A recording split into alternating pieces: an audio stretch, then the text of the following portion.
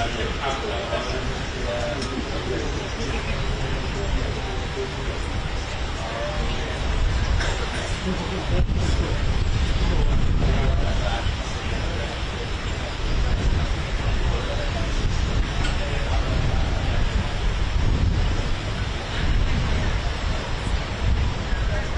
deswegen sind ja eben auch die CEOs der Silicon Valleys hier mit Trump hergereist.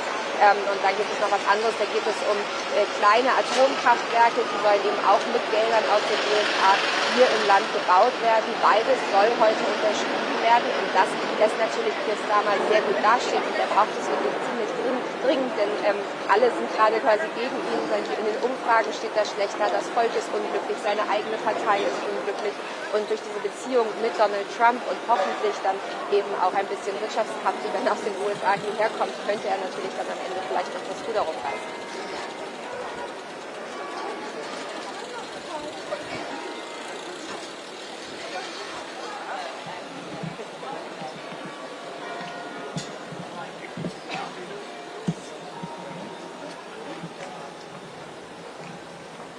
Ja, das Wort Epstein ist einfach so ein bisschen das Ganze hier überschattet, aber worüber natürlich niemand spricht, zumindest nicht hinter den Mauern von Schloss Windsor. Ich bin mir sicher, das ist eins der Themen, wo gesagt wurde, darüber sprechen wir hier auf gar keinen Fall. Wir haben ja am Dienstagabend hier gesehen, da wurde an das Schloss hier neben mir ein Foto projiziert, es war eine Protestaktion von Trump und Epstein zusammen. Daraufhin wurden 4 Menschen festgenommen und ich bin mir auch sicher, dass Starmer ungern über Epstein sprechen will, denn er hat ja den US-Botschafter selber ernannt und hat damals schon große Kritik bekommen. Da wusste man noch gar nicht, wie die Beziehungen eigentlich zu Epstein gewesen waren. Und jetzt steht er natürlich deswegen nochmal massiv unter Druck. Also das ist, glaube ich, ein Wort, das wollen beide hier heute auf gar keinen Fall hören.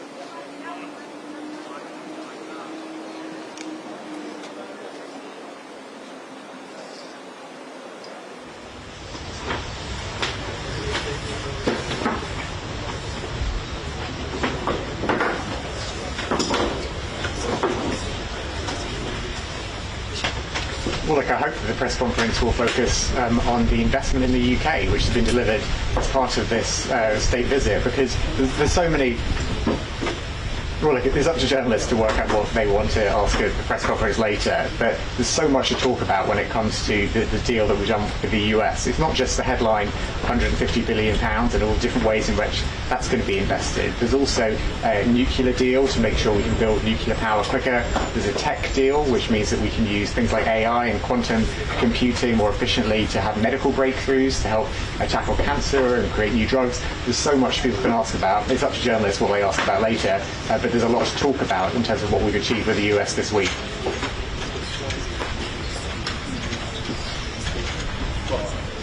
Stand by. James thinks you were doing the last picks and then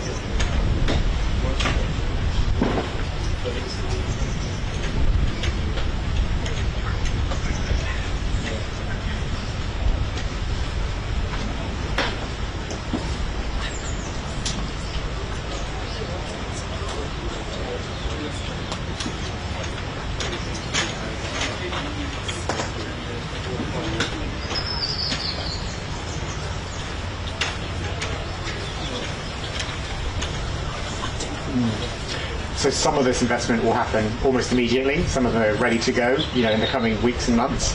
Others will be over the next 10 years because we're talking about obviously sizable investments here in long-term projects. So it depends on which individual project exactly when the investment is delivered. But what we know as a government is that a lot of families across the country are finding things tough right now, which is why, whilst at the same time as securing this investment and putting our economy in a better place, we are also taking action right now, boosting the national living wage, extending the £3 bus fare cap, extending free school meals for more children. All of that can help people now, but what we need to do over the medium and long term is to get the economy in a better place, which is why this investment in our infrastructure, in our jobs, in our local communities is so important.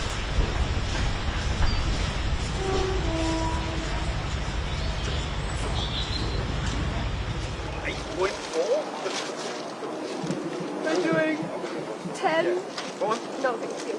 10 o'clock, 11 o'clock, 11:15, 12. 12 and 13. 11:15. 15, yeah? Yeah. Well, 11 and then another Yeah. 15. Yeah. 3 hours.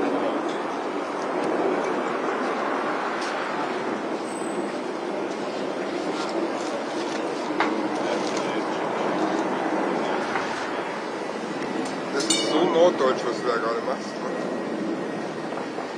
Fliesenerz, ja. Ich will nur noch so die, wie heißt die nochmal? Strand? Strandkorb? Strandkorb, ja. Liebe einen Strandkorb. Mein Vater hat sich einen gekauft für sein, der Arme lebt ja in der Ostsee. Ja. Hat sich einen gekauft für seinen für seinen Balkon. Nein. Ja. Oh, richtig gut. Ja. Da kannst du halt auch noch im November drin sitzen, wenn die Sonne scheint, weil der Wind wird so abgeblockt, dass es trotzdem warm ist.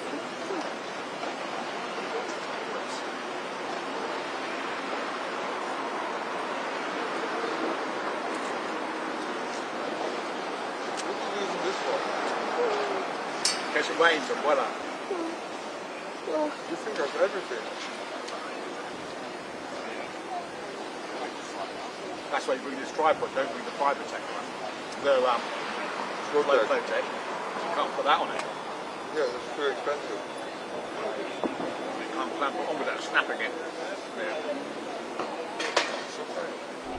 There was meant to be a kind of regular drumbeat of people being removed to France on flights. Well, that hasn't happened so far. The government is appealing the High Court's decision to give at least 14 days for an Eritrean who was meant to have been sent to France yesterday to prove that he's a victim of modern slavery. And a little earlier on the programme, we asked a Cabinet Minister, James Murray, about that.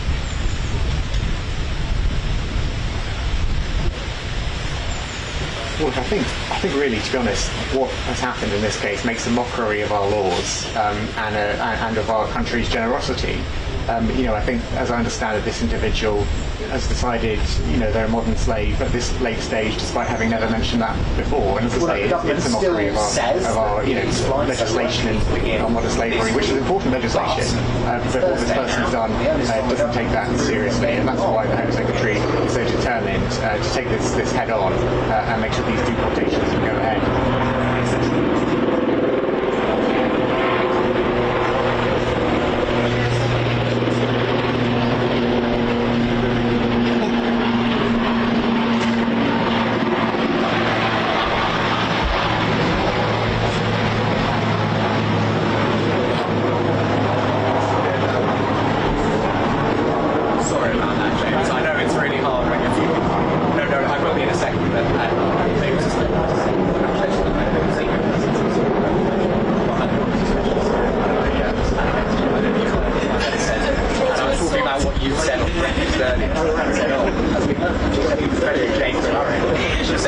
Yes, I have. Thank you.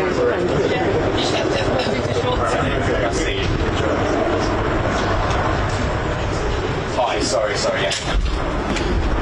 That's fine. Thank you. Thank you. So lovely to see you, and have a lovely, lovely day.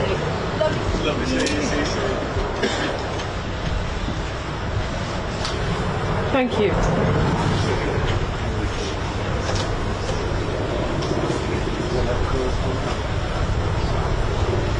It's not a PA thing. It's not PA. It's the BBC. It is like how it works.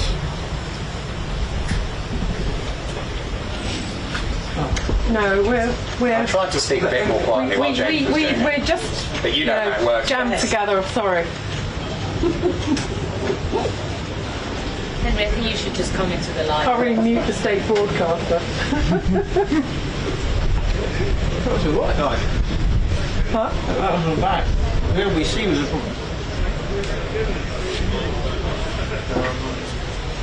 I'll head over to this. Yeah, that's it. Probably hang out here. Send me those if they arrive. Yeah.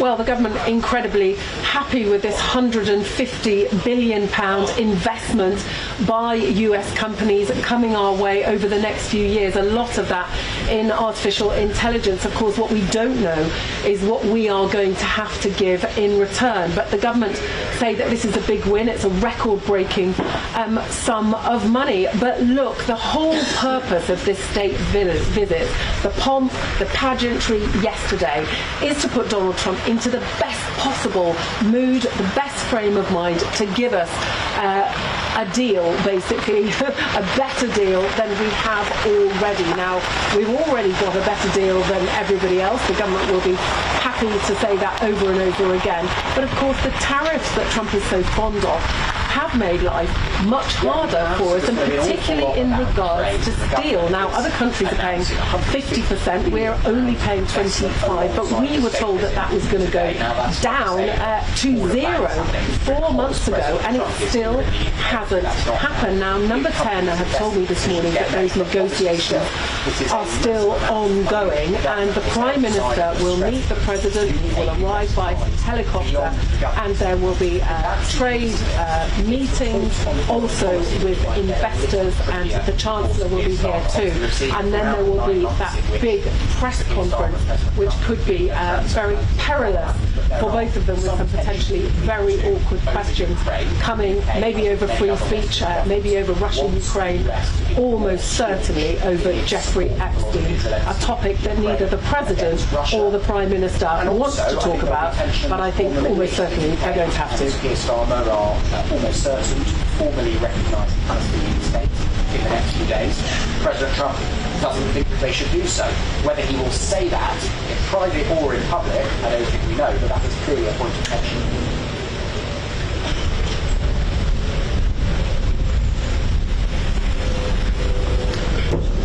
If they're going to tell...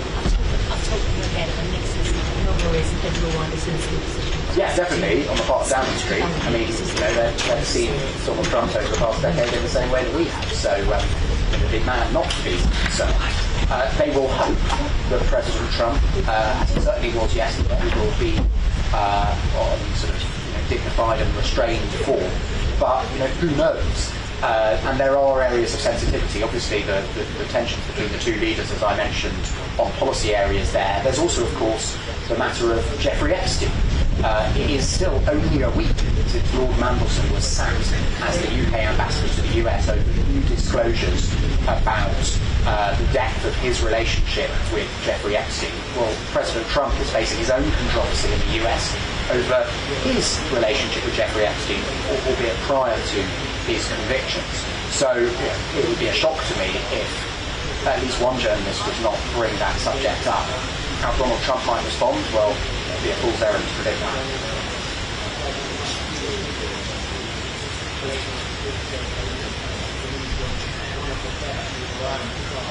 Cheers.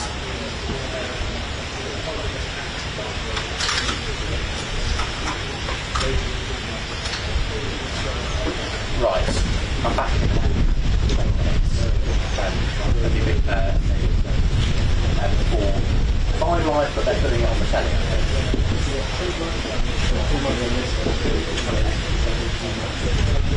Gary, I don't. Right. Or shall I leave my earpiece stuck on the thing? Yeah, right. Cheers.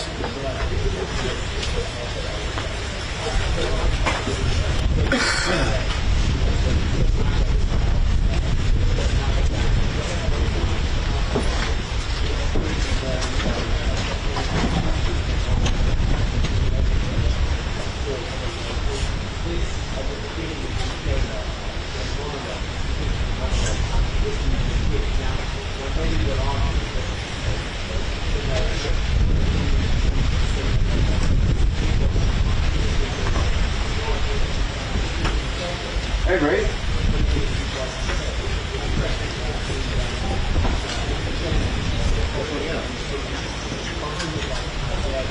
About 20 minutes. Yeah.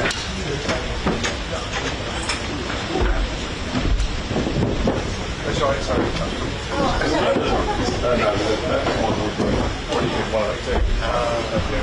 Let's go all the way home. Right. So, just we go back up.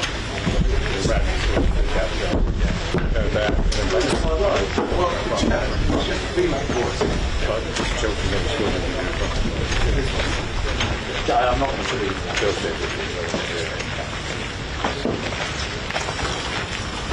Hello?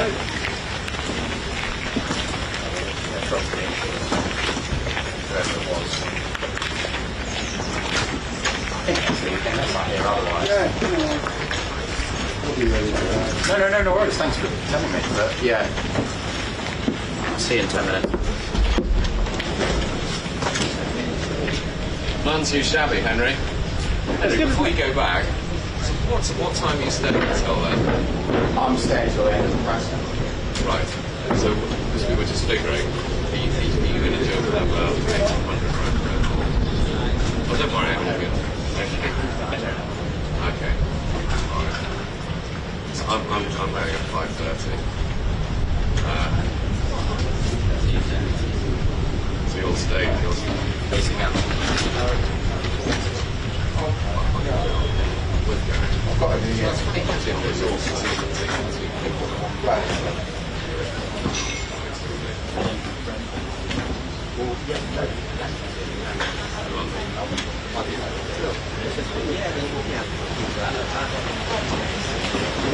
new year.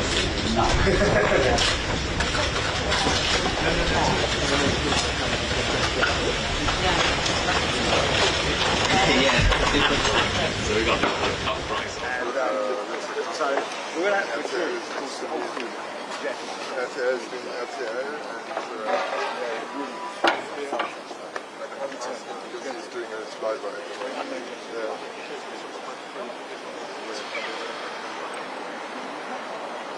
I will.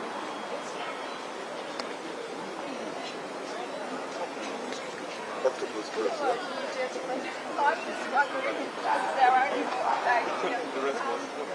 From who?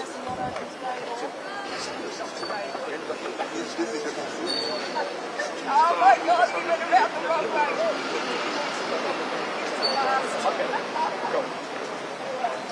Oh, thank you anyway, guys. It's a long time, it's a long way from home.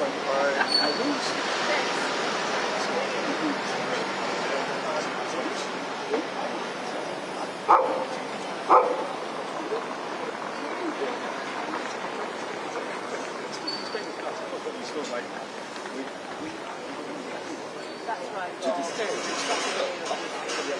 When bishops from a royal section from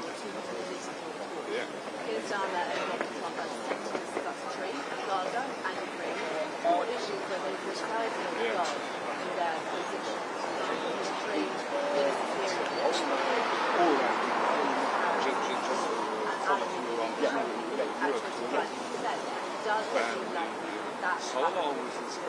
however, he did manage to win.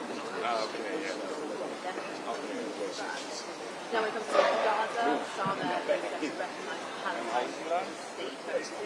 While Donald Trump is happy to give a carte blanche to international outcry. And then finally, when it comes to Ukraine, Starmer has positioned himself as a bridge between Kyiv and Washington, but the attitude of the words is best ambivalent, but at worst, even sympathetic. So that's fair.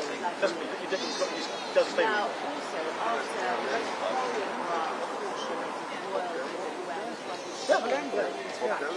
with the party of January,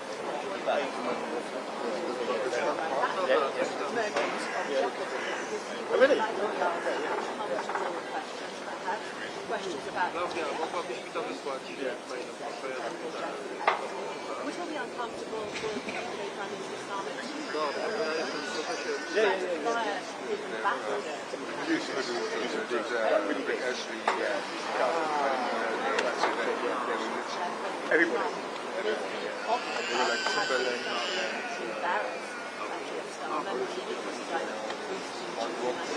Okay, I get it. So they were kind of the people in the 80s and 90s. You handed big stuff. They need that thing. Yeah. Morning. there is a lot at stake here, and my colleagues want to have more on that in the 2 minutes.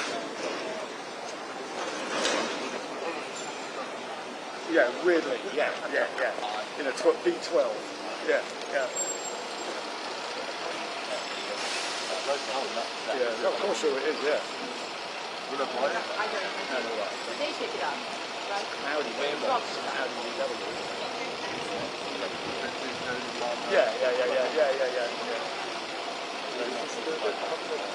Yeah. Can't they? Yeah. So it's funny, see, it's got a place in Soho Square in London. Now when he doesn't do many anymore. He does in the hotel around the corner.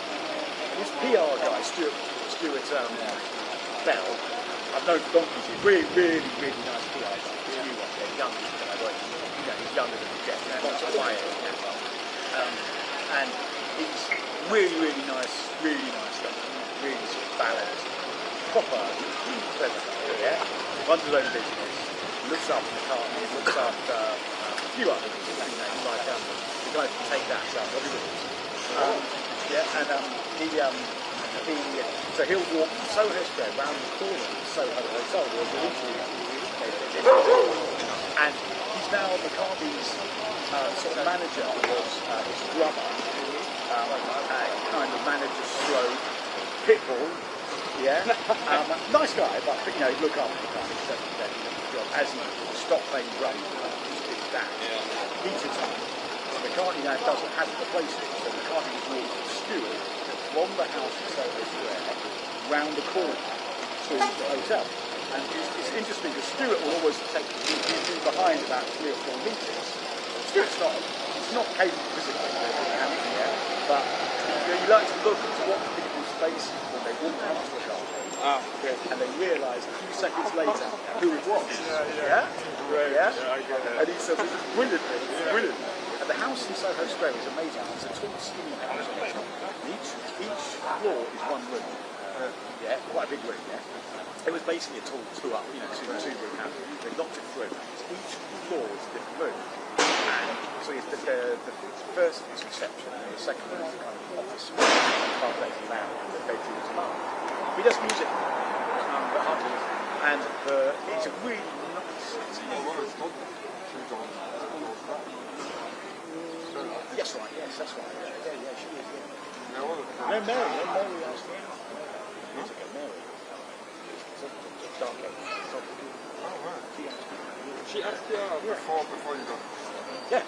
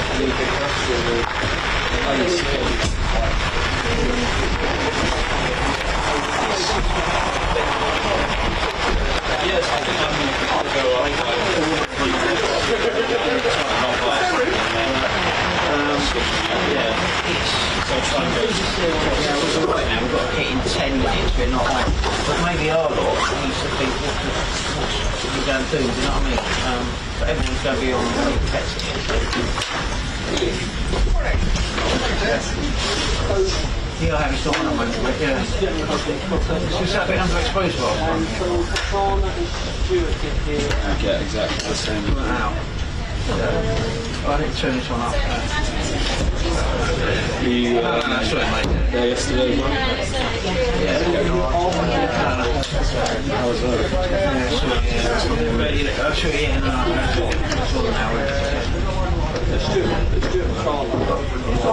Cheers,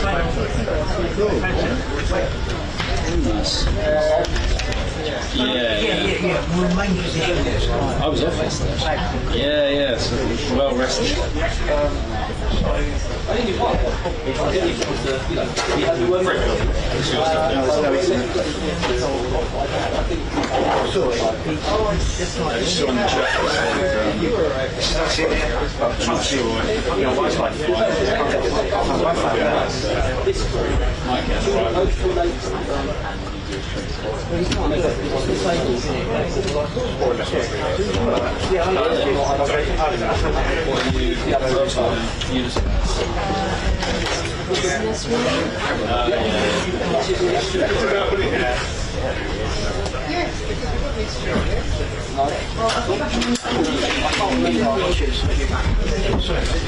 Yeah, it's not this.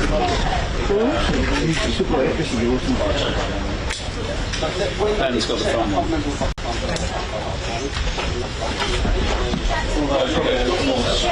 No, it's yours. Actually, yeah, someone over there. I just think, yeah, we're changing. It's not like smart dress. Like, that means suit. John might be here. And they don't dress.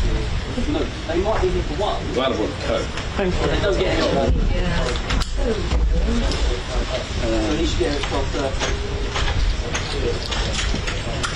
Yeah, so they get looking for so if you leave, you haven't got it. So I did turn that unit on, didn't I? Something I did or not.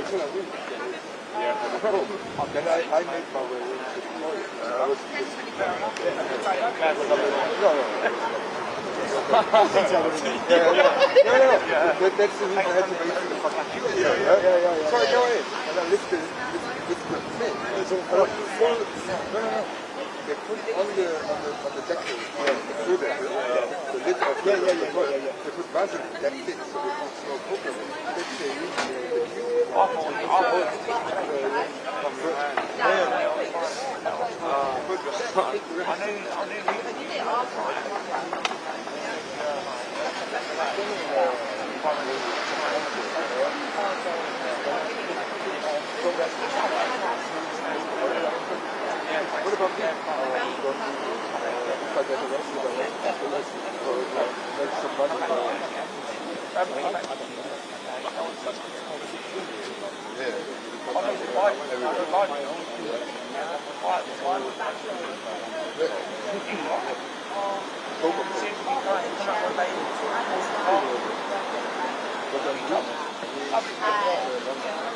Oh yeah,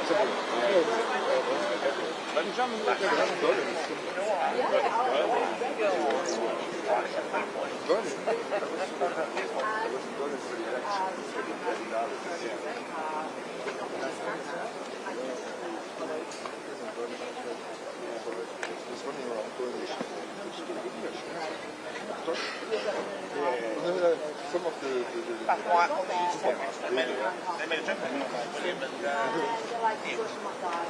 old museum because it's so international.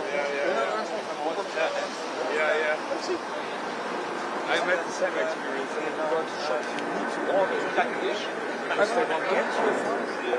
And they just want to get to it.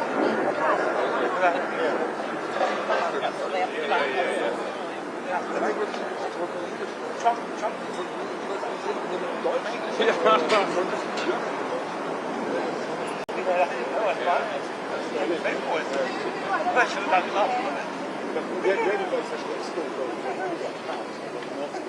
No. En ik op een slaap.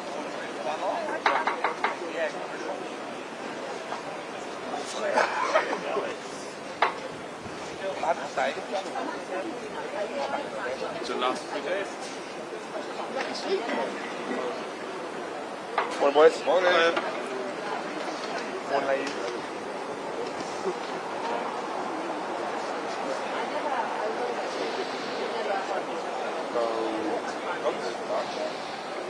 Have you ever been in a house like this?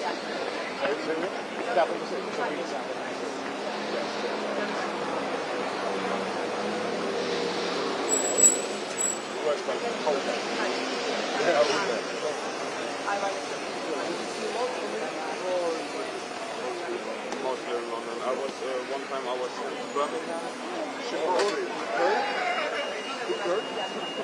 It was really shit. There's no one to talk about. It was for Ozzy Osbourne. No. We were hoping the Brits were hoping historically that in the Second World War the Germans would form shit like a more. I know, but more. It's Coventry. It is Birmingham. It's not Coventry. Yeah. I'm coming to go with the industry.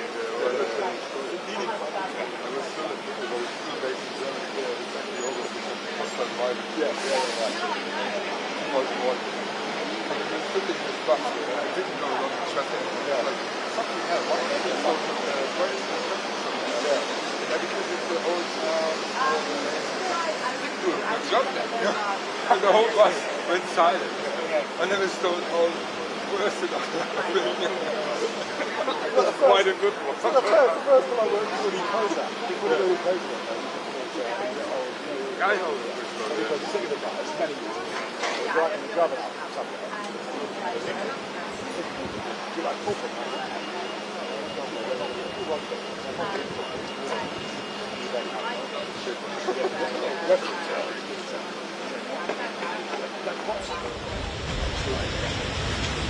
Hi, how are you? I'm alright, thanks.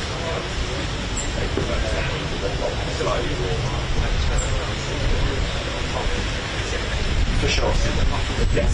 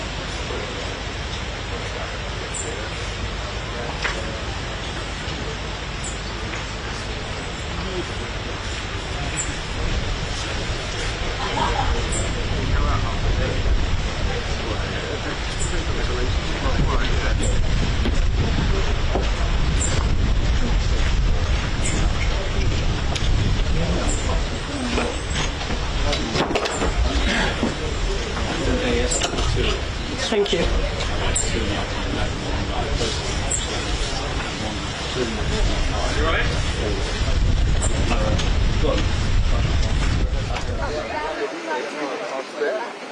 Followed by 2 chenilles.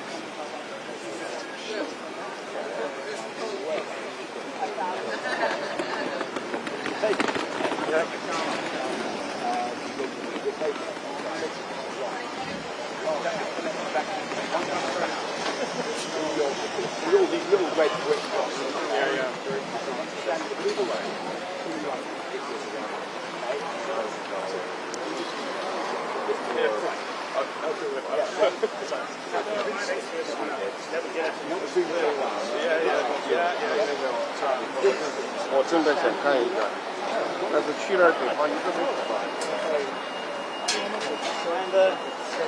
Anyway, so I did this go back and this history in memory with my niece looking at me going, what's going on here? It's not a good job. I did a zoom track of my it's basically all like zoom, so it looks amazing, but the house is quite narrow. Yeah, so really perspective change. Anyway, so I was then you realise it's what you've done whilst it's like standing with pants in the street, so you have to go to the pub like two bits, like walk to the pub, go to the money left, you know, so that's the truth. And you think, what? Are you at the moment? Is this what you do? I went, yeah, kind of. What did she do? Local week? Yeah. Was the man to stand in the street with his underpants?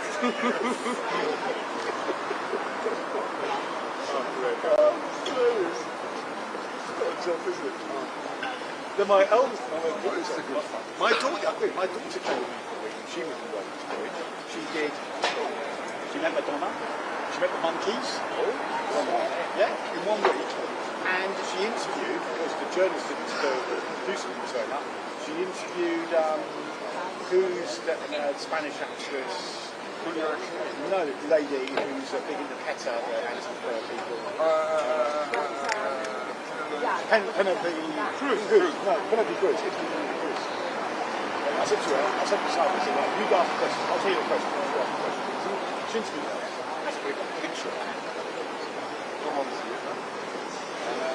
But one of the photographers took a picture of it and sent it to me. Yeah, Abigail. Yeah, so she was in work. Yeah, work experience with me for a long time ago. Yeah, so until next Easter. Then she goes, then she gets paid. She goes to Australia? No, she got 2 more years of basically getting paid shit money over here. And then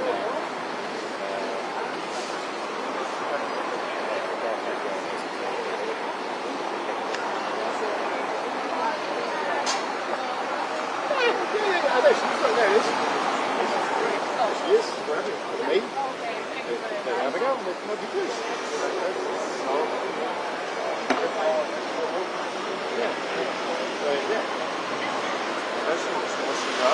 Yeah, very. Yeah. But I was standing to sing right in front of me. But that'd be good to kind of look. I need to go there. Thank you. You know? I will go back in a second. It's just like, it was really good. Hello, how you doing? Good, thank you. Sorry, I wanted to ask, are you in the pool or something? Who's in the pool? I'm seeing a... I just saw a shot. Go, yeah. Are you in the pool? Hi. Okay, they were putting your pictures, okay. Are you gonna put... No, for my channel they were putting your pictures on my channel right now. That's what I thought I was going to do. Are you gonna post? Yeah, right? No, because they want me... Good. TV News. Yeah, the thing is that they want me to point at the sky, a part of your show, that I was thinking, if you're gonna do it, I have a hit exactly at 10 that is when he's gonna leave, so I'm gonna have to, I will do it if I have time.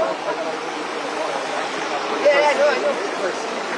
They were putting your live during my hits, next to us. That's right. Yeah, that's right. No. Lucia, nice to meet you. Probably. We are always in the same places. We're stalking each other. No, I mean, like, if I need to be rushing, I didn't know if you were just pointing here or you were going at the sky. You see the helicopter. If you really want to get the helicopters, you have to go to the long walk. The long walk, the other side. Go on this street, straight up and you hit a train. Sorry, I don't know this area. Really? I told you, it's my first time here. Oh, you will spend so many days. You will spend many days here over your life. Yeah, sorry. He's middle there, dozens of them. Really? It's not that bad, is it? It's beautiful. Well, I mean, I'm not monarchy, so I don't really care a lot about this.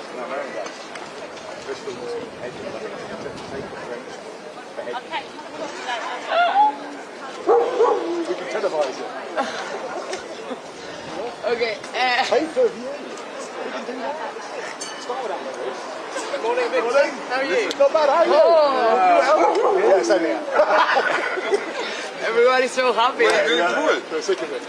Okay, I will figure out what to do. To be fair, if I have time, I will do it. If I don't, I'm not going to rush. I've been working for the past 3 days, like 20-something hours. Yeah. We're so chilled, we don't care. Thank you so much, guys. See you later. Yeah, right, yeah.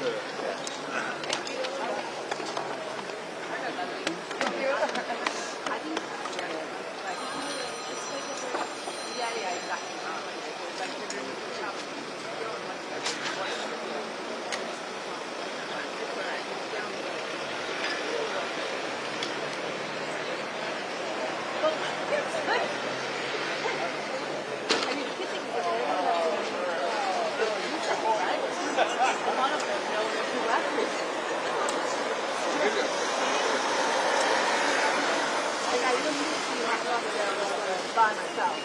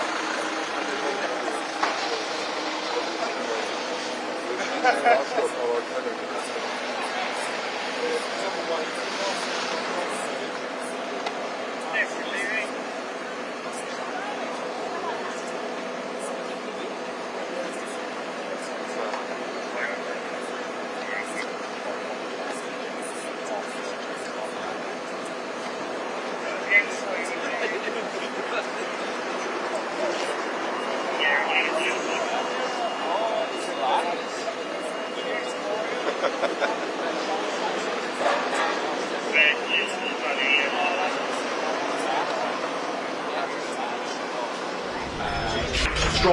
against Vladimir Putin.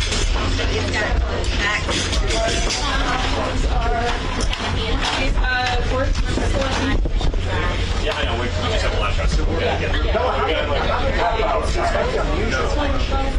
It's profit. So we're looking at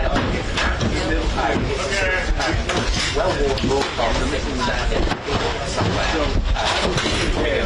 One in two rows. Very unusual for us to be right now getting through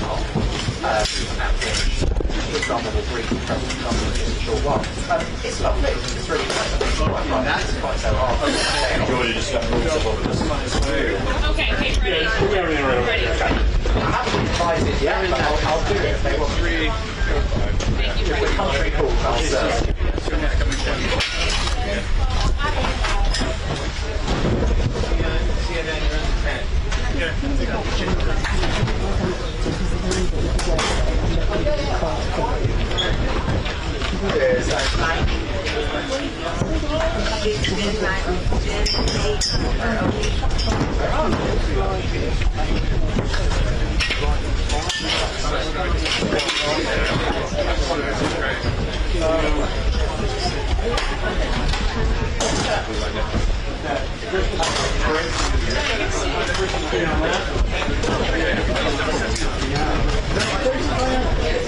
Yeah, I'm ready.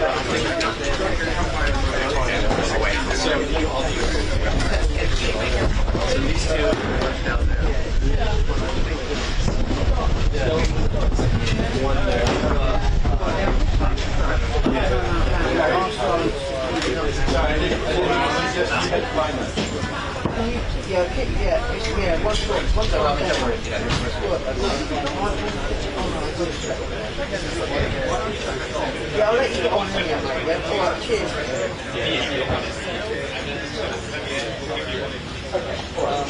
I'll let you know, yeah. It's going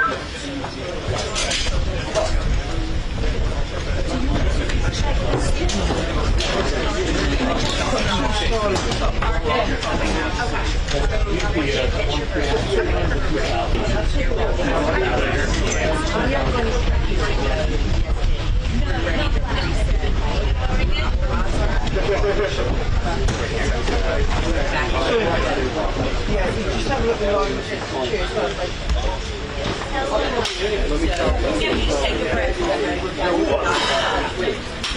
So internet, where they have their internet.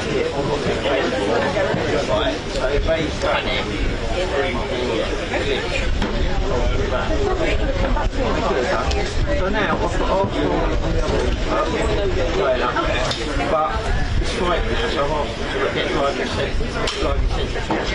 and it turns to I think they've packaged it, which means basically They always cover that there and they need to uncover they it. don't have nothing. There's nothing in capitalising. No, exactly, because they do it over there so many times, the MCR. So have a chat with them about it, not part of them. I wouldn't do it.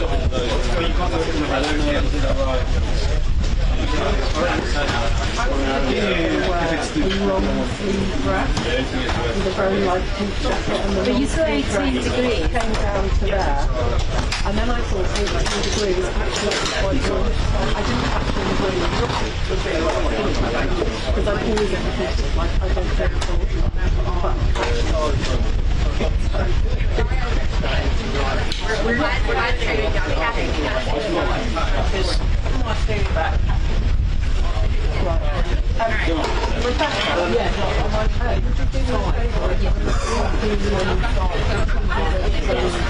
I need to go back.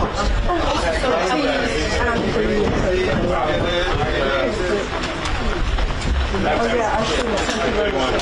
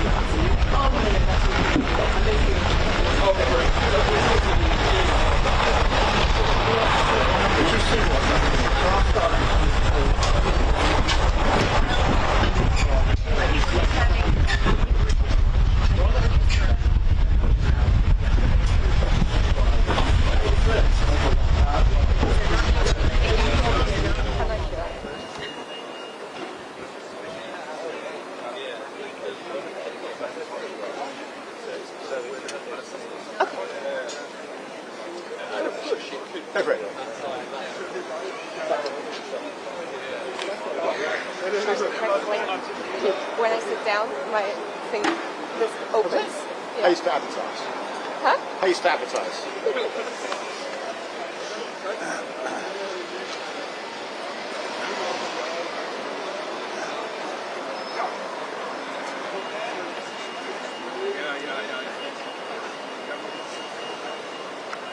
We're on at 58.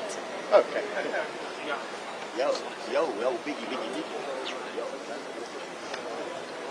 And then I think we're on until he lifts up in the air. Okay. Yes.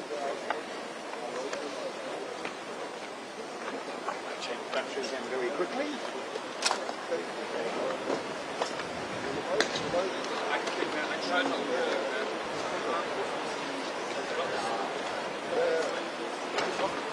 Just in case I give you another 25 minutes.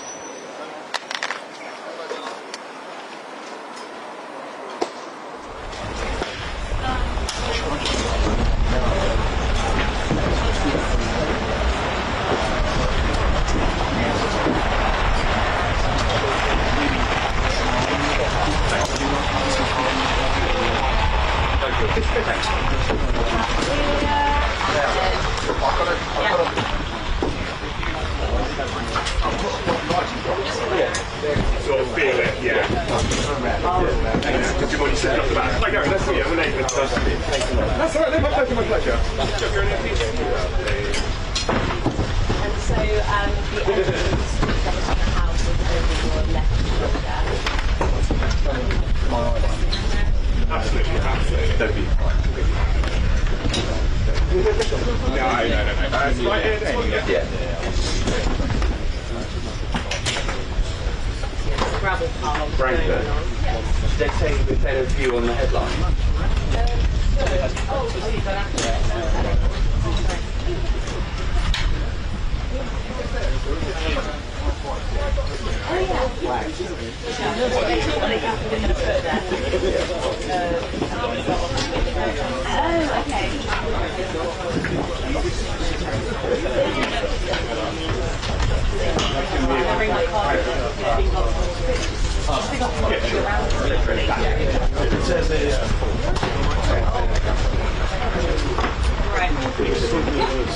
That's now?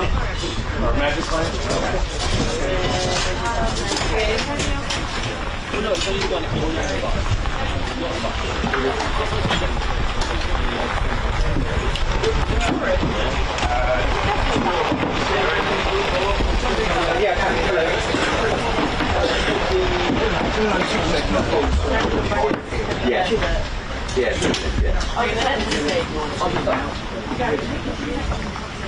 Hang on.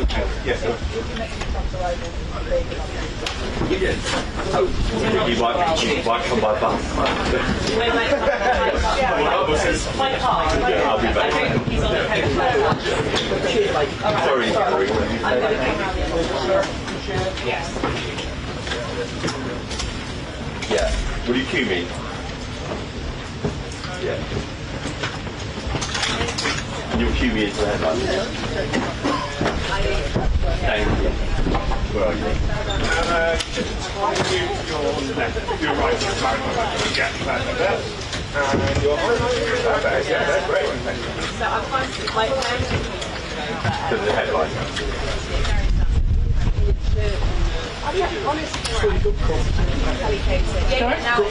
Let's hang on a bit of hold on the audio. 1, 2, 3, 4, 5, 5, 4, 3, 2, 1.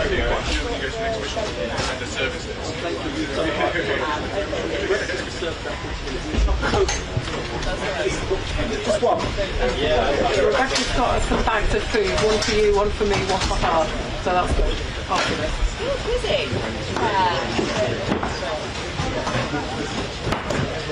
We drove to the state, yeah, that's the same exactly. Because that was really handy. And also And I'm Gary O'Donoghue at Chequers, where the Prime Minister will welcome the President shortly for the passing moments of this historic visit. More on BBC News during the day.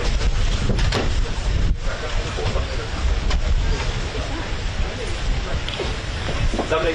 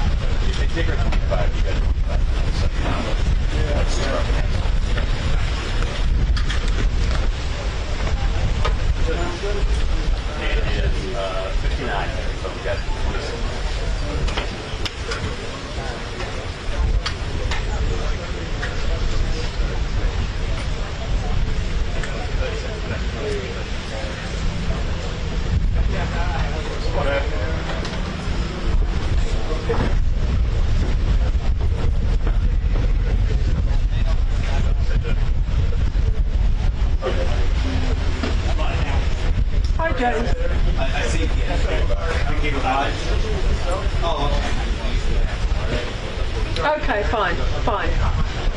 Okay, so you'll stay on camera and to get the picture. Yeah, you can. Just, that's fine. Do you want to come to me now, very shortly? That's fine. Yeah, that's no problem. All right, thank you.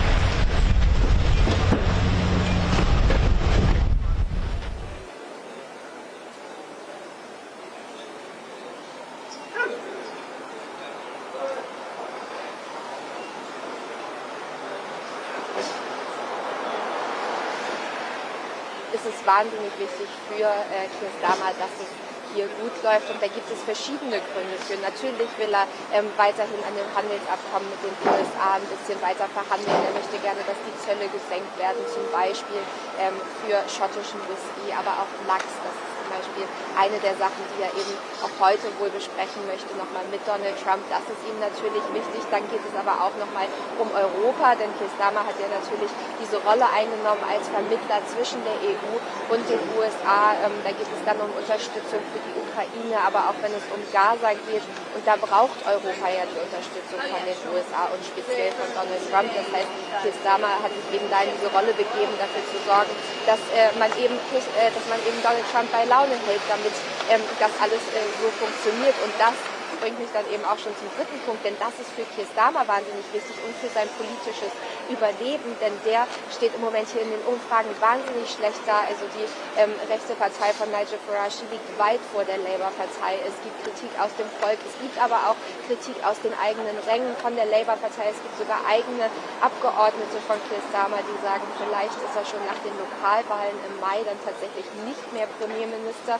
Also der braucht wirklich etwas, was ihn nochmal nach vorne pusht. Und das Einzige, was eben bisher gut für ihn funktioniert hat, ist eben diese Rolle des Vermittlers einzunehmen. Das heißt, für ihn persönlich auch ist es wichtig. Und dann geht es natürlich auch ums Land, denn die Abkommen, die man da trifft, die sollen hier etwas voranbringen, die sollen Jobs schaffen, zum Beispiel eins, was mit künstlicher Intelligenz zu tun hat, weswegen eben auch die CEO CEOs aus dem Silicon Valley ja hier mit hergereist sind mit Trump. Da soll es Investitionen in Milliardenhöhe geben hier ins Land und Gleiches gilt eben auch für ein weiteres Abkommen. Da sollen kleine Atomkraftwerke hier in Großbritannien gebaut werden mit amerikanischem Geld und das soll wiederum eben auch für Jobs sorgen, aber auch dafür, dass es einfach hier generell im Land wieder ein bisschen besser läuft.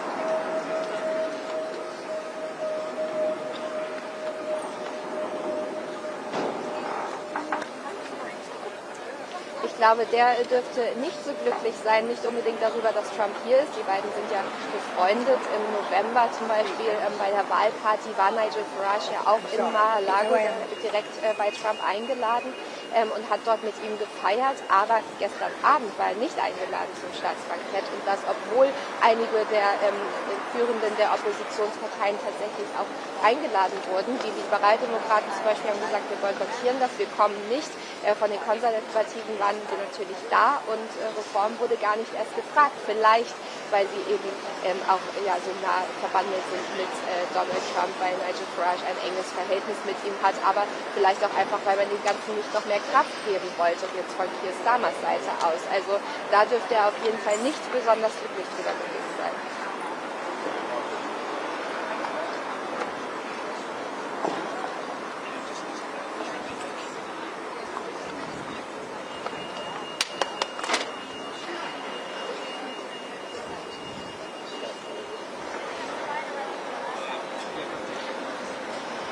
Ich glaube, wenn sie können, dann werden beide, Keir Starmer und auch Donald Trump, dieses Thema absolut vermeiden. Wir hatten hier am Dienstagabend eine Protestaktion in Windsor, da wurde hier an den Turm neben mir einmal ein Bild projiziert, ganz, ganz groß abends von Trump und Epstein nebeneinander und daraufhin wurden 4 Menschen hier festgenommen.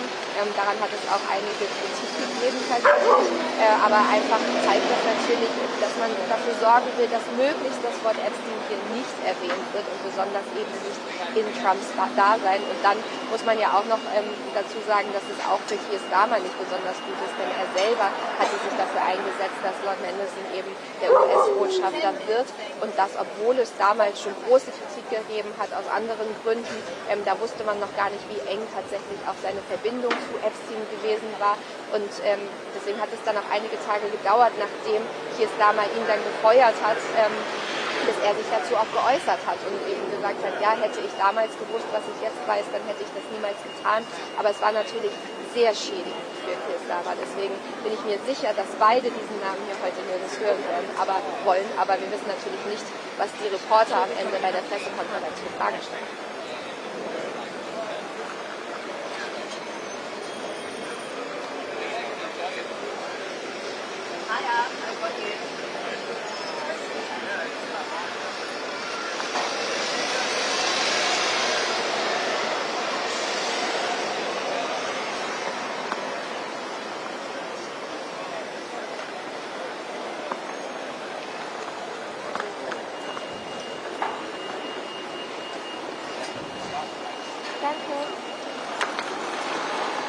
Has he left? No. Maybe it took too long for them. I was set this up, so we've got it.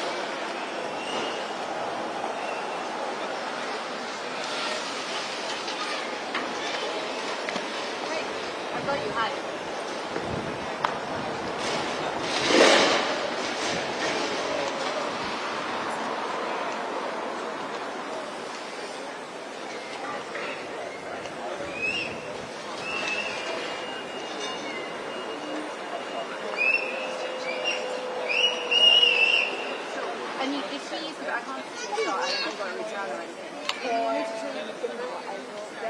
The live pictures, maybe broadcast. I don't know how we can do that, because I don't want to circle back while you're still on live pictures. You just have to keep going or something?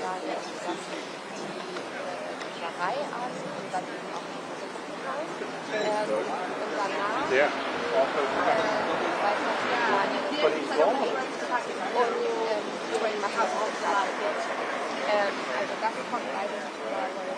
Maybe Rob should bring the package, you know what I mean?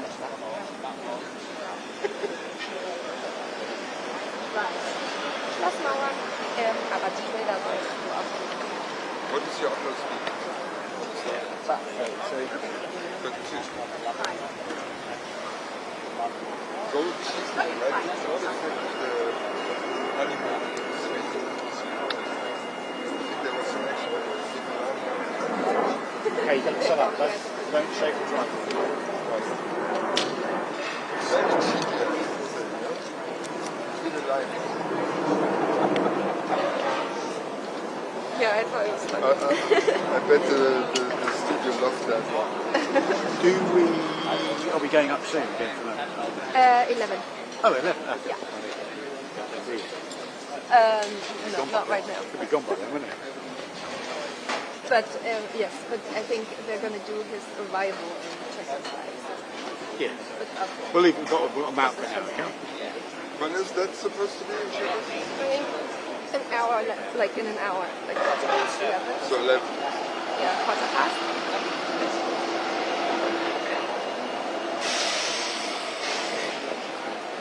So you should probably this thing off.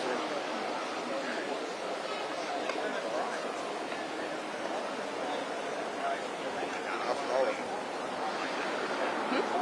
Going to Chequers doesn't take perhaps 6 minutes, half an hour flight. Oh, really?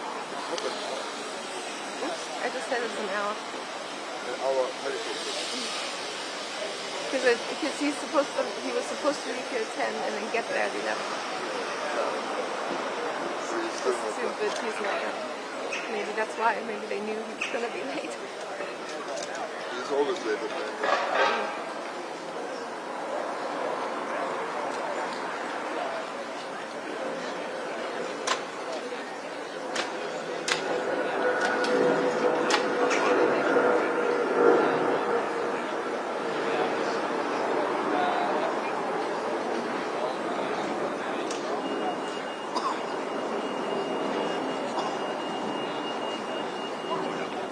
The issue with the water from the ceiling, it was the regulator in the upstairs apartment that was leaking.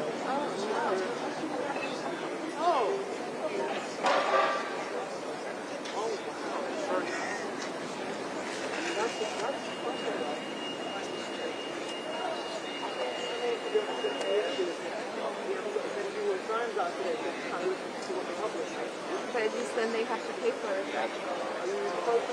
Es ist eh so ein komisches Konzept, die scheren sich die ganzen Kosten vom Haus immer. Okay. Emma.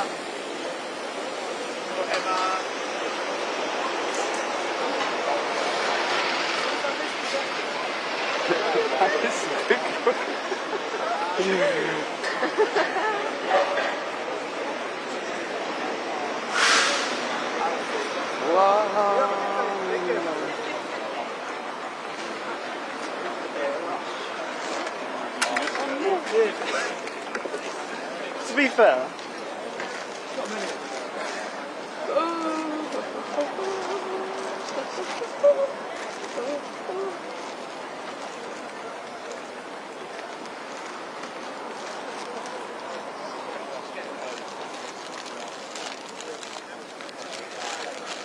So I also got yesterday from the shop 4 Polish sausages because I have cravings. Does anybody want one? Yes, please. Are those the little ones? Yeah. 2.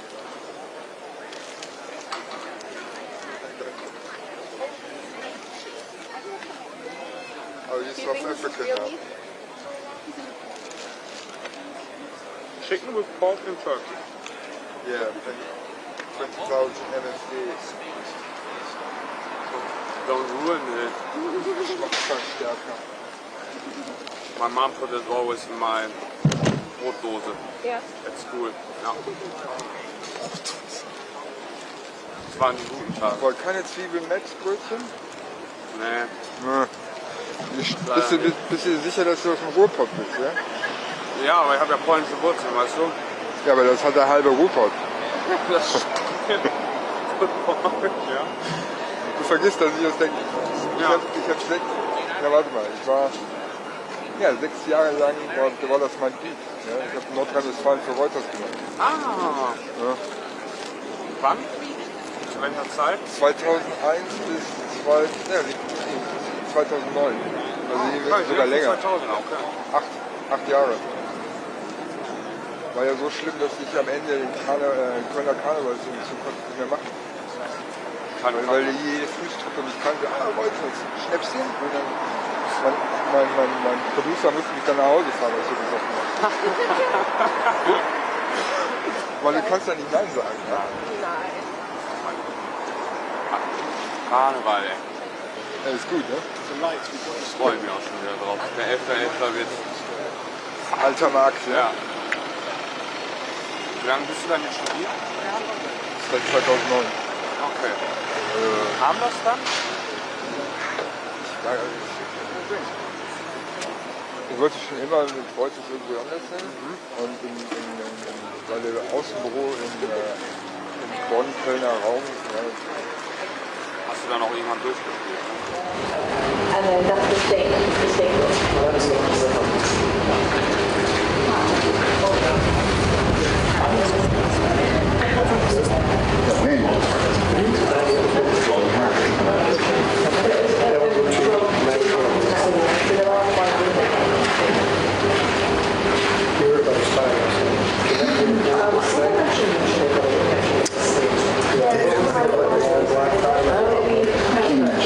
Couldn't get it together, so we just pulled it down.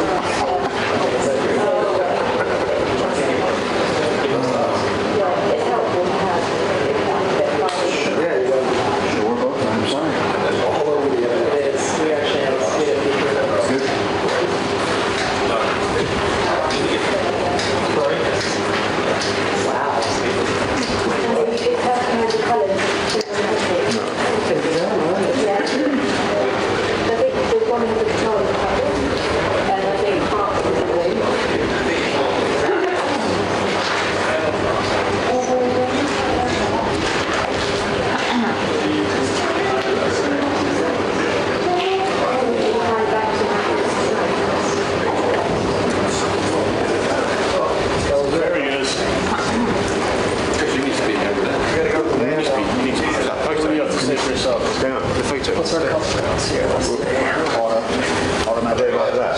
Well, they're walking down that corridor. Are they? Yeah. Yeah, they're coming. Where's Armour? Yeah. Yeah, they need to be positioned for that. Yeah, it definitely is Armour. It's not that for me.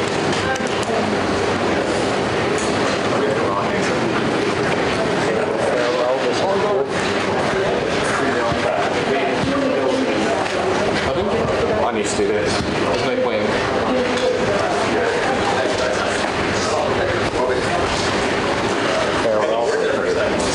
Oh yeah.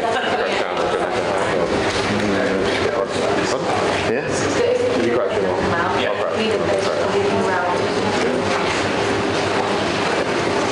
Steady on guys, so because I'm going to have to pan around. Yeah.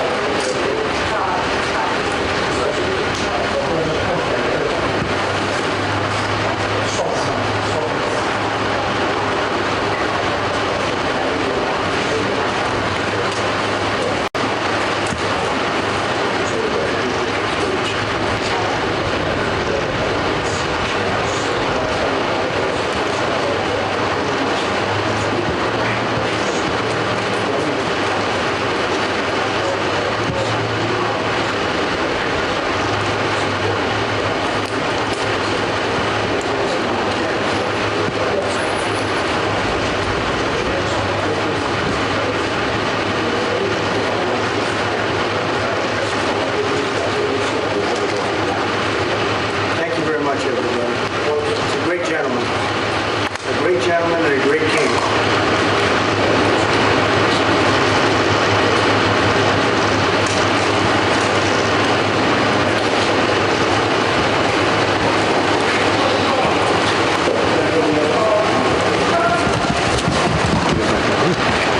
Yeah, we're just going to go along this.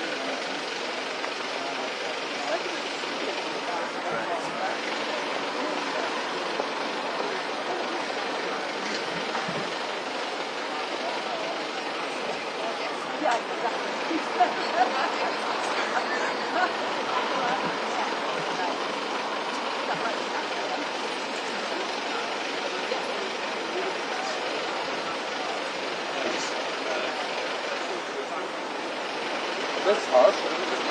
I'm sorry, did you work with this person? Yeah, I would actually. Not after this, I will. But you know what he tries to do? I don't. Even make you look even better. I know it's hard.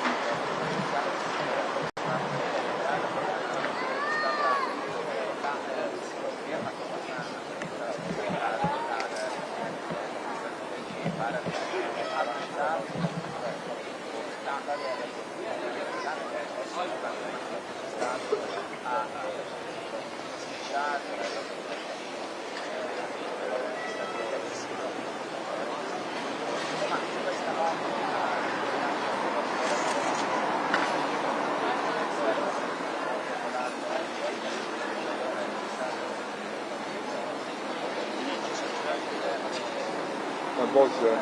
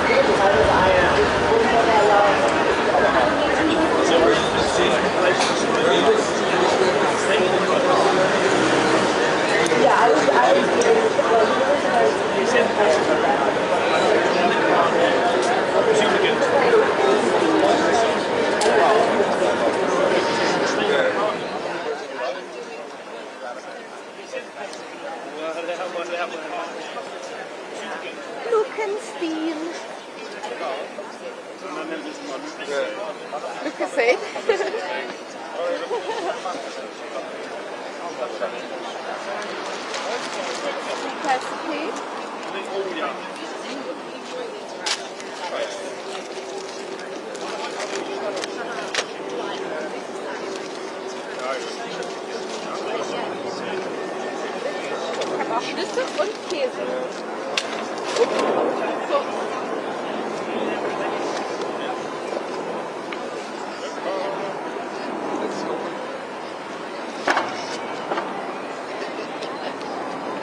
Apparently a helicopter is going off. Picking up? He just left Windsor and is driving towards Marine Box.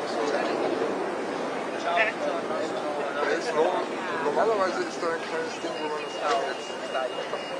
Vielleicht geht nicht so. Der Käse will nicht zu dir.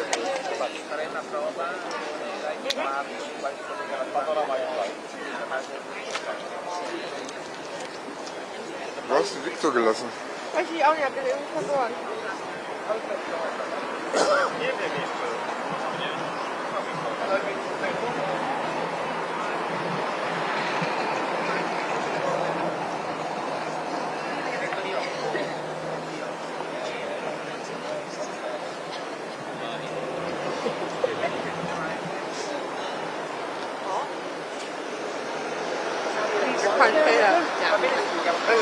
Message that was sent to me.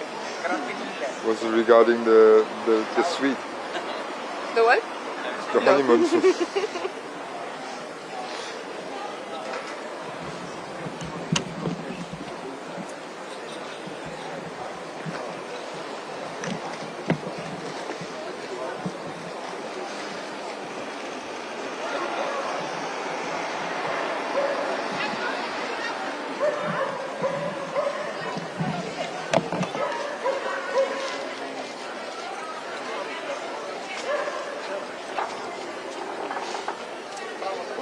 Fertig mit deinem Ausbilder? 2020 in Vorteilsbestand. Ich bin alt. Hab jetzt das erste Jahr. Und dann Studio F, ne?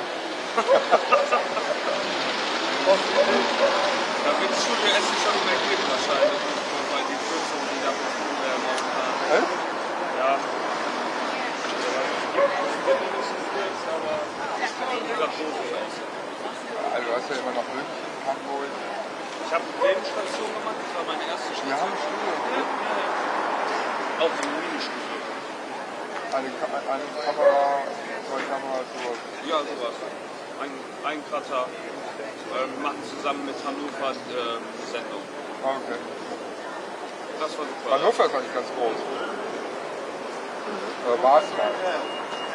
Ja, HHSH und dann Hannover Film. Genau, ja. Wir haben ja früher mal ausgespielt. Bevor dem Internet. Vor dem Internet. Neuland. Hey! Früher musstest du mit deinem Tape zu Hause ausspielen. Du musstest dann irgendwo zum RTL oder irgendwo zum Studio fahren. Okay.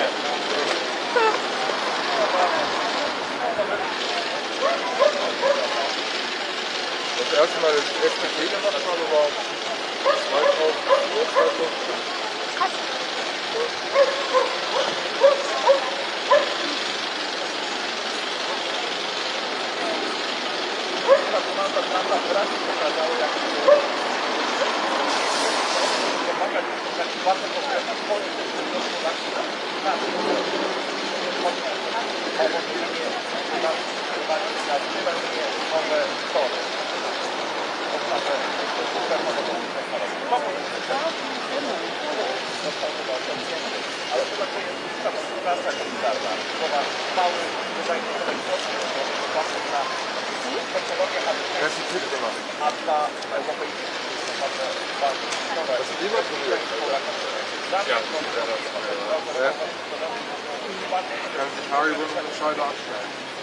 Aber es gibt ja von Katjes diese Paddlerbeeren.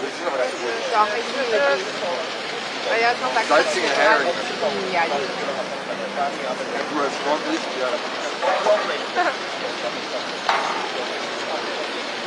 ist immer das Erste, was ich machen sollte. Packung salzige Hering. Ja. Und lecker. dick sein. Ja. Das ist ja nicht mehr das alte Wort.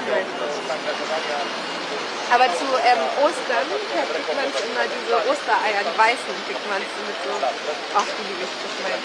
Basalteier. Was ist das? Halt so ist ausgelöst und hat so Eierform und pur Sugar. Ah, ja, genau. Also noch Zucker. Ja, aber ich bin auf Bord, ne? Haribo. Ist von da? Ach, echt? Der Fabrikverkauf, das alte Studio RTL war ungefähr 500 Meter vom Fabrikverkauf von Haribo. Convenient. That's really good on the background of them here. So if we have much more bottle, we can probably like.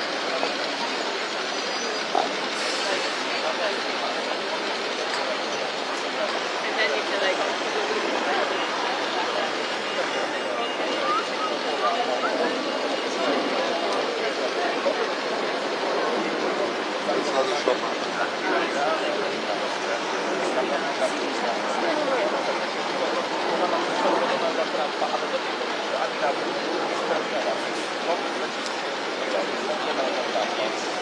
It's going to be there somewhere, so I'm not quite sure if it comes over the top.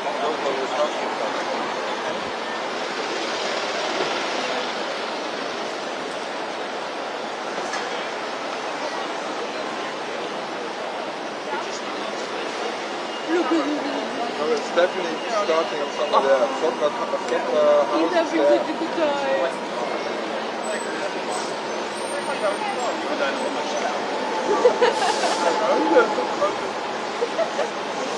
Sorry, I wasn't sure if you had gone back or not. I think it's veggie away. I bought some, can I sit down? Some king tangerines. Wow, okay. I don't know what they are.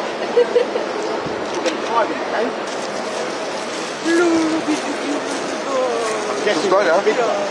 Zu Hause bei Eltern? Lola. Nee, hier, Park. Du hast einen Hund hier? Ja. Was macht ihr denn tagsüber, wenn du arbeitest? Yes. No, thank you. Sorry. Na, danke, ist gesund. Max arbeitet von zu Hause. Ach, dein Freund? Ja. Ehemann oder was immer. Oh.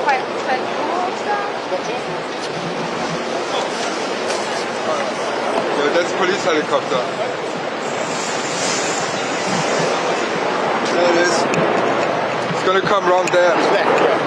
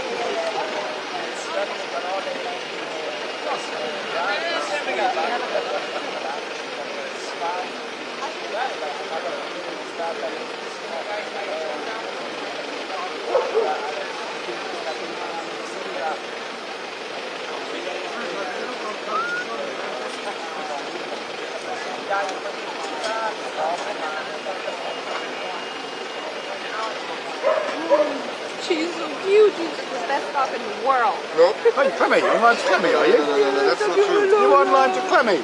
Look at her with the lip balm. Yeah, they're so cute too. But this is the Have you seen our one? Eka? No, she died. Oh, yeah, she passed away. The new one. What's the new one? Clemmy. Oh, she's sheep. I thought Adolf. You know why he called her? No, it's not. Nice. It's not. It's from Wally. You're also with Eva Brown. Hey? You're I also know. with Eva Brown. Because it's funny. It's not funny. And Clemmy. I'm still probably on his phone. Gary the German. You're not anymore. What? You're Gerhard. Am I? Yeah. Gary Real the name. What? No, Gerhard. Let's look where you are actually. I can't remember. For years I've been Gary the... Gary the German you are now. Gary the German, yeah, that's very kind of cool. Hi, John Prince. But can I... 45 I can go home. Oh, that's a call. Lovely. Yeah, I'm excited. Bye. We're up to our £1,000 position up there. And like it was CNBC news. I was talking about 9 great 914 flash. And then like right, like oh no, they pushed it back to 914, so bang, right next to each other. That's American together. And tonight in the news. Should have just stayed out here. Disaster. Oh no. Like everyone messaging back from Australia, like, who the fuck is Nixie? Yeah, exactly. You can hear everything. Yeah, actually, we like unicorns. It's big there. It's a ton of micros. That's just... What?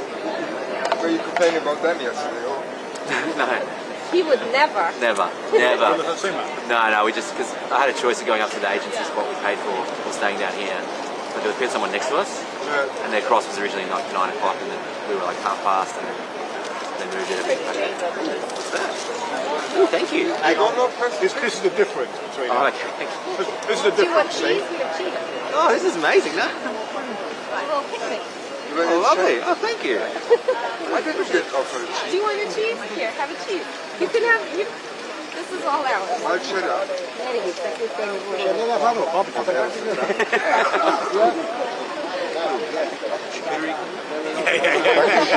I was this close to buying the thing because they had a little trick-or-treat point at M&S. The 12-pound one? I don't know. I didn't even look at the price. I was like, that's my keeping my laugh. Oh, yeah. So I was very, very close. They'll help us anyway. Yeah.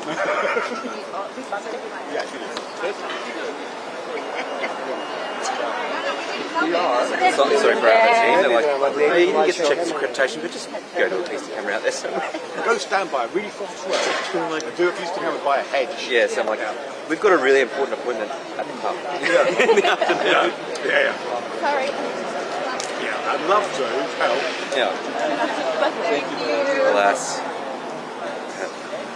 Other commitments. I'm looking at myself. You've done this before. I try, to be honest. Nah. Yeah, that's what I'm doing. Don't be They're very good. Baby Bells have got no cheese in them, have they? Baby Bells have no cheese in them. No, Baby Bells and lactose. They're just kind of like, left over when they don't know what to do with them. I just like the satisfaction of undoing it. Yeah. Not as small. He makes things out. Wax.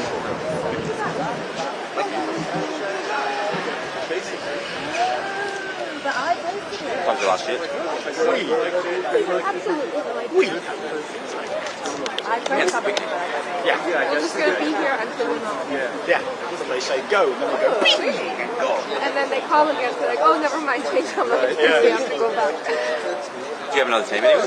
Like, we don't even know that. We don't even. We have another team. Technically, there's another team. We just don't know. We don't know anything. And if we ask, it won't help. you're comfortable, it's not raining. It could be worse.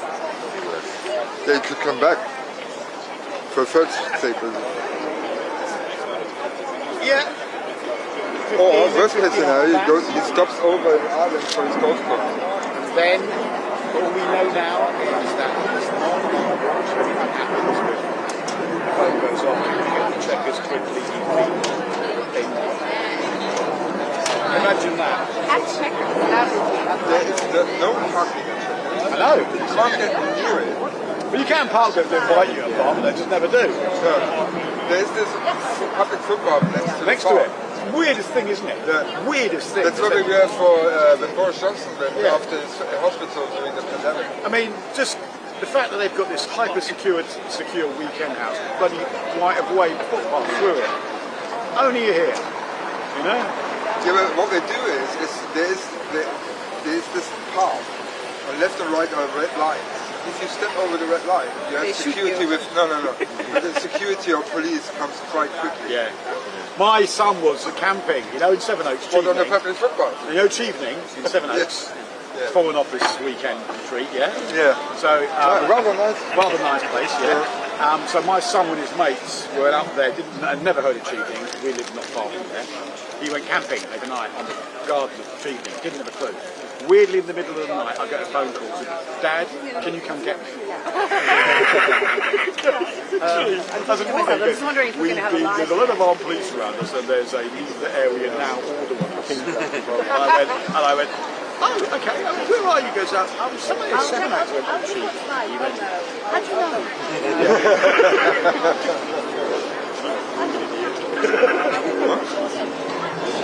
Patrick, yeah, obviously, okay? He's on his way, he's in transit to obviously, Patrick. To Chequers.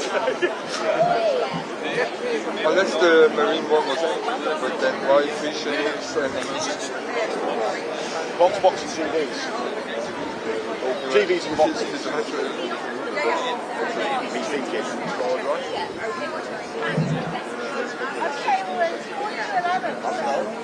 What do you think?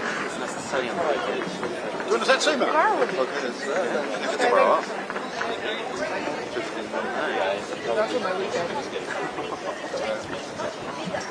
They're supposed to rain on the 24 degrees tomorrow. Yes. It is not good. Oh, no. Definitely having a push. Yeah. He's Greek, only meat. Yeah. Well, and olives.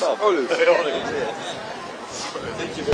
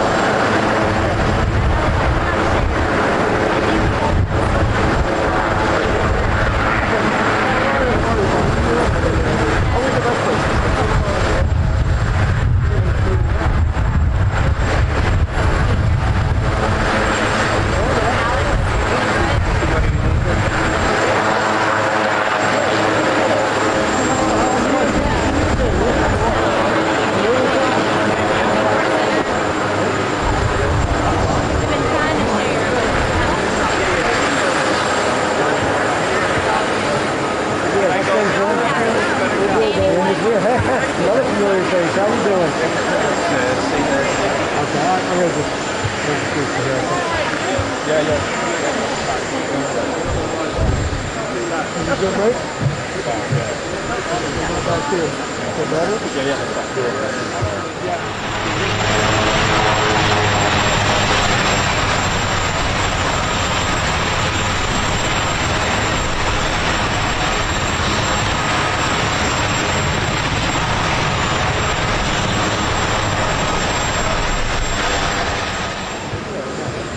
Try not to go to the store. I was in Slough, so that's... Oh, no. Yeah. Sorry to hear that. I was going to say... We survived. See all the best early.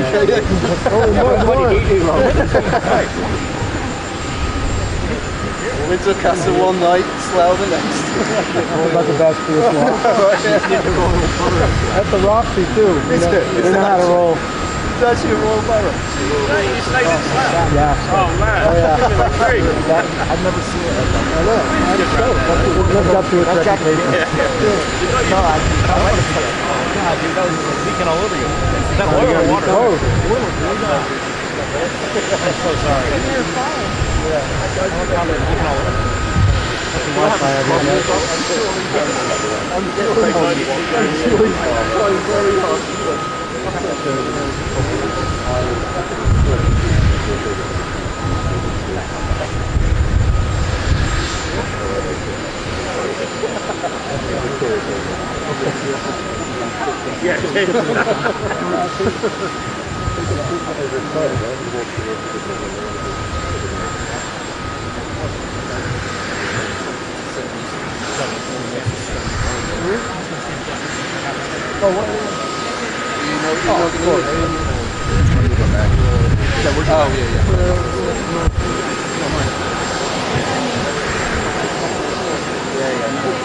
Next part going, I'm going to stay down. Which school is this? you want it? Yeah. Go for it.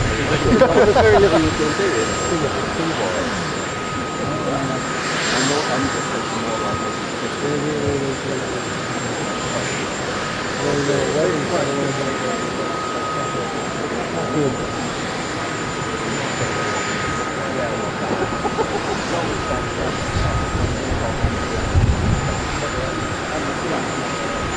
You'll probably get it.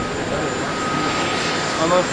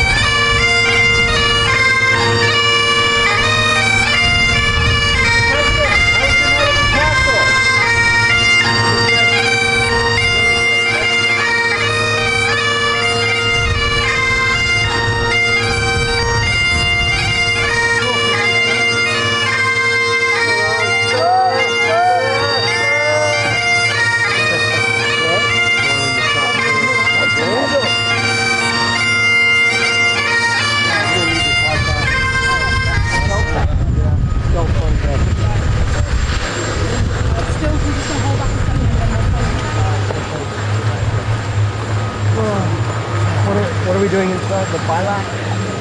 We're going to take Ian. Do we leave our bags here? Is our holding with them? Leave the bag.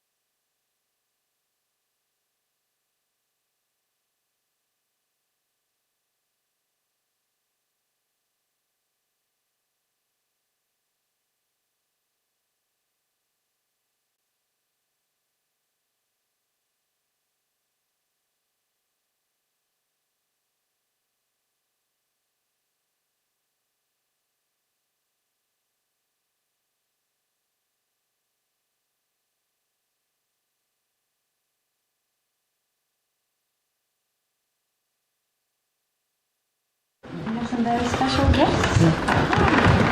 Could I introduce you to James, one of our learning team here?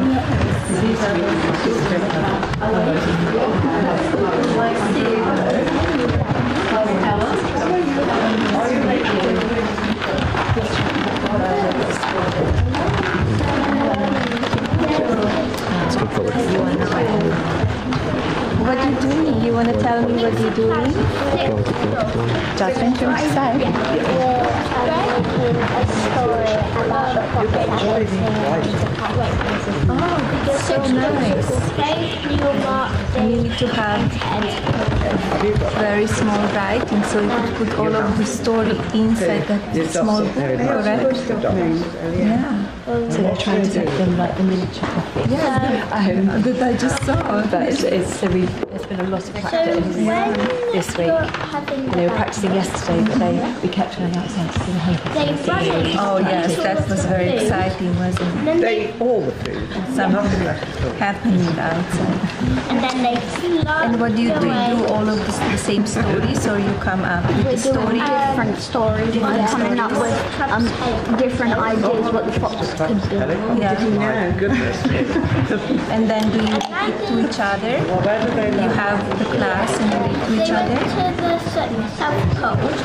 the South Pole. And you need to put the pictures inside.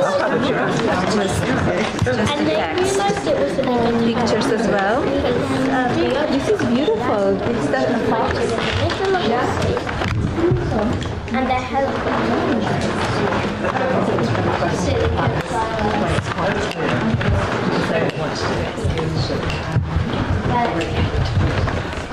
Start positioning yourself at the end.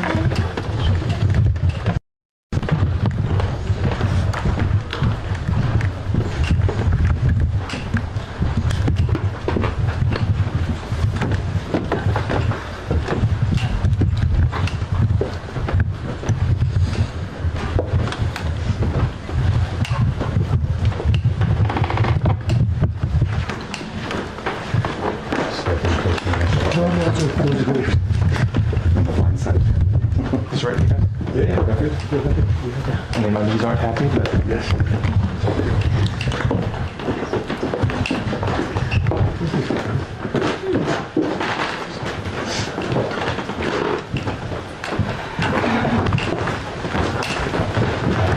Right, good. I'm lay just.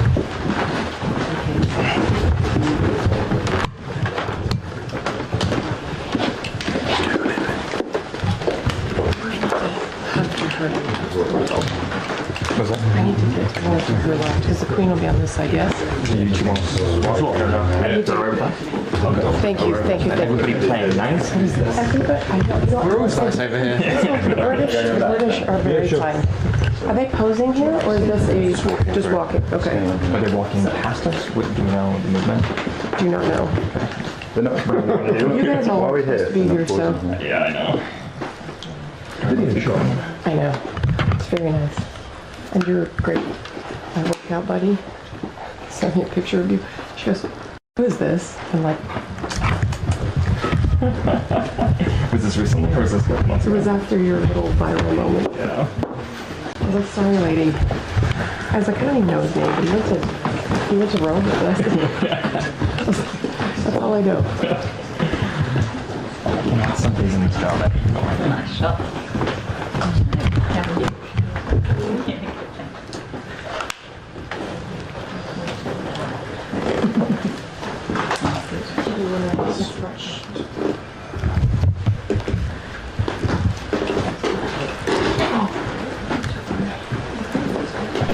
Will you give us a shout if someone's blocking the shot? I can't see.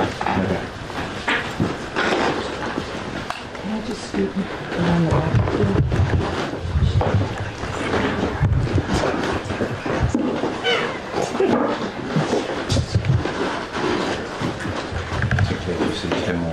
Saying we should get some suits from her. Some swords. How do you sort of mini books? Is there like a catch? They're Doll's House miniature books. Just miniature books. There's a mixture of originals and then for the centenary, the Doll's House ones were submitted, including one by the Queen. Thank you. That's better. Got a Conan Doyle one here, it's an original from there. Is it We had an engagement with minibus ages ago. Okay. Last year, we did.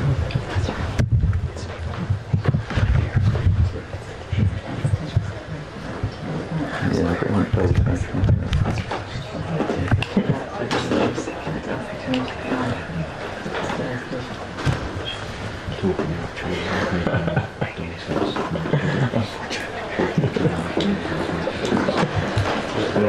Good.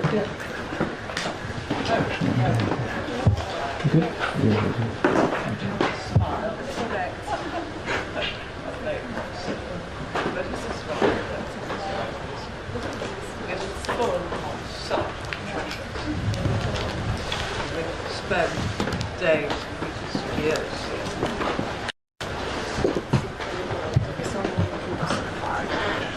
Upstairs. Rail. There we are.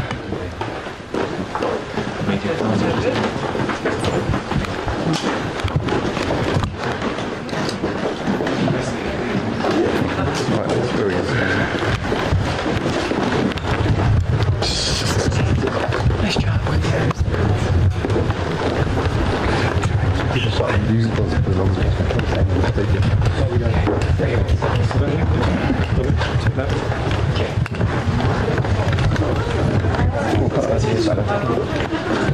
Probably a better life. Be very, very careful with publishing. So they're going to look at the Da Vinci's. Oh, right, this is nice down here. So they're going to come up here. Okay, guys. And they're going to look at these elements. So keep that. If they're coming here, can we come back? Yeah. Guys, can we come back because they're going to turn to the Da Vinci's? This is nice.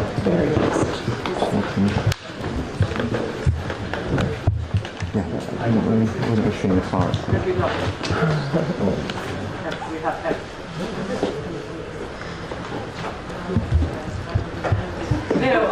I'm nothing prepared to use. I can't. On a holiday. You do thank you. It's hard work. 6 and 3. Back we go again. Another style. There you go.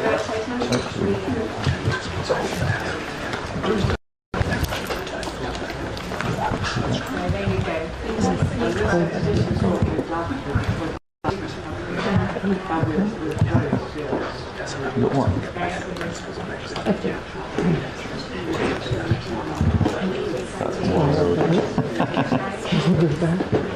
No.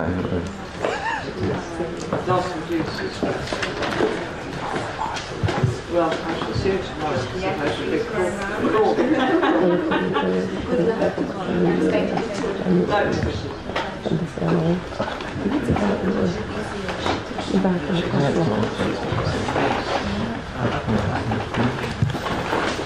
Well, she does.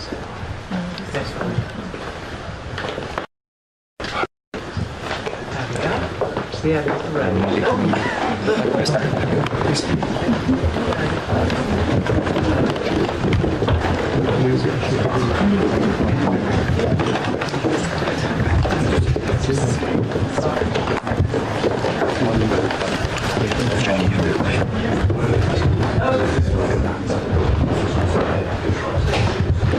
think that's, we've seen their shot on the great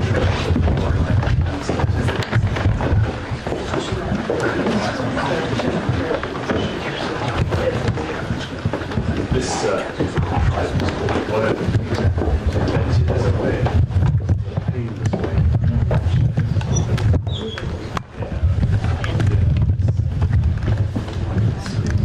And then these are my Canaletto. And then here too, great woodcuts. One of our great collections. So the portrait drawings by hand.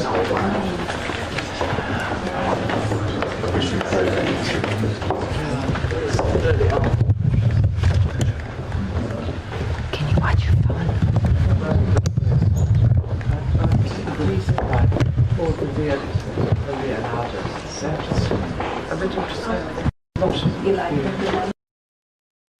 Yes. It's a wonderful anatomical one here.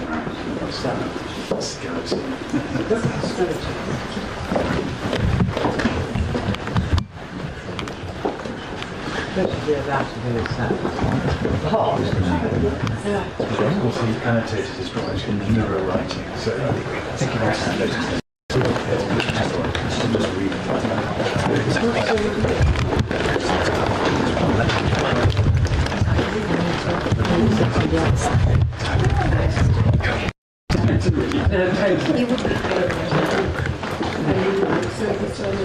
Yes, a miniature book. Well, in fact, many of Leonardo's sketchbooks, there's one called Codex Foster, which is only about that big. Yes, it's a little tiny thing. Yeah.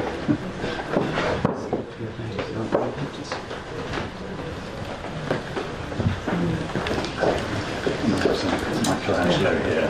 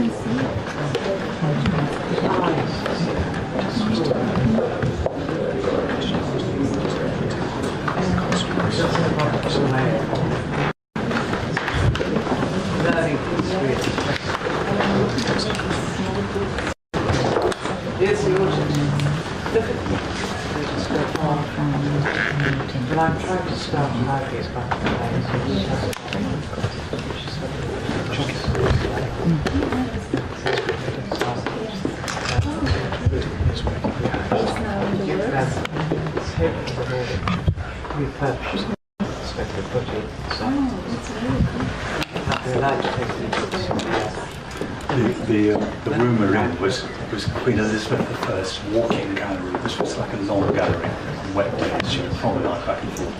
And this is the amazingly well preserved chimney piece. It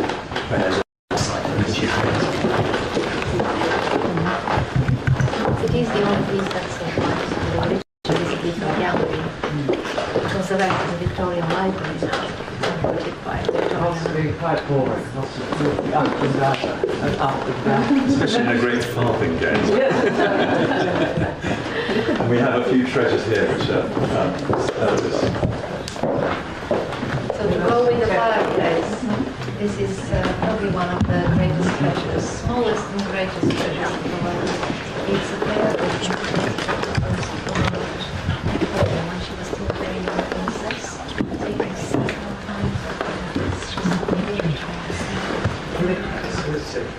and that's the bed. and this is the poem, which strikes a modern chord. Physical visibility is nothing compared to the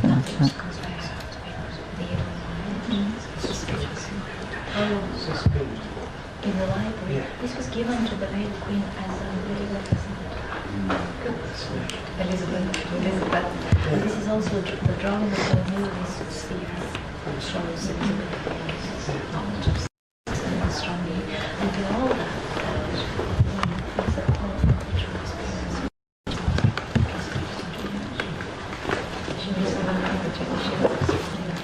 and this is another great treasure. This is the order of Shakespeare's work, which was Chavez-DeRemer exhibition. And you can see this is his hand. So the annotated copy. So that's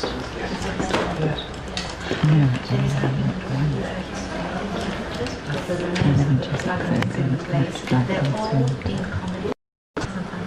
Any tragedies? I'd say that kind of comedy. And it's the characters who realize how the comedy is going on. It's interesting. Shall we? Because it's the complete. Is that the end then? Should we back up now? Well, he gave it to Probably not going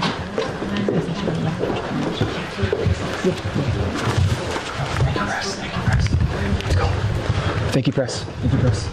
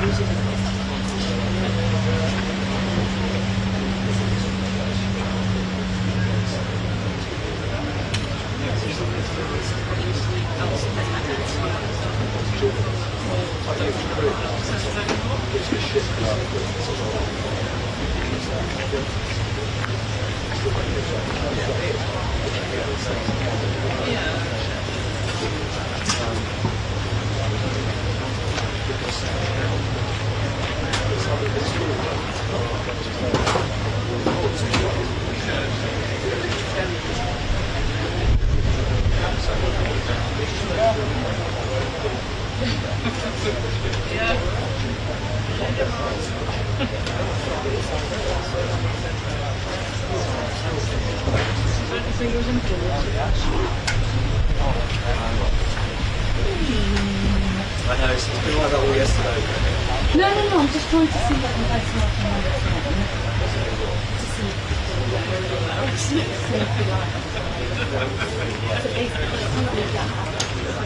You won't get this hand.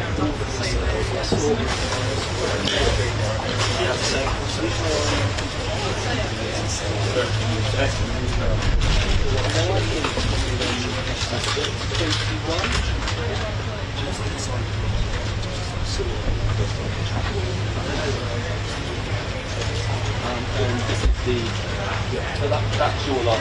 That beats my lot.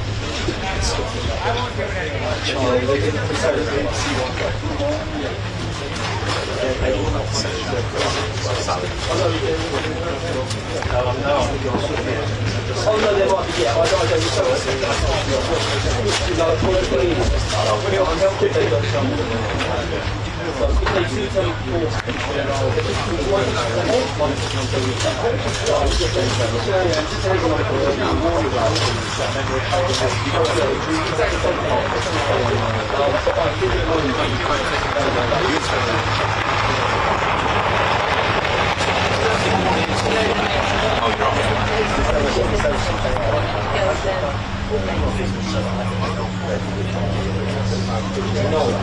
It's your car.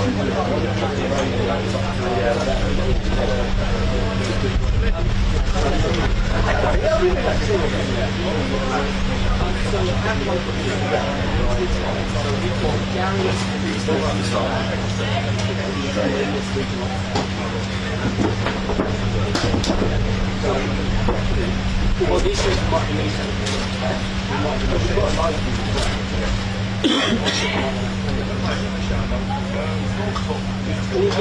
We have an RT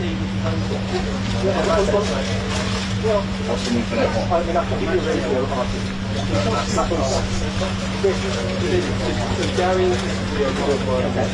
and then when they come off, okay, so if I give you a radio call back, you might have one here anyway. There is no one. Then you can be listening over. I will try and solve this abuse because I will try and get a chance to tell you whether we want to do. Then we can just get on there. Who's told you? Because we just told them they're wrong. I don't know. They told me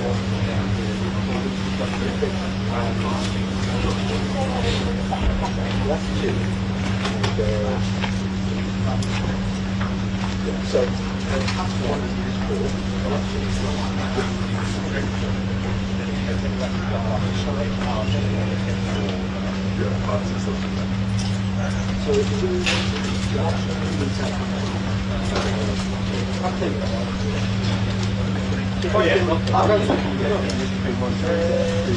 So basically, once the pattern is finished, then you go straight in.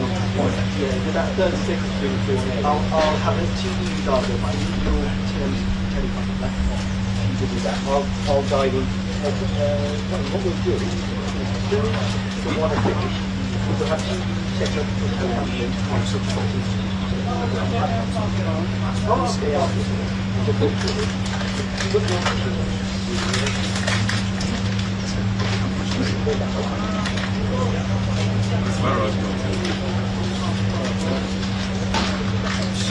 that's just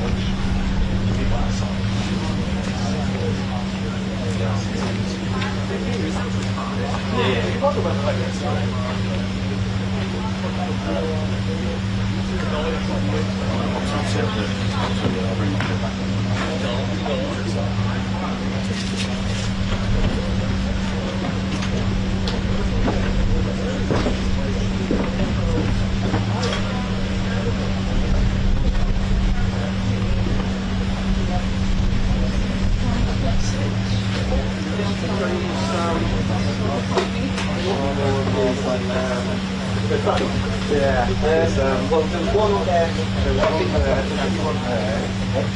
You need one for the second one, because I gave it, sorry, one off that one. So you put the black one on there, that's on one way on the I got the grey one. But the grey one's back at the truck. Take the little one, put two up the grey one in that one. Here you go, now I've got one for the one. Yeah, you just need another fluffy one. Yeah. We've got he didn't have any, so we'll take that one.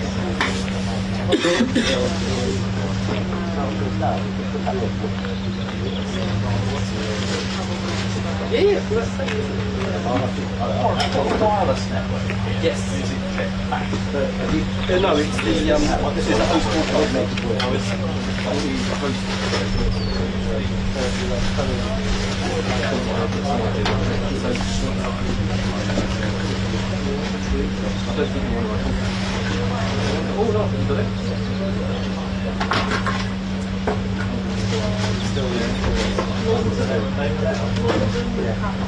was one on there, yeah, there's one in the ECM 77. Sorry, that's the password.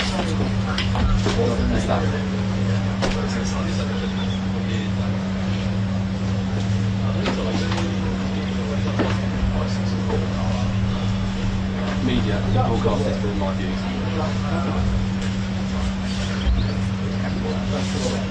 Yeah, so I'll still back. That's the fine. I won't be here. Oh, you're just boarding it. Where was the one that was on that one? I'll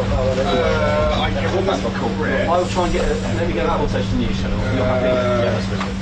What was falling off? No, that's the one you got me. That's the one that was falling off. That's the one that Morris got me out. Put that on there.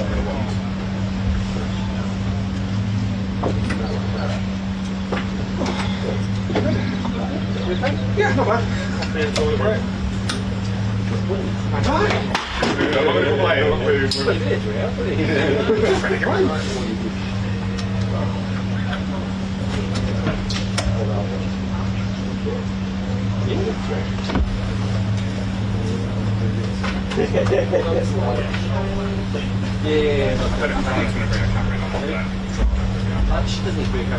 had a whole conversation about it with David.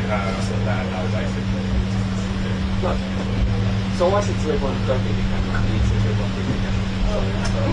I made the decision not to, because otherwise I would have left my house at 4 o'clock this morning to drive to Far West and get and drive here. If something goes back, yeah, that's exactly what I thought I'd do. The problem when it goes back to it.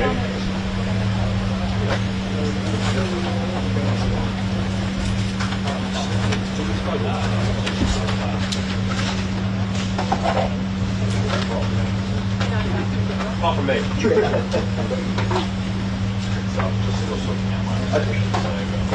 Give it to Warren.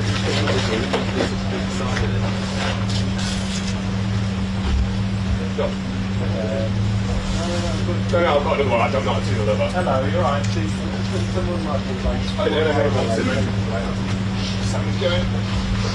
right. You have a number for it. We'll take it in a second. Thanks. They're asking now, so they can get that. But yeah, all the time, pretty nice view. Excellent. Don't worry about the camera. That's cool. I'm really sorry if some people didn't get messages, but we have plenty of cameras here, and you can skin it from the camera. Yeah. Outside window. And then they never saw it before. Yeah, no, that's cool. That's all right. Thank you. So a couple of minutes, and how long you then go back?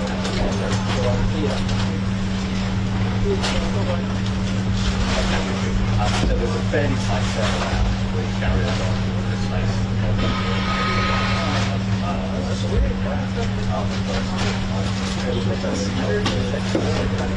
I think it's more about which is the resource branches. It will be. Oh, right. Oh, that helps. Yeah, okay. What's more important than the president?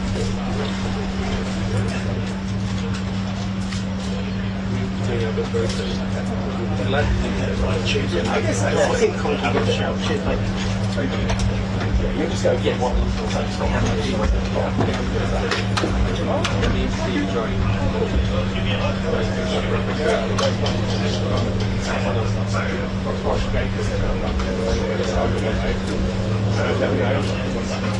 Okay, but still, I'm still not going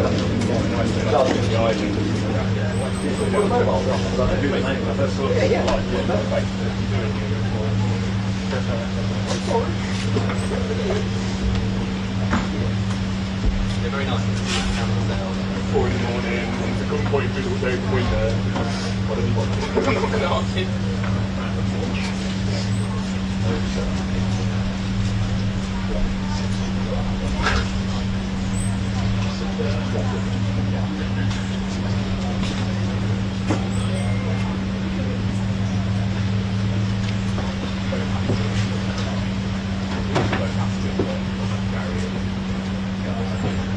Gary, so the ones on that camera, when we've done the top of the hour, so then 1:30 is Chris plus Gary, then it's for Peter, so Peter's down, and then it's 11:50, 1:55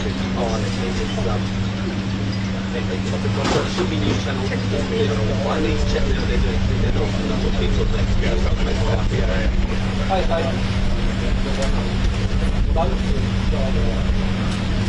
Oh, well, not possibly this.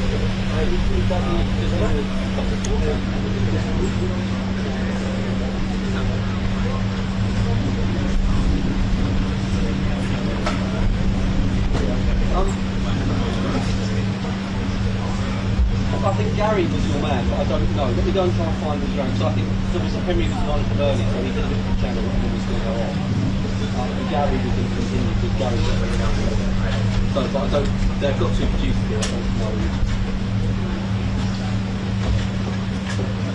Yeah, just check with them. I will. The cameraman is with me and ready to go, but I'll try and find them. But I'm just not physically at the moment. This way, bye.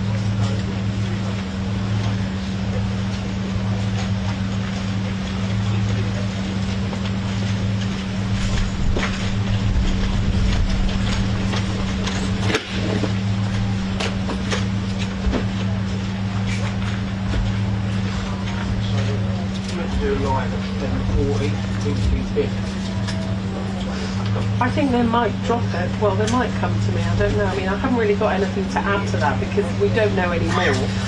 Let me unplug them. No, hold on.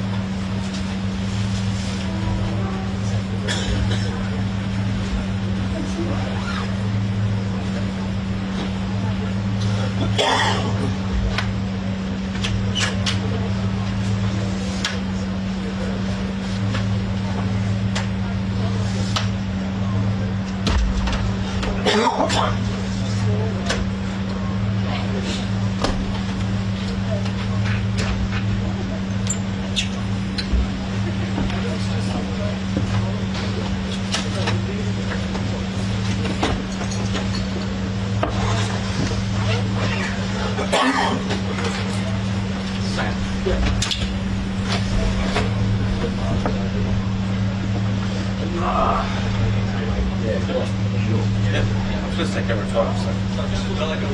Train minutes.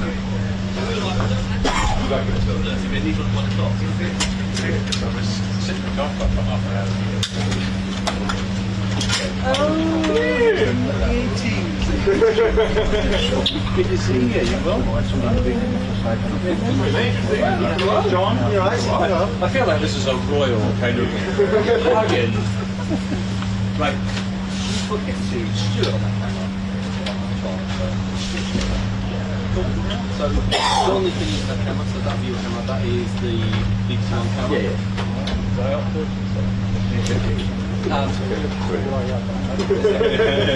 Okay. So yeah, I hope you haven't got it to 1 o'clock, and then at 1 o'clock it's crazy busy at 2. So you'll have. Just stay on that camera.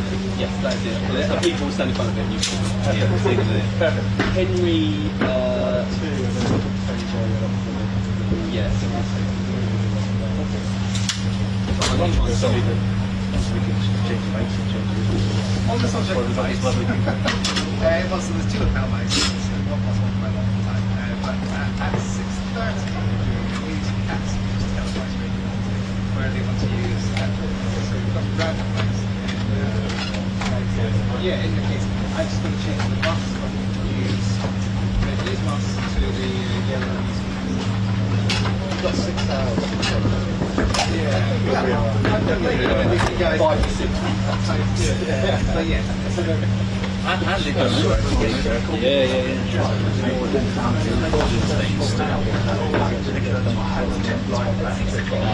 It's just about the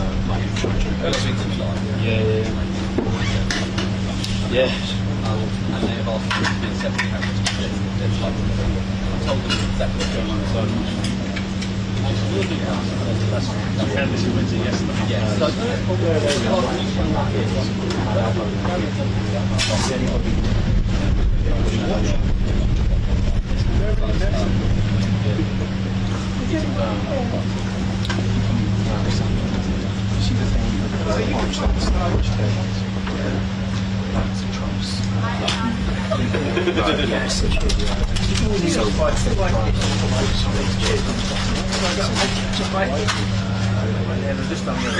We don't know.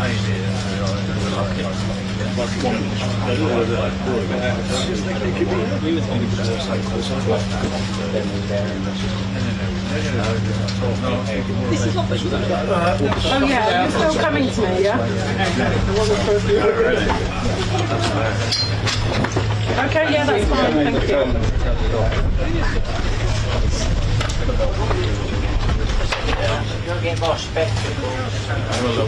No, I think we're okay. We're just putting your mic on. I set my phone up down there and filmed it.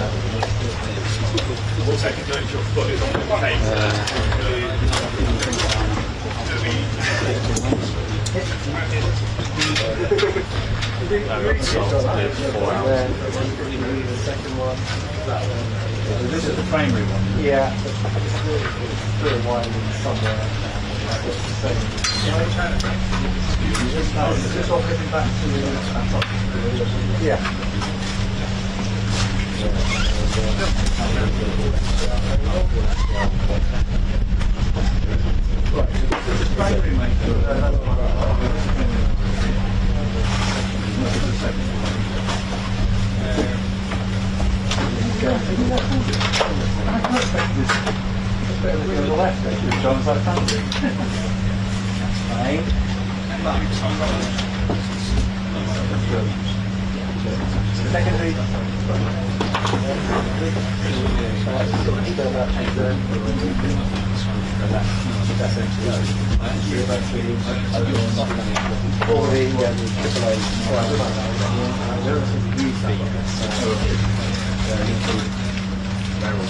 They should be alright, they're last. Well, I must have been in there.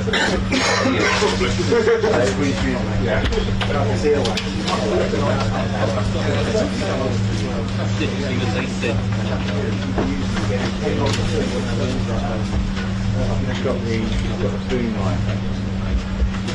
The rest of them I might ask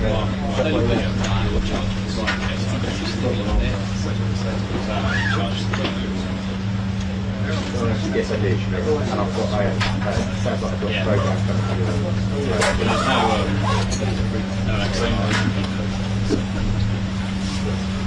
Yeah, I can hear you. Thank you. All right, so we're all happy then. Hello, hi. Probably will. We have an here as well, but I'm fine. Okay, no problem. Okay, thanks. Thanks, bye. Bye. No problem. Bye. Cameras. I'm clear. Okay, that's fine. Can't say I haven't had the fair share. Thanks very much. So you and me are clear now, yeah?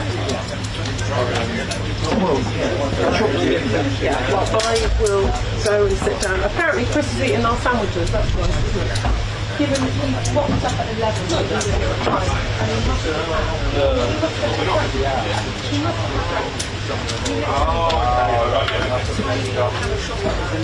Maybe that was a bomb email, I'm remembering it now.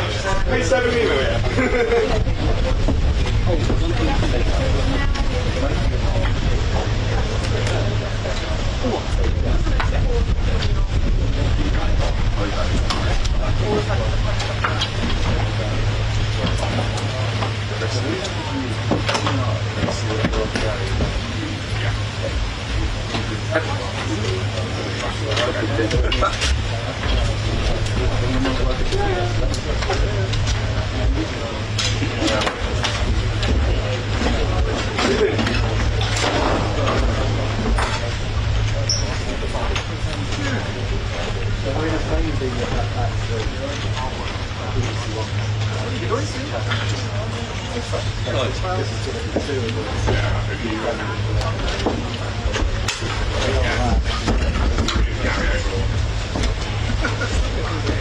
Oh no, don't worry.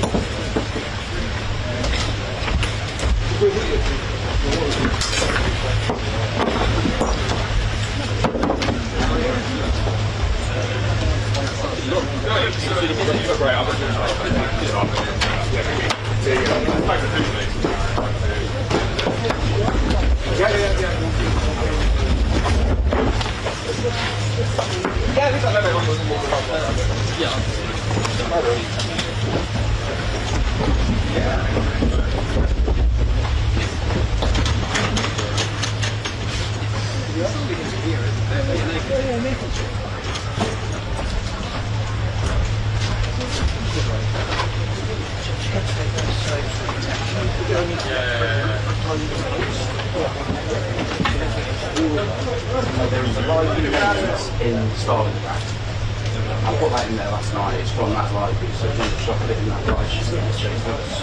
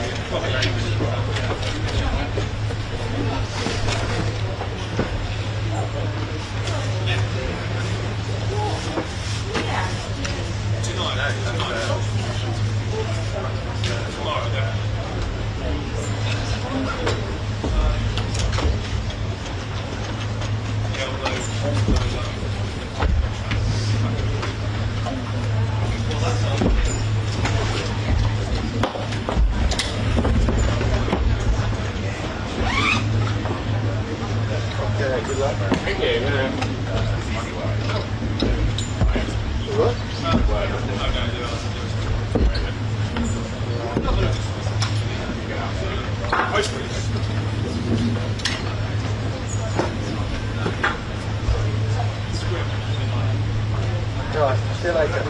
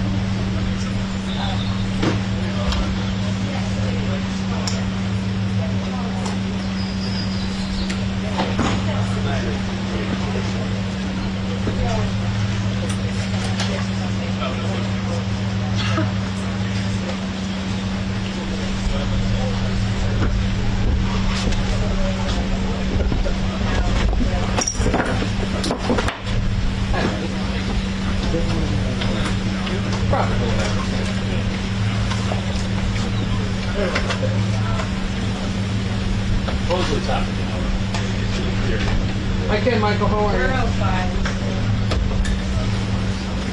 Okay. Can I see us for a second? Good morning, Dominic. Yes, I can. 109876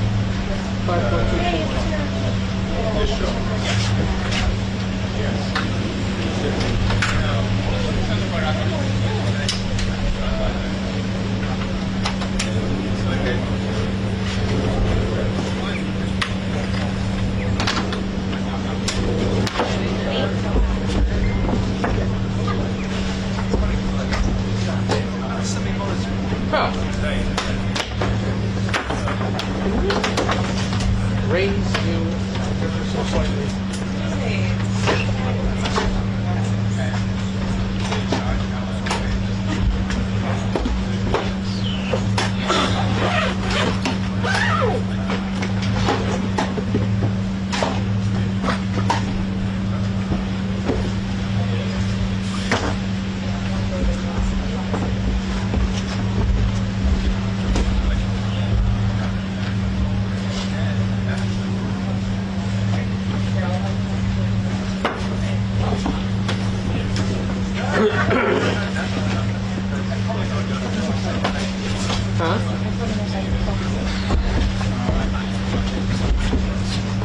It's not rested on the rim.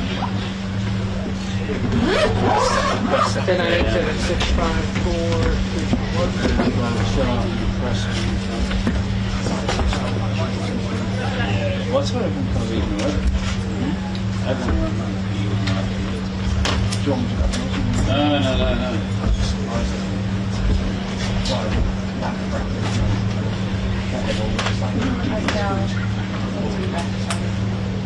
Need to talk.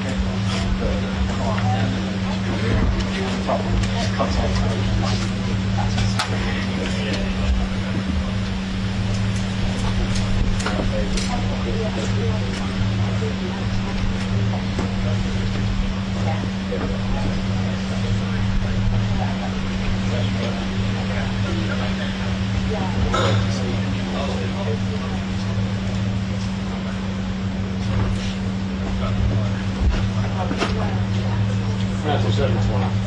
You're not till 7:20? Oh, okay. Steve, what's the challenge?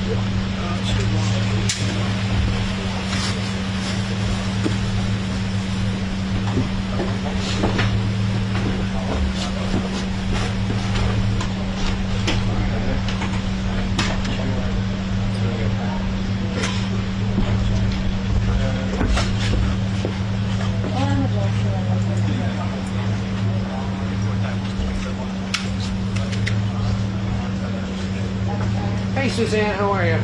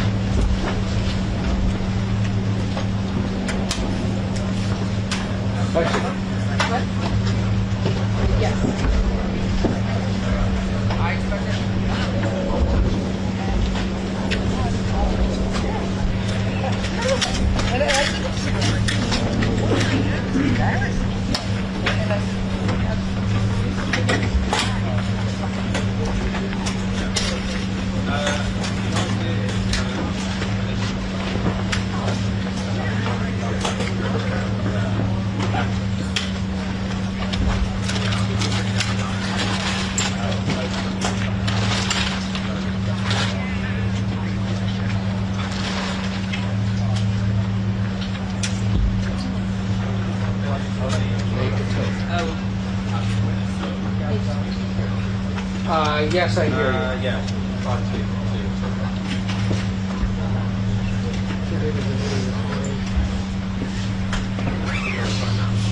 More of the details of those key issues because he's welcome to the UK with all the Parliament had companies.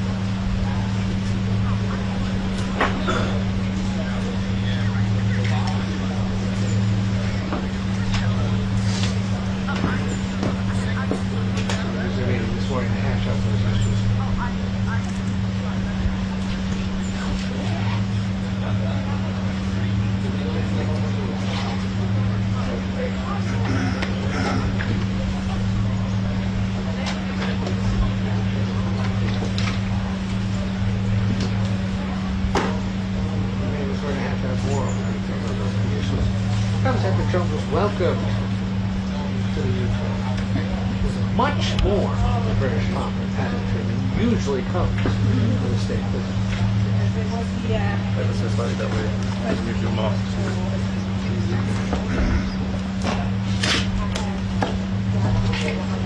Nice you to clean the floor for me.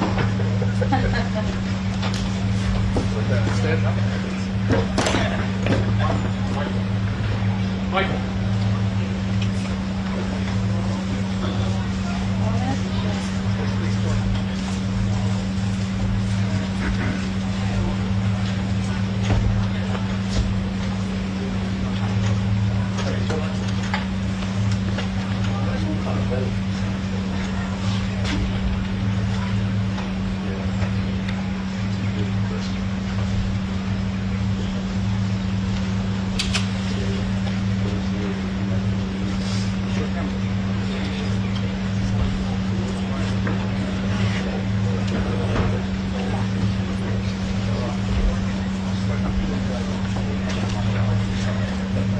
Probably got it.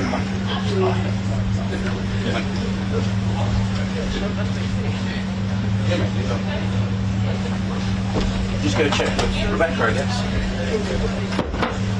Yeah, so walking up the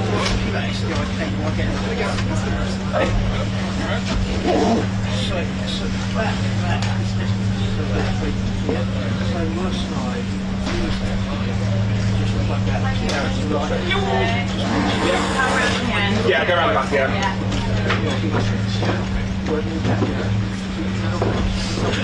Gary, I'm not going to forget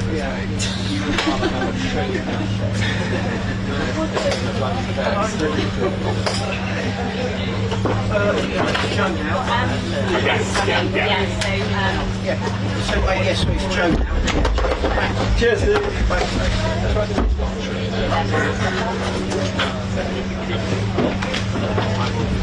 Thank you very much. Hey, mate, alright, what are you? What time is it now? Good. Oh, that's not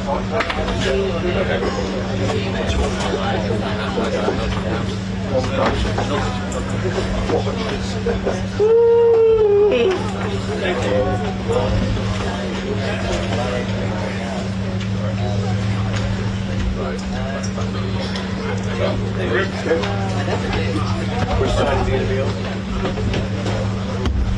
Gary's going to be on left, right? Take 2 steps. Yeah. So do you want me to right? Is this an interview? Or Yeah. is it just I think so. We're doing a bit too cheesy, aren't we? I'm probably going to push in on Rob anyway straight away. It won't be you. Oh, it's not Rob. Oh, it's yeah, sorry. I can see Rob. I thought you were on there. How you doing? All right. What an amazing spot. Hello, hi. What's that? Oh, my table. That's for you, that chair. You seen it? Hello. They were a live headline later. I just do it like this. Perfect. A minute from now. Yeah. Hello, Gary. Nice to meet you. Hi. Yes. Bear with me 1 second. Yeah, okay, we'll do that. We've got our guest as well, so we need to come to after that. After the president was bumping to the UK, even if 2 minutes. 2 minutes, everybody. easily come. Tariffs and trade are expected to be at the top of the agenda. Chequers will also like to So the first guest is Ukraine, Gaza. Thanks, mate. Oh, well, thank you. Thanks, mate. Where is he?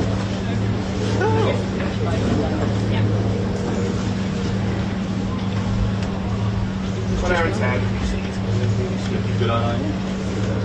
Yes, Gary, good eye. I'm not hearing any beep. This is for real.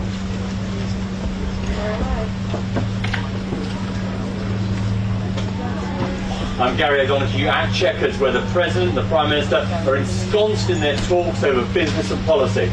We'll bring you all the details. I'm Christopher here at Chequers. The pomp and circumstance of yesterday. Yes. Today is about deals and politics and a big press conference at 2:30 p.m. Stay tuned on GB News. Put it that way. Don't take any.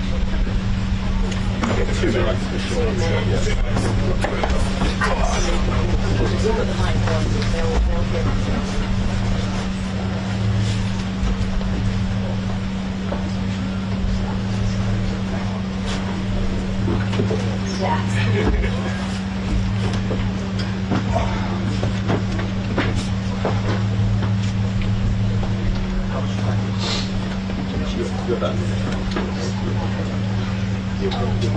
How's it look, Jack?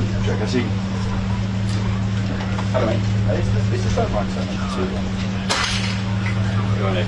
Yes, I'm good, thank you, Gary. Well, that's good. Maybe just a smidge to your right. Yeah, Small please. thank you.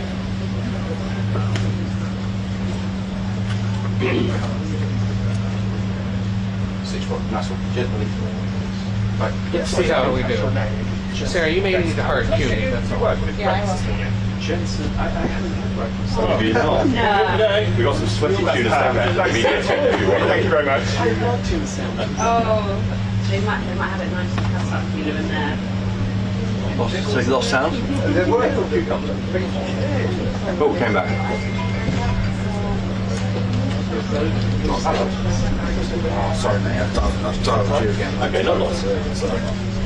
Cheers. About 4 minutes.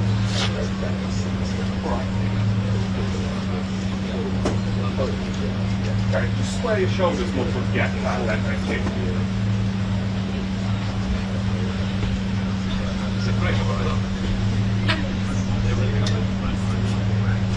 Lovely to see you. Well, Lucy, a big focus today, not just on the politics, international politics, those key flashpoints around the world, but also on business opportunities between the two countries. The British government very much trumpeting the inward investment from tech companies, on nuclear power, all these kinds of things. And we've got one of the chief executives of one of the world's biggest companies, I think you are. $4 trillion capitalisation. This is Jensen Huang from NVIDIA, the chip manufacturer. Now, what investment are you planning on making in the UK? This is a big week for UK. It's a big week for AI in UK. We're partnering with N-Scale and Oregon. Did you ever let Isabel know about our conversation? I just said it was fine. I think that's a good It's going to be 120,000. Everyone shouts at the same time on telly. I don't know. It is. That's what I'm not used to. Whatever you can do, I guess. You have to really focus on what you're saying. Which we were also part of. It's going to be the largest AI infrastructure. What's the benefit of being from the UK? Well, it turns out that in order for the AI industry to be created, so unique AI model, AI application. How about chair? I'm going to sit down if I do want to. So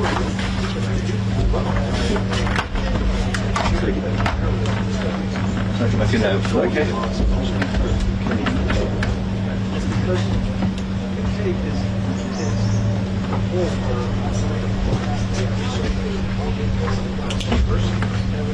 really vibrant AI startup ecosystem, the third largest in the world. That's really, really simple. Also, of course, notices like industry. Now, all the flywheel is actually right here. Just needs a it's not going to create that many jobs is one thing, but isn't the profit and the know-how going to flow out of this country back to people like no, this is exactly the point. If you build the AI infrastructure here, and this is what Prime Minister Starmer really understood the last trip. The last trip was 10 years ago. Understood that in order for that AI flywheel to happen,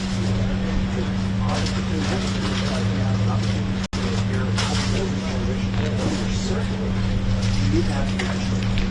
And so building the infrastructure here, building researchers to create startups, these startups are going to create jobs. In order to build these guys back to create jobs, to create a lot of jobs.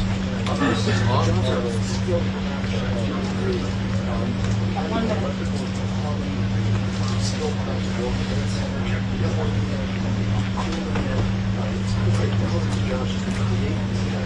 You also need a lot of energy technology. Electricity is a lot more expensive in this country. This is going to mean... Hello. I keep seeing Freddie for you and you're not there. It's like, so I was talking to the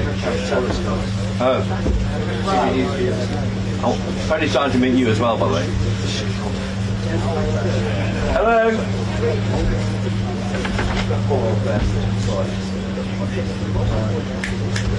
I'm not sure. It's not going so well, Richard.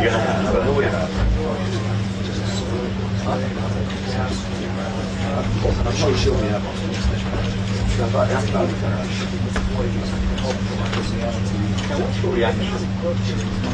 What's your reaction? Very good morning to you. We're outside the country estate of the British Prime Minister with the signature hashing out those key details. And it all comes as the President was welcomed in the UK with even more British pomp and pageantry than it usually comes to the state.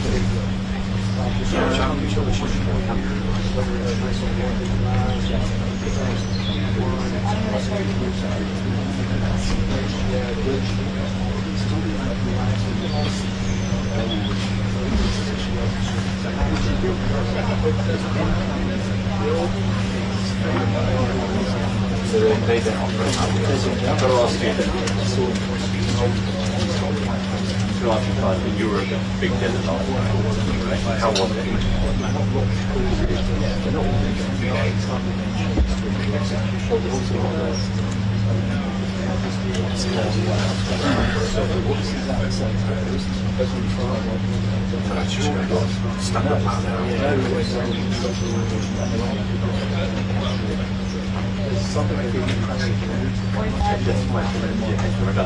The big house very shortly, but the next bit of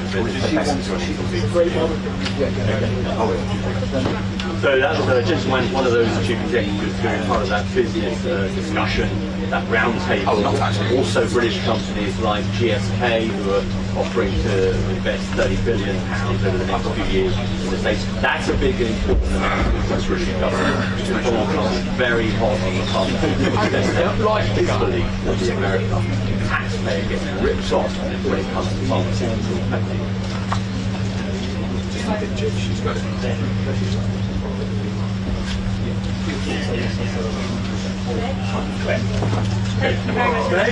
Nice to meet you. Thanks. Tariffs and trade are expected to top the agenda here in Chequers today, but we're also likely to hear conversations like the wars in Gaza and Ukraine, mostly economic. 2 minutes. She's on there. From the dialect. Yeah, what have you got? Thank you. Yes, sir. Take care. This one without being marked, you know. Yes, as far as I know, I mean, I haven't done anything like that. And then, you know, I have been helpful with any press releases. But if it's popping like this, then you need to hang up and dial. Do you want to tell Michael, are you still? do you want to hear the directions? Michael in London, are you there? Yeah, we're getting like pops in the connection. We're gonna basically hang up and try to That's a lot of tariff. reestablish contact.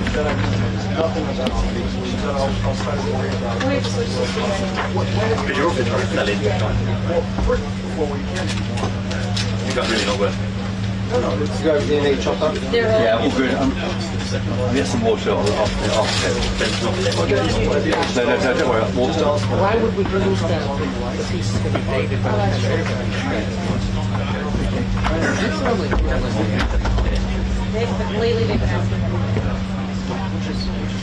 I'll start work on that 5-minute word piece for online.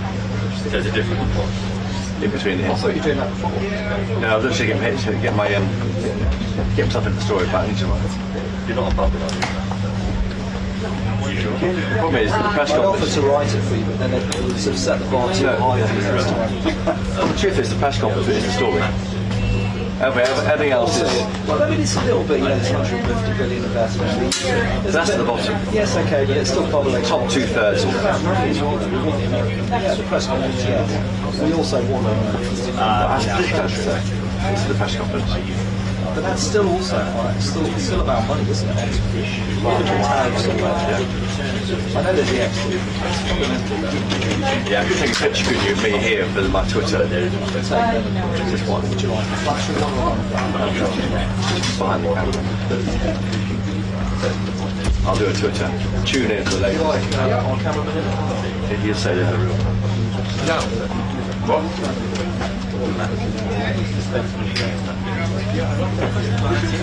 Because that will change. Wear my big tie today. This is my big. Try and call me the president. You know, there are journalists here. We can get in expert. Have a chat on what to expect. Ben Riley Smith over there. He knows Trump very well. Ben Riley Smith. Yeah.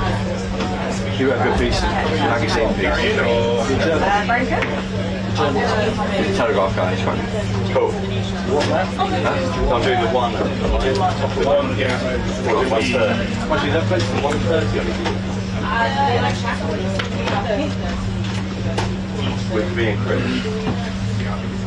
Well, let's get your mics and everything.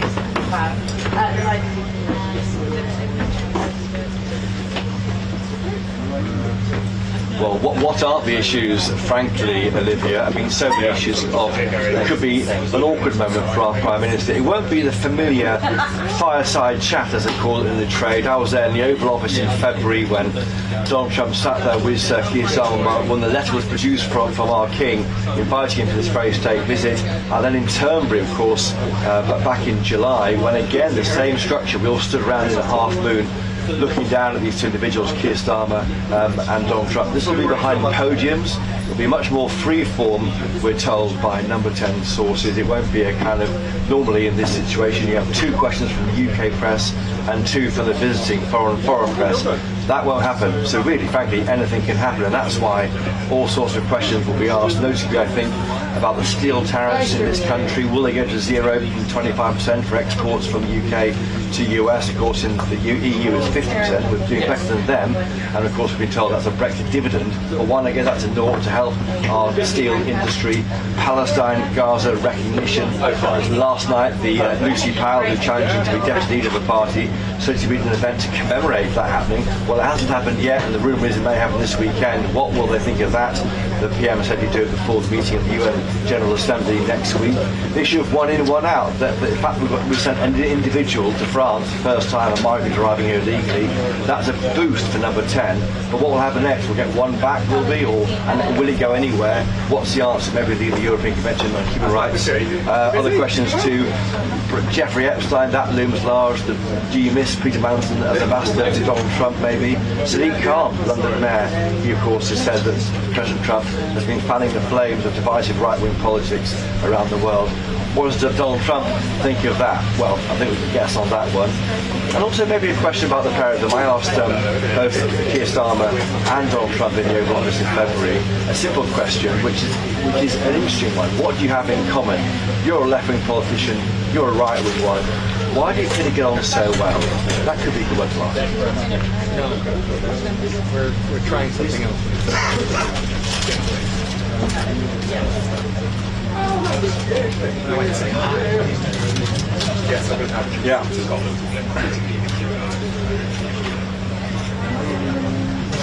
Fair enough.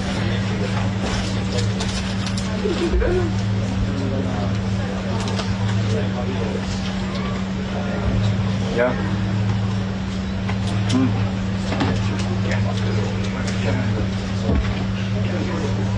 Yeah, don't put their bridles on at the end. No, I've got to listen to this, yeah. It's really nice. Yeah. It works.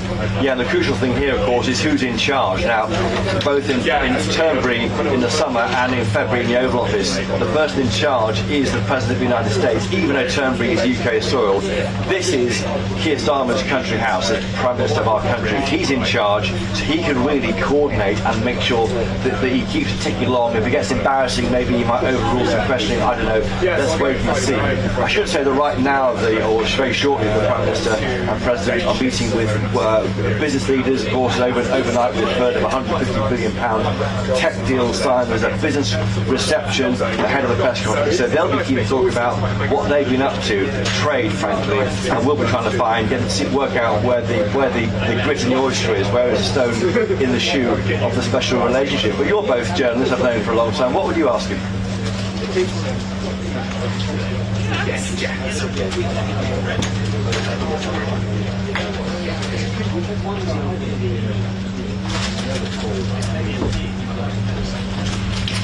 Oh yeah. Yeah, go sit away when I.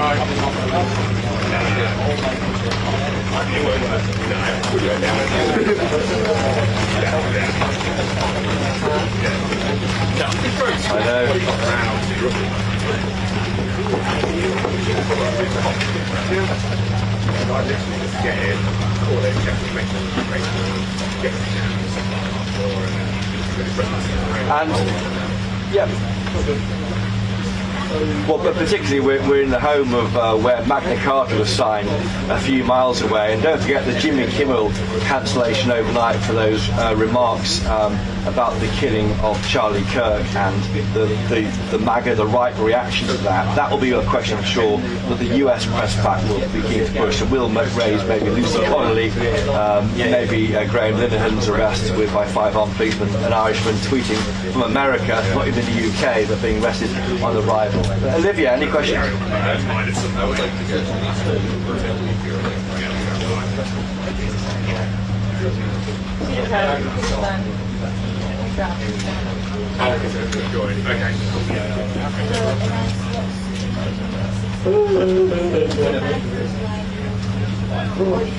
Right? I think my coach said, wait for 6, please. That's okay.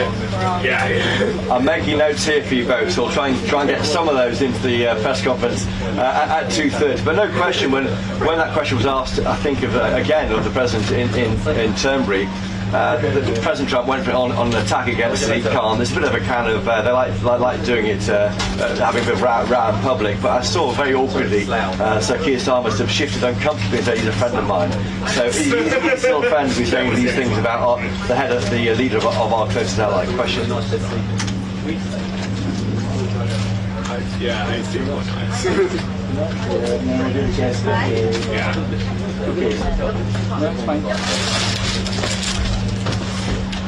Is that okay? That's encouraging me to keep going, making good points. Yeah, you're nodding. Oh, yeah, that actually helps me. No, I do, because I do feel like there's a few more things that we should do. Well, that's a good. I mean, I was listening to words and I feel like, yes, I'm slightly irritated because my classes are pretty sweet. I know it's on the channel, it's like, also think about it. You know, people like right. Which case it's the real story. I know Thomas surfaced, but the real story is what is free speech and Kendall. I mean, racing. I think it's been Heisenberg, he's dead, hasn't he, buried yet, and the family mourning. I mean, there's not. Still. The other reason, I agree, it's distasteful. Yes, that's the point. That's the point. They're obviously looking for reasons to stop paying 16 million because they're always in the reason against Trump. Because racing's a reason that this would happen. It's like anybody, it's like I welcome your opinion. It's something I don't really want to hear. That's human nature. It's not good free speech. But in America, I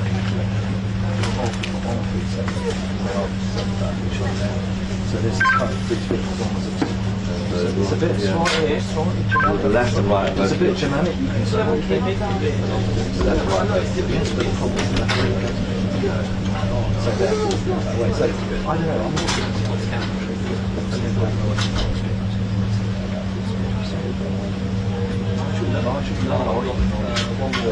It doesn't really Well, when's our next one? One, and then in theory, yes. So I think about the table, I suppose. Yeah, I don't know. But I said we'll be available. I'm on main side. Who's doing 101 out? Someone's called me. That's a big man. Mark is doing it. It's been reported, but I'm waiting for the I can do that if Mark helps. It's happened gone now. Checkers, Mark. I'm thinking about maybe not allowed as well. Thomas tracking it weird, please? Right, I'll head back to the plane. I'm going to write the back end of this thing. Fine, do that. You drive back to London? I'll take you back, but it'll be strategic. Got me somewhere. Yeah, I think, what's the way, which way do you want to end up? We'll go there, or whatever, we'll end up North London somewhere. Where's your dinner?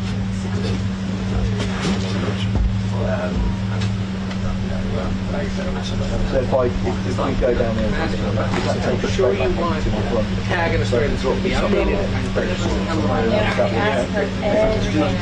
that's fine, thank you. But 100% over 100, yeah, thank you. what time is it? Right, so it is fine. You asked the Ben Marty Smith. I don't know it, so it's up to you. If you're happy to do that. You wrote 4,000 words about this Trump, is it, that we can tell him? Have you had these chatting again? Otherwise, I'm going to stay ahead next time. That's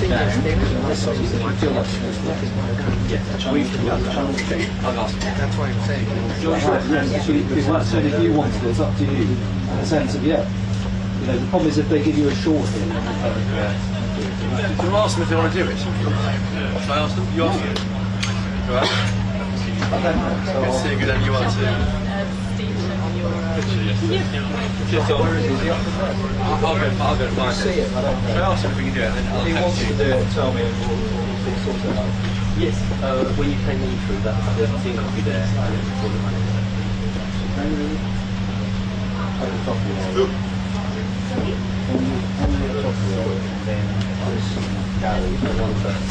So,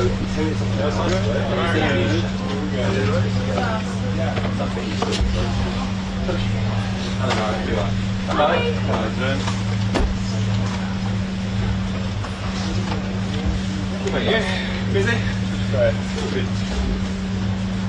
Good here again. Pleasure. Special operator. Send you that. Where's Mark then? Is Mark doing the story? Yeah, I'm quite certain he'll have it around there. I don't want to step on any mistake. Alright, good mate. When do they want chocolate? Next hour or sooner? Yeah, he's done that one. We might. They'll be crashing something for their noon show based on what he said. Yes, for the pressure. I don't know when we come together. Happens often chemistry stage, which I think is to cover that, but maybe not. I just want to say we might grab one of the other journos to be a guest. Chris is quite keen for the next hour. I don't know what we'll see. Well, yeah, the Telegraph's guy's written a lot of stuff about Trump. I don't know. He's interested in that. There's only journos in it. Maybe I'll say. Possibly. I'll let you guys know if that's an option. All right. Okay. Good. Bye. Bye. Bye.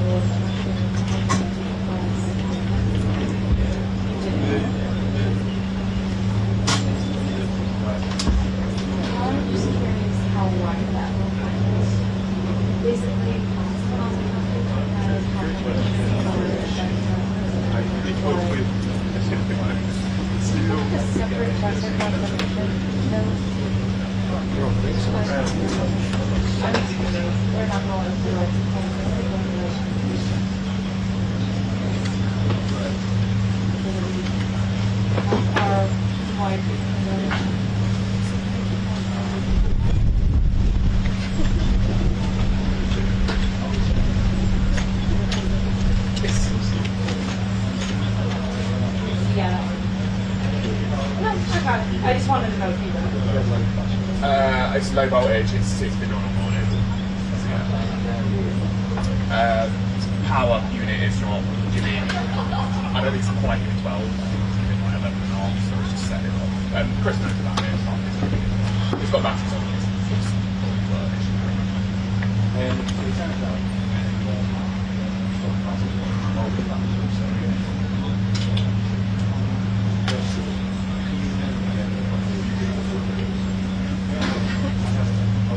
Hilarious, isn't it? Like, everyone's done it. Yeah. So far away from the operating system bit. To be honest with you, you switch it on, choose your filter, white balance, check that focus. Check that focus, that's what I tell everybody. Change lenses. You know, this garden looks exactly like the garden only thing I've done weird with it was I was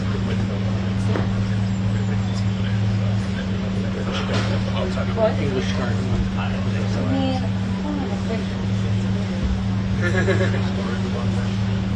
If you put it in your ear, it feels a bit hollow and not like warm, that's why.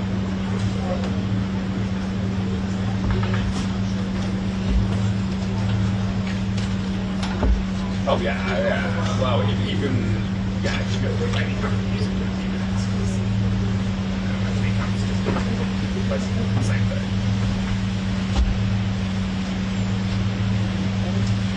I'm taking the shit on the I get my race.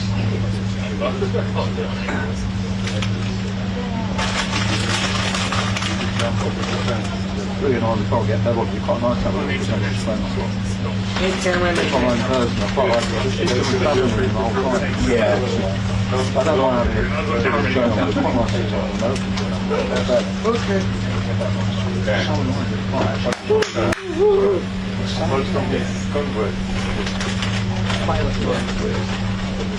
They literally do bullying by people are trapped to bed in the toilet. No, you want to go? No, I'm literally like a school trip. It's not a school trip. No, back on the bus. Yeah. It's exactly right. So what do they do now? What do they do now? Well, that's what we're going to press the screen and it's jumping to look at the business. There's a kind of business engagement going on. It's quite maybe. I don't know if it's I don't know if they're going to stand with it. I don't know, I'm not really sure. They'll get people in the night. Right now, we'll go. No, you over there.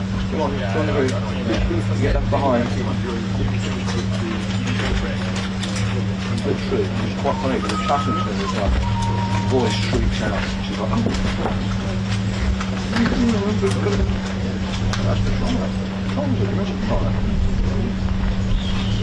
Good morning, Ainsley.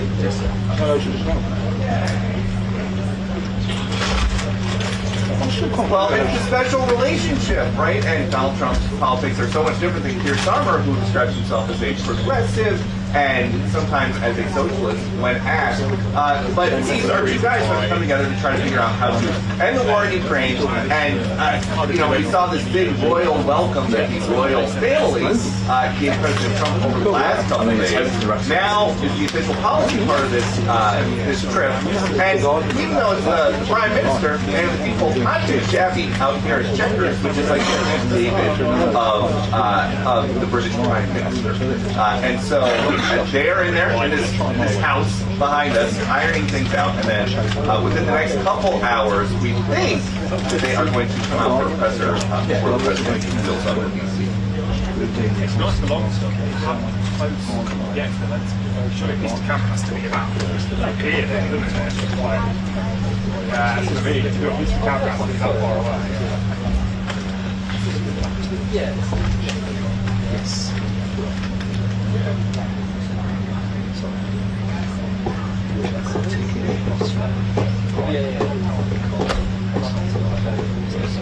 Yeah, you know what?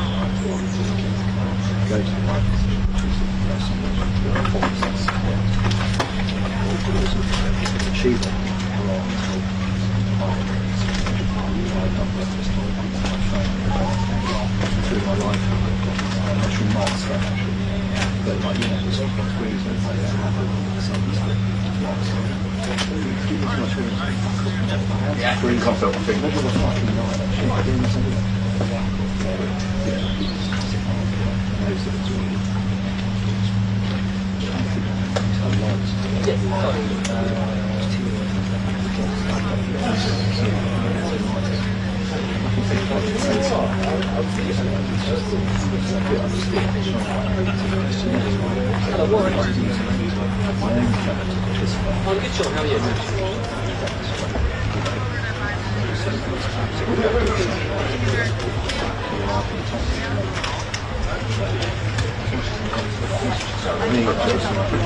Yes, they were policies to London.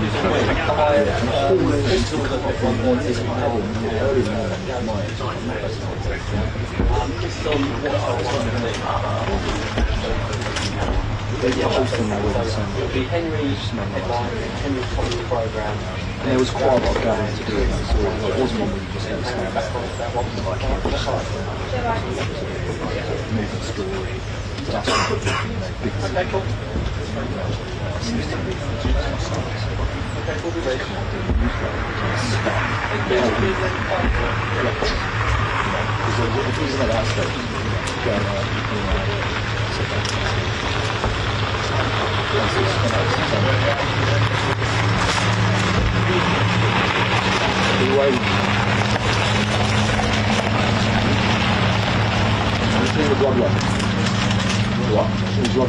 No, they're not, Errol. In any way, they are. But they're both eager to iron out the final details of the trade agreement between the two countries. Remember, this entire trip was prompted in February by the president to come to the second state visit. No other world leaders ever received two state visits.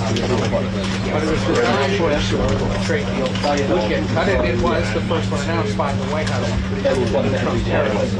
And we are expecting to hear a little more today about ongoing announcements from various tech firms across the United States who are planning to now invest tens of billions of dollars in British artificial intelligence, quantum computing, nuclear energy technology. Yes, a lot of firsts for me on Fox throughout the years. This time it's the first time I've ever hosted anything for an hour by myself. And so it could go great.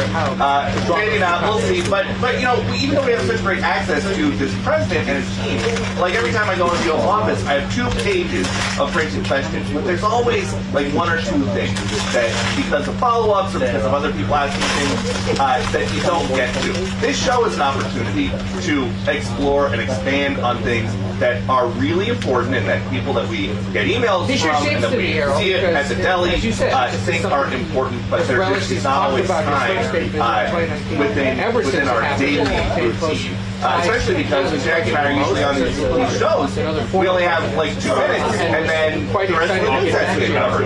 This hour at 11 o'clock on Sunday, it's going to be a highlight reel of what it was, and a look at what the special I do think you're going to have a very, very good guest. We'll hopefully get a chance to hear more in the coming hours as we set the whole with the British Prime Minister.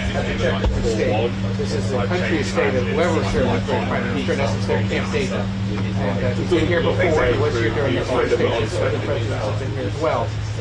But after that, then he heads back to the United States this afternoon for a full slate of things, including attending the funeral of Charlie Kirk Sunday. Rob, I think you've got to be out. Apparently, I think the channel was to be doing for cars. We are outside. Alrighty. That's 1, 2, 1 married. All hard news and get back to speed. Either way. We're going to do this now. Turn off. Yeah, turn off that. These kind of things.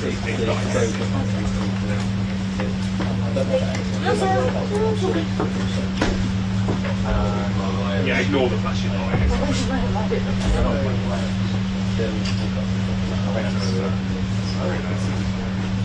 What's that, Jack?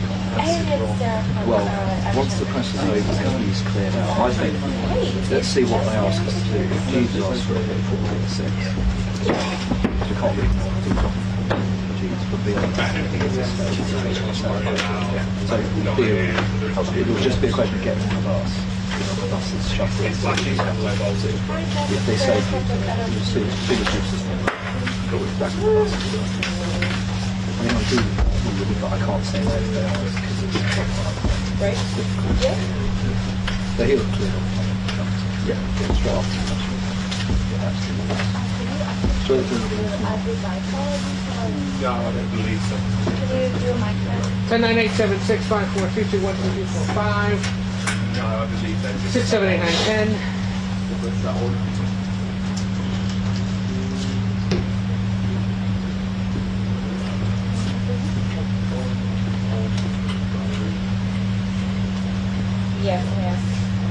is a little low. If we can boost the audio. 10, 9, 8, 7, 6, 5, 4, 3, 2, 1, 2, 3, 4, 5, 6, 7, 8, 9, 10. Nothing has changed since the first two times we've done this morning. But I will be talking at this level, and it seems they've increased it better.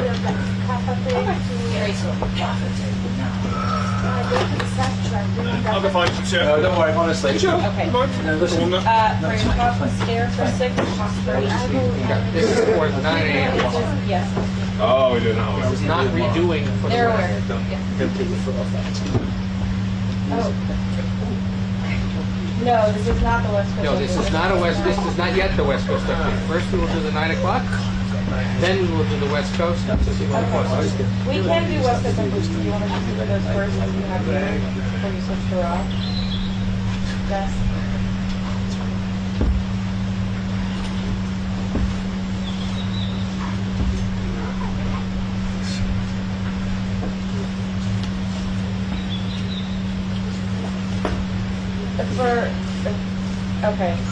For the 9 a.m.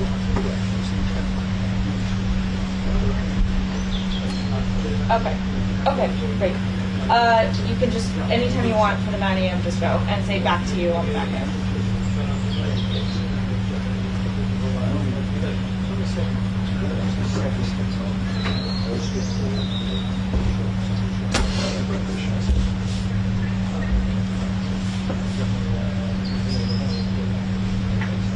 Well, good morning. The two leaders are meeting here at the country estate with the British Prime Minister to hash out those issues.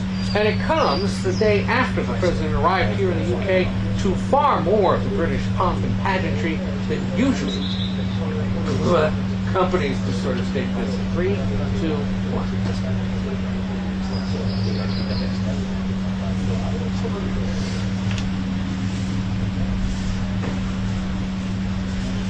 Well, good morning. The two leaders are meeting here at the country estate of the British Prime Minister to hash out those key issues. And it comes after the President was welcomed here to the UK with far more of the British pomp and pageantry than usually accompanies a state visit.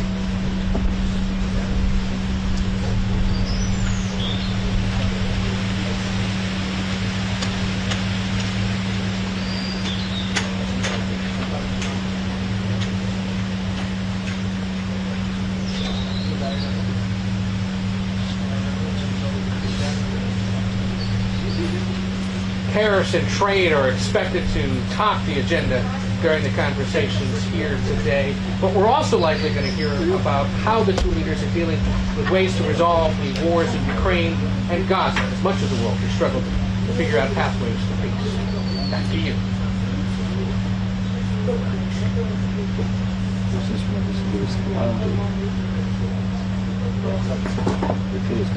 That's 9.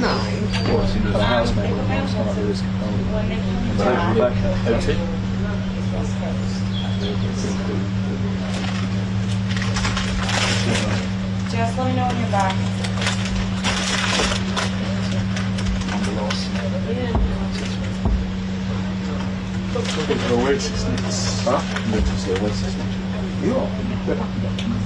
They do 3 more days? I didn't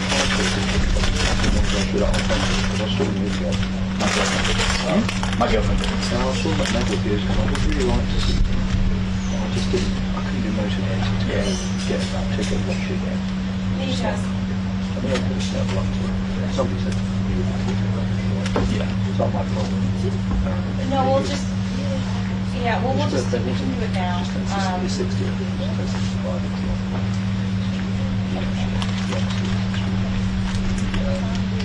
We will hold.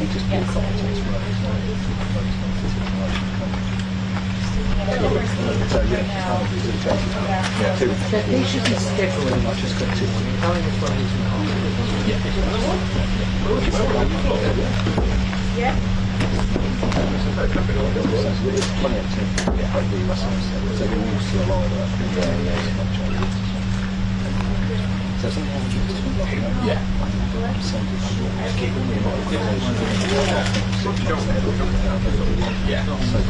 Yeah, it's hard to stay on top of it. I did put my kid in the full brilliant at language, and I did it for the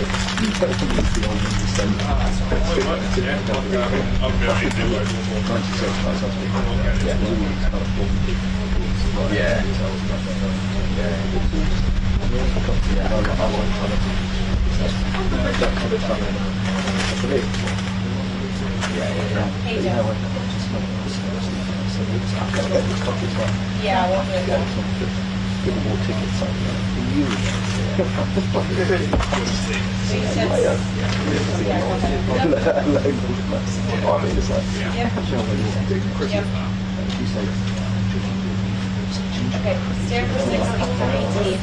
You're ready when you are. Too much of you.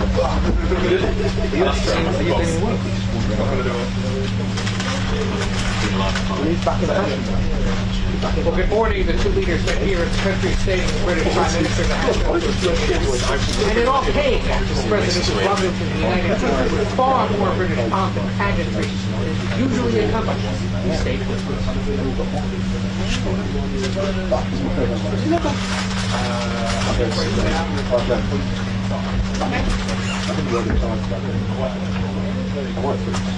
So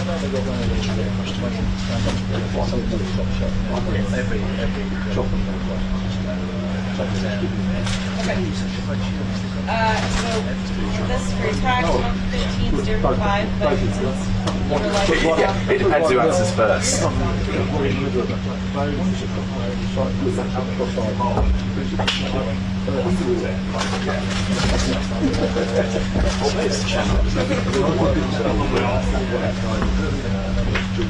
The President and First Lady are scheduled to be back in Washington tonight after the 2 days of pageantry and diplomacy. Both countries hoping to build on the goodwill that played out here in the last 2 days.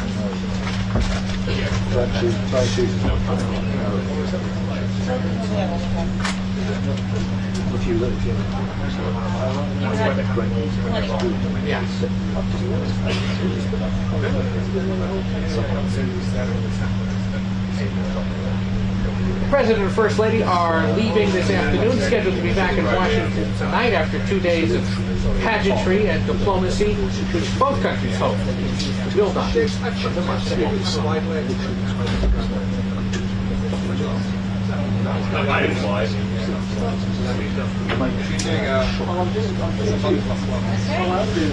Great, thank you, Joe.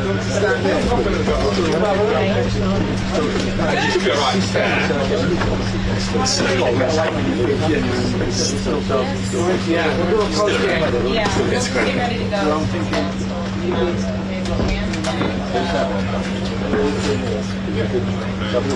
So I'm thinking will be there, and then Gary.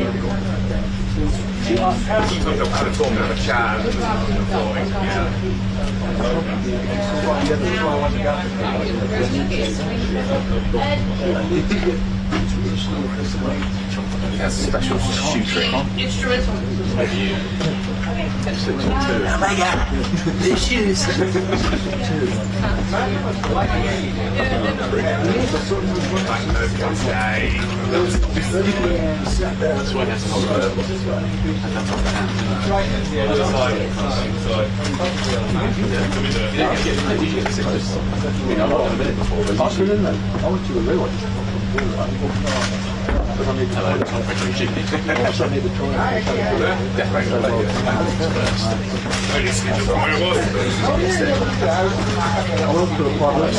Yes, yeah, I saw you.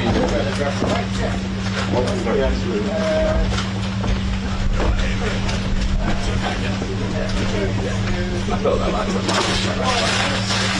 See someone look back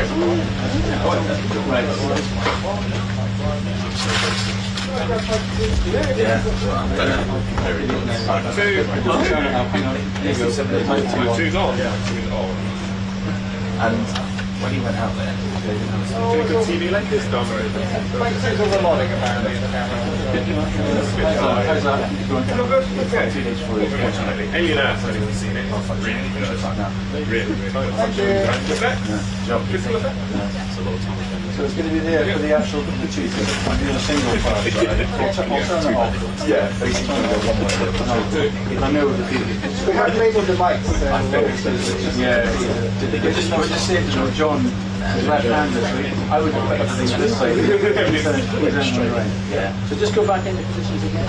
That's what I said. So I'm just thinking about Gary being a bit bigger today.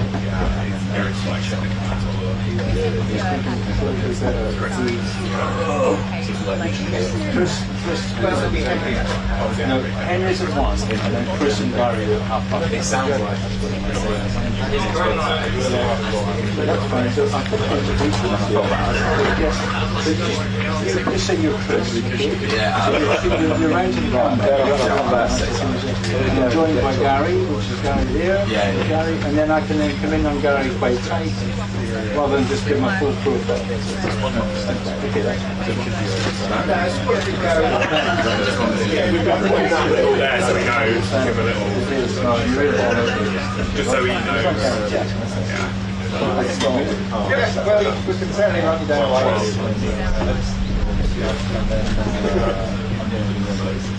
And I think it's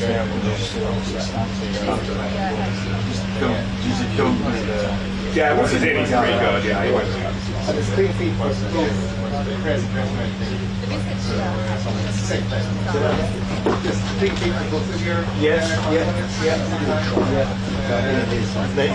Because it's not really a guess. So does he sometimes he doesn't even go Oh, sorry.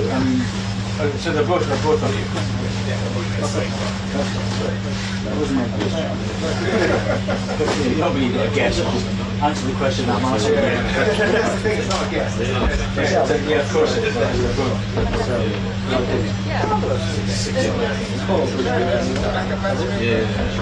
This is on Paris. It is? Yeah.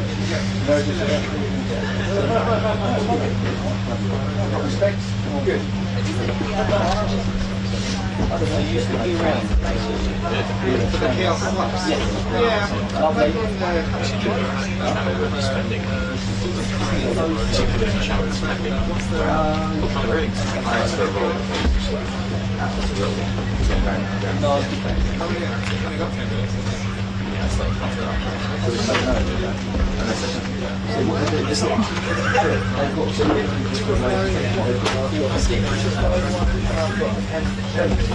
No, at 1 o'clock you've got Henry, then Henry, then Gary, then Henry, and you've got Keir.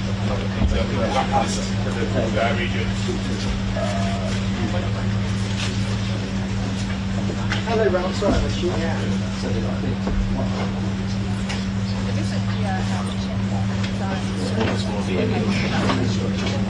Yes, it is. I can't see the thing that is.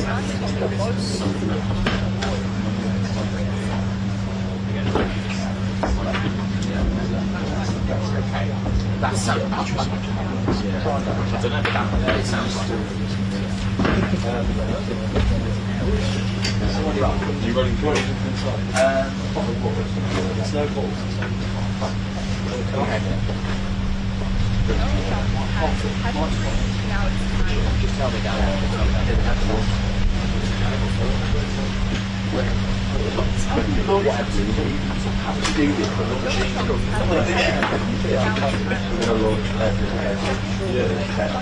We're launching a concept. Yeah. Or was it literally like that?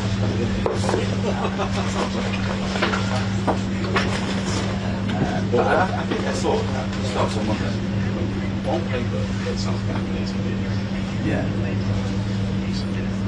I mean, I'm sure it's good. How are you? Nice to see you. I think it was the last summit on the Palace. Yeah, well, your ties are really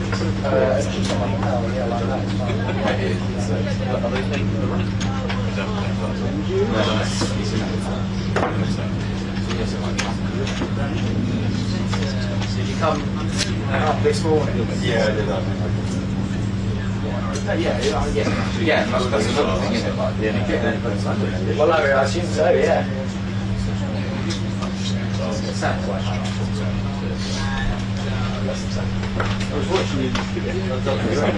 This morning, yeah, I've been here for, it feels like a week. We got a report. It's very atmospheric. I've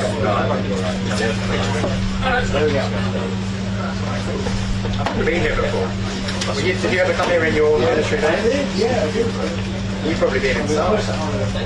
Yeah, that's not too bright, which is where the bus is. Yeah.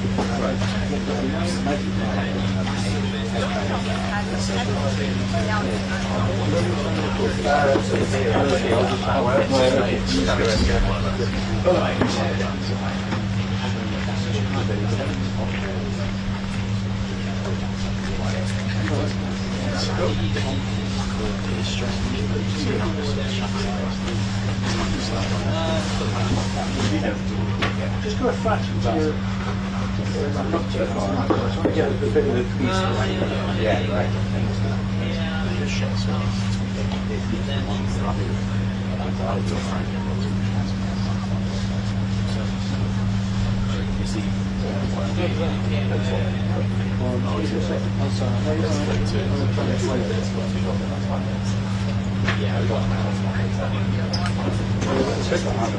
Hello, gallery. I'm happy.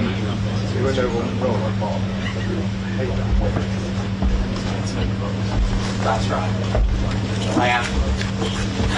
Just let me know if you want to do a rehearsal. Best of all, 9-12.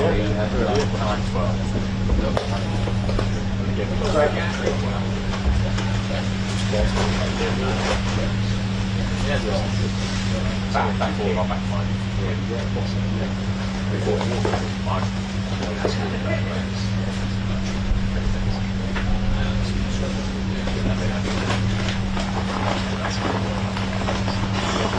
That's it. Very lucky.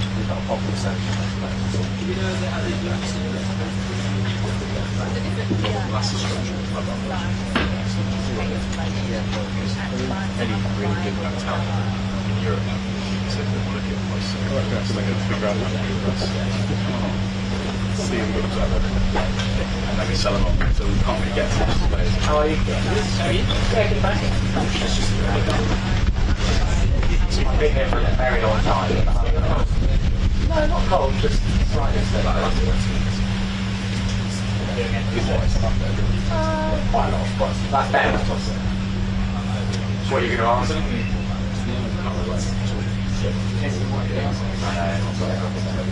Yeah, basically.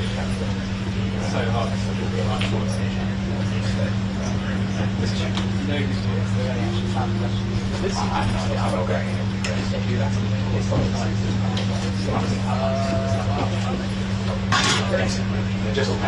Hey, pal. Let it roll.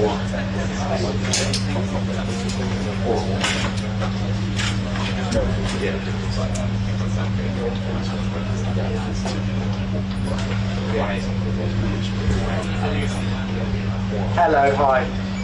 Great, okay, yeah. Just give me a key, yeah, thanks.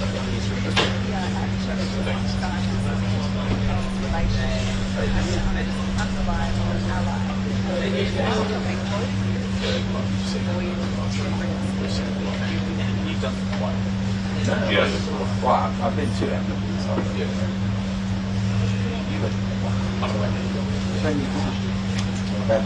When the rest is done.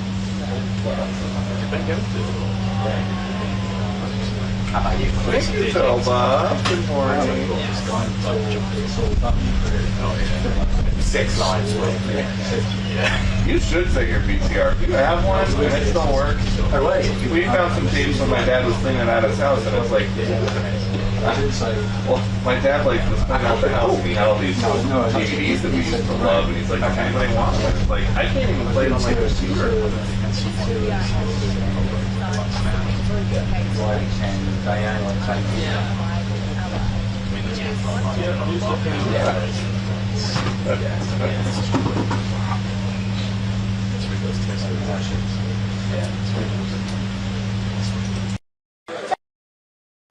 Lovely. Wonderful. Our brand is Crisis. That was a Sandra Bullock movie. A bit too true to life at times. Still front and centre. Sir, how are you?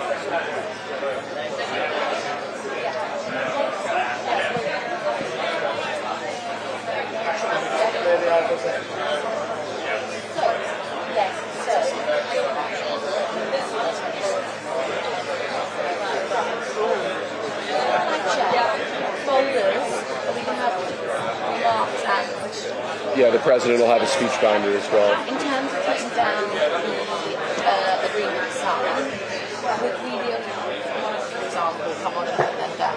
We could. So that it's like marks those done, come in, you have one person from our side. Yeah, that works. I'll just have to talk to state protocol. Yeah. Thank you. Yeah.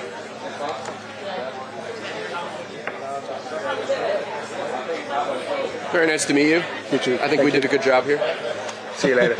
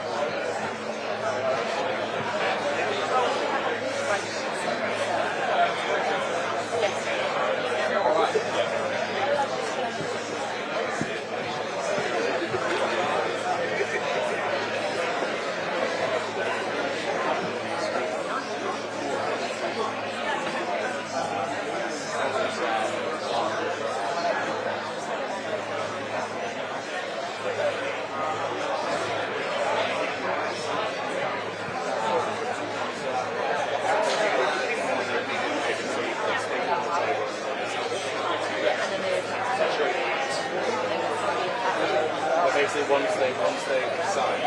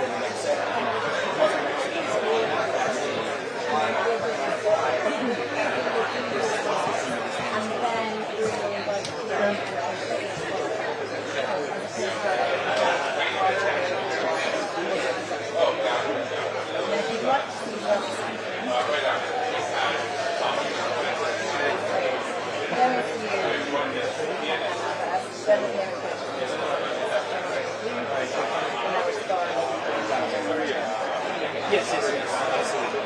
I see. There's a general theme. Sure, sure,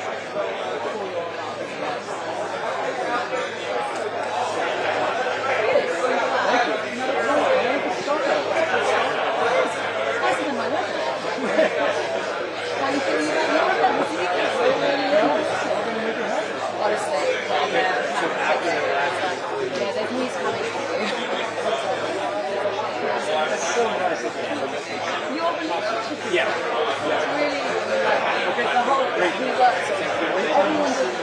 Oh, really?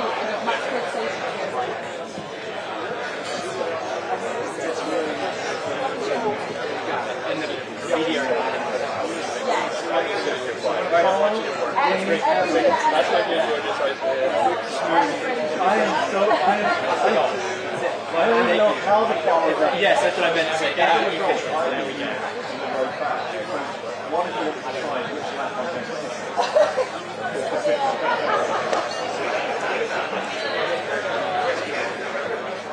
We'll let you ride on coattails.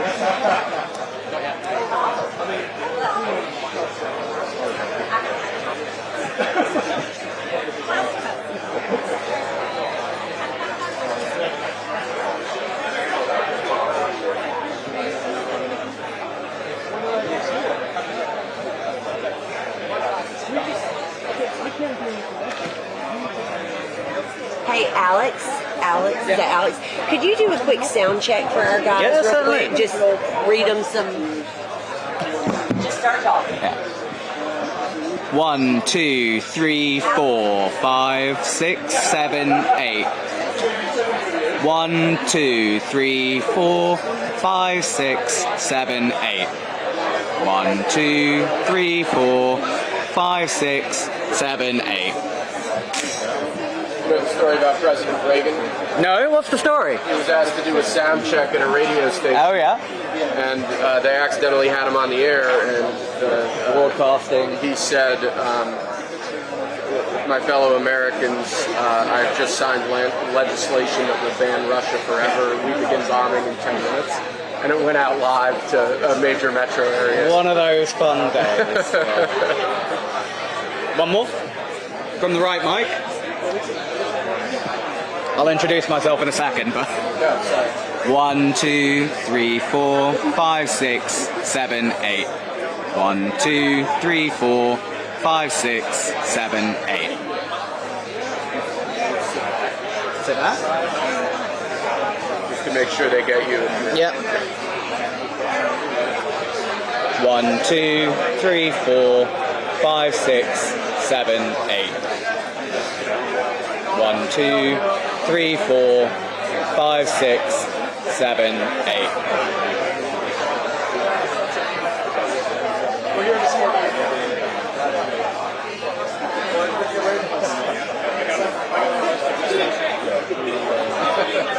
You alright? I think we're fine. So yeah.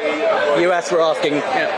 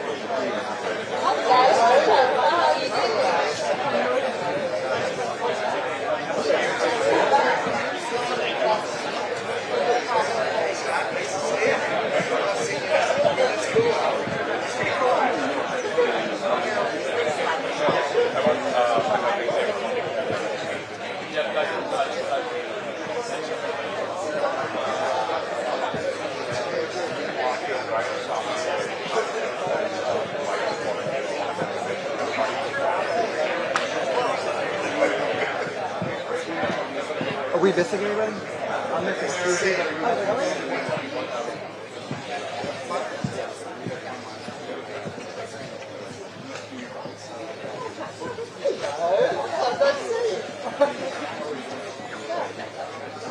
Yeah, that'd be really lovely.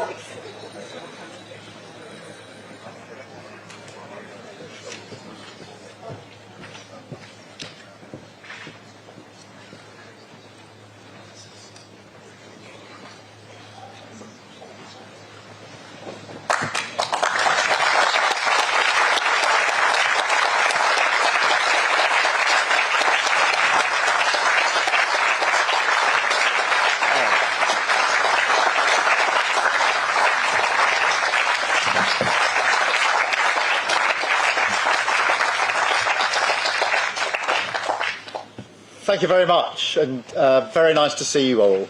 And Mr. President, let me welcome you again for this unprecedented second state visit.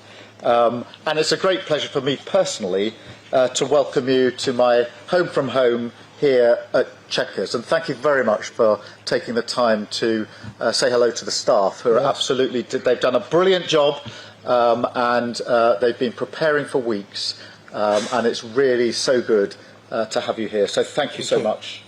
You are among friends, and I think we all agree there's so much to celebrate in the special relationship between our two countries.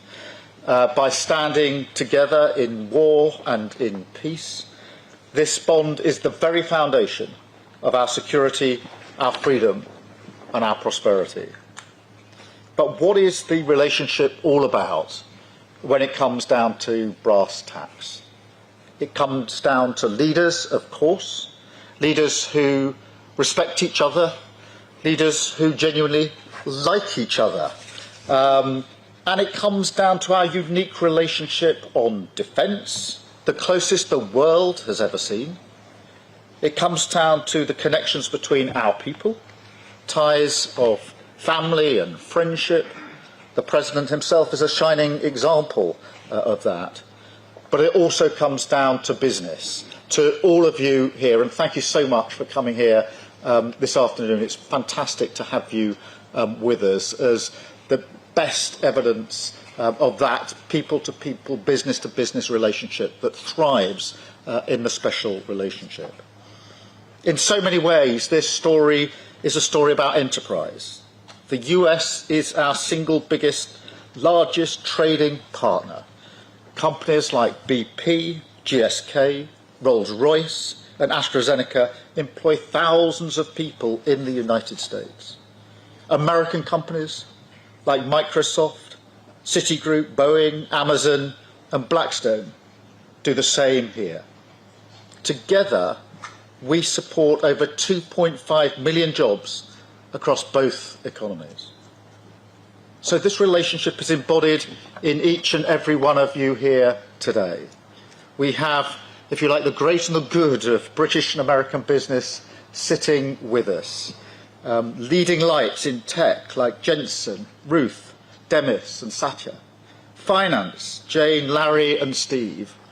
And of course in pharma, in defence, energy and manufacturing. It is really great to see you all again, I should say, because of course we were together yesterday and we know each other very, very well, which is exactly as it should be. And just look at what we're achieving today together. The deals and investment that you're announcing today break all records. What a day. £250 billion flowing both ways across the Atlantic. It is the biggest investment package of its kind in British history by a country mile. So thank you so much for your contribution on your part in that as the embodiment of that special relationship. And let me spell out what that means. It means life-changing investments across the United Kingdom. It's expected to create 15,000 jobs in Belfast, in Birmingham, Hartlepool, the Humber and well beyond. It means thousands of working people will feel and will be better off. and it shows the potency of this partnership. US capital and entrepreneurial spirit combined with British ideas and ingenuity. The UK is one of the world's largest economies. Maybe not quite on the scale of the United States, I concede, but my word, we punch above our weight. And we lead the world in expertise on quantum, on AI, life sciences, financial services and more. We have the only trillion-dollar tech sector in the West, outside of the US, again, I caveat. We have the best investment, the best universities, the most Nobel Prizes, and we have Demis here, outside the US. That's what we bring to the table, and we are proud of it. That's why we both benefit from this incredible relationship. Look at the economic prosperity deal that we struck back in May. It was the first trade deal that the President made. And yes, it was the best deal as well. We have the lowest tariffs in the world in vital sectors, and that is some achievement. It was a tough negotiation, but we did it for a reason. Because it's a win for both sides. And because we knew that by working together, we could deliver more for working people. We could help the businesses here today to thrive and help you create good, well-paid jobs in communities up and down our country. And ultimately, that is the test of the special relationship. How much it delivers for honest, hard-working people to make them safer and better off. We've already taken a big steps forward, and we're going further today, much further. In a moment, the President and I will sign our groundbreaking new technology partnership, the Tech Prosperity Deal. It's a blueprint to win this new era together, shape it according to our shared values, and seize the incredible opportunities that are on offer. I want to thank all of you for supporting this vision. We have huge new investments from NVIDIA, Nscale, OpenAI, Google, Salesforce, and many more, backing cutting-edge British jobs for years to come. And of course, tech needs energy. So to fuel this revolution, we have struck a new deal on civil nuclear power. We discussed this, Mr. President, last time we were together, and the opportunities we had. Generating energy for millions of homes and businesses, driving down bills on both sides of the Atlantic, and driving up energy security. So I want to thank everybody here for supporting this too, with brilliant job-creating investments from Momentum and others, including building up to 12 advanced nuclear reactors in the northeast. So this is a great day for the special relationship, a celebration of what has gone before, of course, but more than that, a moment to deliver investments, jobs and deals which will improve people's lives now and light up the special relationship for years to come. So thank you all, and now it is my pleasure to hand the floor to my friend, our friend, President Trump. Thank you very much. Thank you. And great job.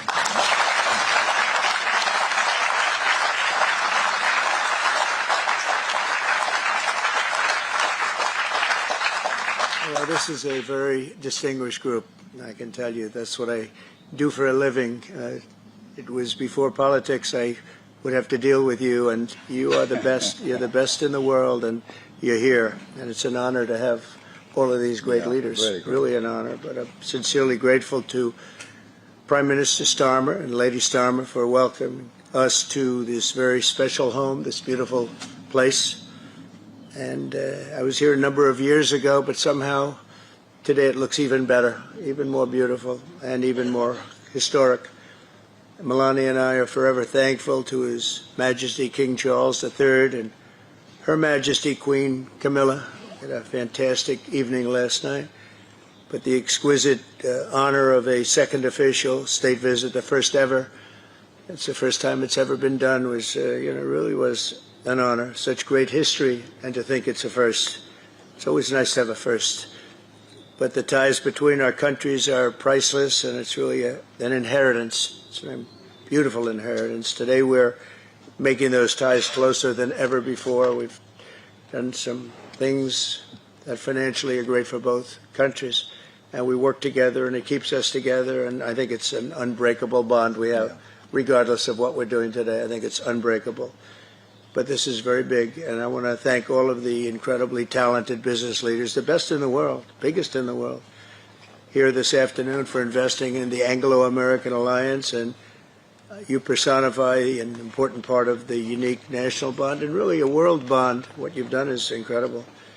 Our two countries do a great deal of business together. $340 billion last year was the number.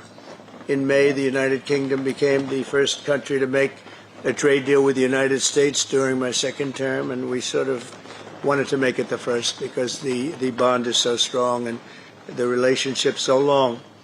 That agreement will create billions of dollars in opportunities for American farmers to sell their products into the UK, reduce barriers to trade, and give the U.S. manufacturers better access to the UK's world-class aerospace supply chain, which is really is world-class. A lot of people don't understand it, the importance of that particular asset that you have. It's a beautiful job you've done. There's no more natural partnership in the world. Together, we're building up the industrial capacity of both of our countries, which is crucial to our defense. And we work so well together in defense. I met so many of the leaders of your defending group, and many of them I've known by name, but now I know them pretty well. We had some very good meetings today and yesterday. So we're taking the next logical step with a historic agreement on science and technology partnerships, and this will create new government, academic, and private sector cooperation in areas such as AI, which is taking over the world. I'm looking at you guys. You're taking over the world, Jensen. I don't know what you're doing here. I hope you're right. All I can say is we both hope you're right. But it's pretty amazing. Quantum computing, fusion, 6G, and civil nuclear energy, and align our nations through the approach of centered deregulation and innovation. And we're going to have a lot of deregulation and a tremendous amount of innovation. It's just happening. But this new accord is already helping spur a massive wave of private sector deals worth over $350 billion alone, headlined by a $136 billion from Blackstone. That's very nice. Steve, thank you. That's why you have that location, I think. It's considered the best seat all the year. Yours is pretty good too, Jensen. That's good. That's great, Steve. you know what you're doing better than anybody. American company X Energy and British company Centrica has been announcing, and really for a long while they've been talking about this deal, the deployment of modular nuclear reactors across the UK, all across the UK. It's been in the wind for a couple of years, and now we're getting it done, generating more than $50 billion in economic value, creating up to 2,500 jobs, and powering 1.5 million homes. That's a lot of homes. 7 decades after British genius Alan Turing pioneered the field, this agreement will also help America and our British allies dominate the future of artificial intelligence. You need the energy. You have to have the energy. That's one thing I learned very quickly. They need a lot of electricity. In the United States, you need double what we have right now just to maintain that fight. We're right now, and I want to say, leading China and the world by a lot in AI, a lot. And we're creating tremendous amounts of energy and letting you create your own electricity in many, many cases. And we're giving you very rapid approvals. We're getting them approvals like they've never seen before. They used to wait 15 and 20 years to be rejected. Now they wait 2 weeks or 3 weeks to be accepted. That's a pretty big difference. And at the same time, we always have the environment in mind, but we move them along. But we're committed to ensuring that you have secure and reliable sources of American AI and quantum technology. We intend to always be the UK's strongest, closest, and most trusted business partner, very important to us. The relationship is very important. 1 year ago, our country was in serious trouble. The King of Saudi Arabia, a great gentleman, you all know him. He said, "Sir, your country was dead 1 year ago, and now you have the hottest country anywhere in the world," and it's true. We'll have more than $17 trillion invested in our country this year. 17 trillion, which is many, many times what we had last year, and we're only in our just about almost 9th month. It's moving along quickly. It's amazing. I was saying we're in our 3rd month, our 4th month, our 5th month, but we're at, it's going to be over $17 trillion. No country has ever had anything like that, even close. GDP last quarter was 3.3%. Despite all of the things we're doing, one of the things we're doing, which I'm very proud of, is the border. We now have a totally closed border, totally secure for 3 months. 0 people came into our country, bad people. And they come in, but they have to come in legally. We have a great process going. And inflation is virtually non-existent. As you know, we're taking in trillions of dollars from tariffs, and they've been so incredible for our country, so incredible. We're keeping our companies happy. We're keeping them solid and sane, and they're very, very thrilled at what's happened. They can't even believe it. And we've never seen investment like this. Without the tariffs, we would have just a fraction of that. And we're really the only one that can do tariffs. Nobody else is able to do them. With us, it works because people have to be there. But we've slashed 30-year-old regulations. And as you know, in my first term, we had a very successful first term. We had the greatest economy in the history of our country. And we had the biggest regulation cut in the history of our country. And now we're doing it again. We're slashing them at a level that is even beyond what we did in the first term. The first term, we did more regulation cutting by 4 times at any other time that any other country has done or that we've done. And we think we're going to exceed that this time. And we'll have regulation, but it'll be sane regulation. It'll be regulation that allows you to compete and do your thing, or regulations that you're able to get around and do things and you no longer have that regulation. But we slashed regulations at a level that's never been done before, and we're doing it at the same level right now. I recently signed the largest tax cuts in our country's history, and the bill includes a 100% expensing for investments in equipment and factories. Nobody's ever seen anything like that, and it lasts for a 10-year period, so it's going to be there for a while. But the countries and companies are coming into our country for the expensing aspect of the bill. It was in I call it the big, beautiful bill, the great, big, beautiful bill. We got so much, the largest bill ever passed in the history of our country. In fact, so big that we really don't have to pass too much anymore. We can just do this for 4 years, implement. You know, I like to implement because the bills are wonderful, but you have to implement. But the expensing is going to be the reason, I think, that bigger than anything else, when you have 1 year expensing, you can write everything off for the first year, including structure. So you didn't even have that in the first bill. I think it was the biggest factor in the first bill why it led to such growth, and this is actually a better form of expensing, and it's actually more significant. So today America is strong. Our economy is, I think, potentially the strongest it's ever been. We'll see very soon those big places that are being built all over the country. Car companies are moving in. AI is moving in. Everybody's coming in. They all want to be here. The drug companies are coming back. They all want to be there. They sort of have to be there, but they want to be there. But with this agreement, our cherished friendship with the United Kingdom is getting stronger and stronger. And again, I want to thank the Prime Minister. He worked very hard on this and getting this deal done. This is long in the making. They've been talking about it for a long time, and we got it done. And it's a real honor to be with you, and thank you very much. Thank you.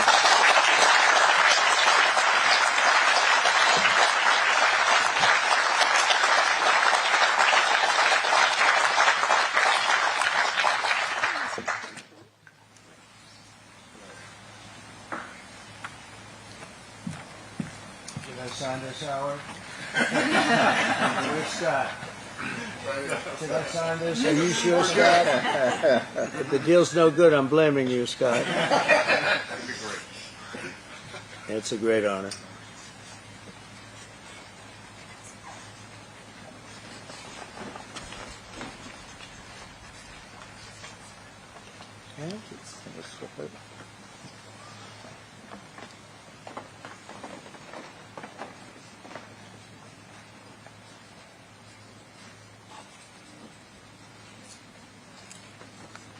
Okay, hold that up. Yeah.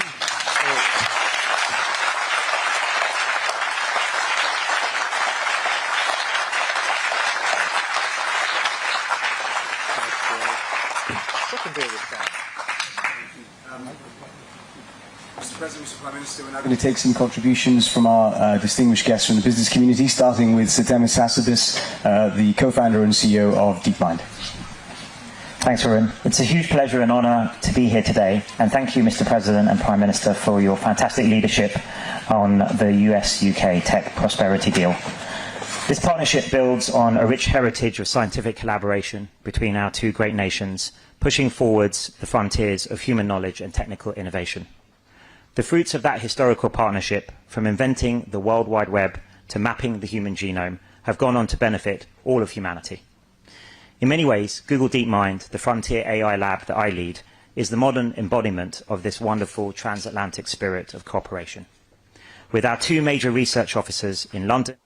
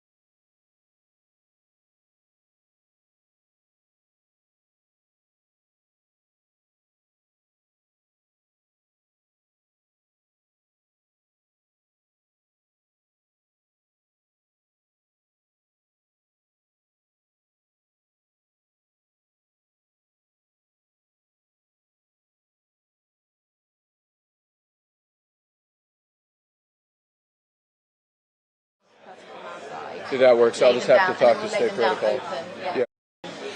Have one person from our side. Did that work? So I'll Lay just them have to down, talk and to then state lay them down protocol. open, Yeah. Thank you. Yeah.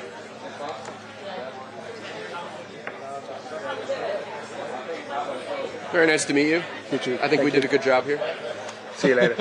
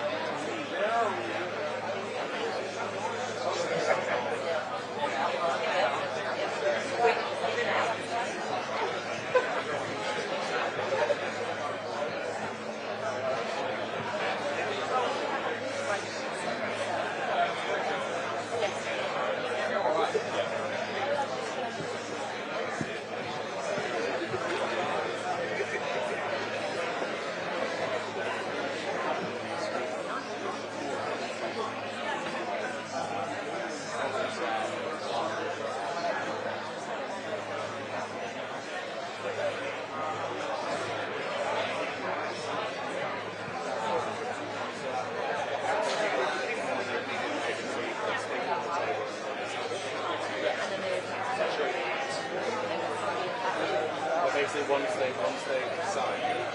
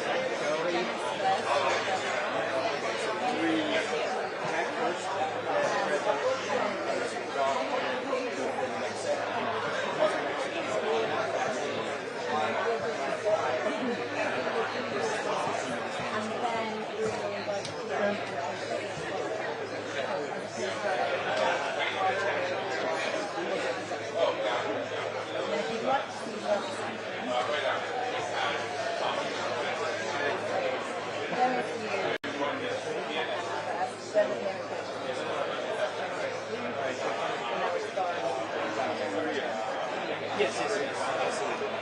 I see. So general theme.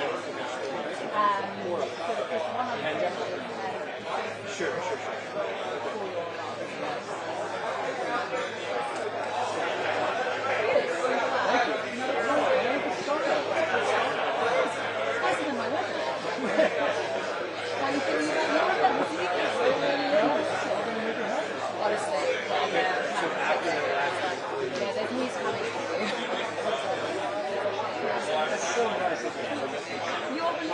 Yeah.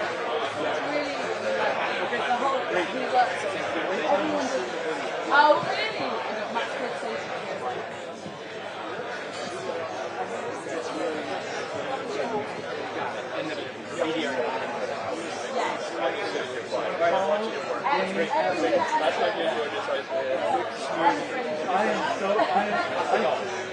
I don't know how the follow up. Yes, that's what I meant to say. There we go.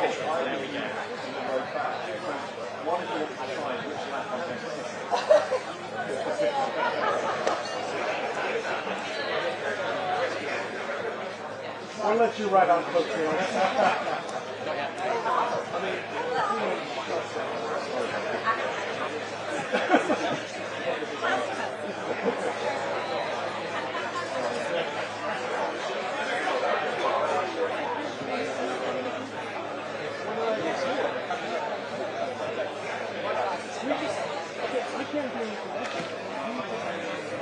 Hey, Alex. Is that Alex? Could you do a quick sound check for our guys? Yeah, real certainly. quick? Just read them some. Just start talking. Yeah. 1, 2, 3, 4, 5, 6, 7, 8. 1, 2, 3, 4, 5, 6, 7, 8. 1, 2, 3, 4, 5, 6, 7, 8. You know the story about President Reagan? No, what's the story? He was asked to do a sound check at a radio station. Oh, yeah? And they accidentally had him on the air, and broadcasting. He said, "My fellow Americans, I've just signed legislation that will ban Russia forever. We begin bombing in 10 minutes." And it went out live to major metro areas. One of those fun days. One more? From the right mic? I'll introduce myself in a second, but...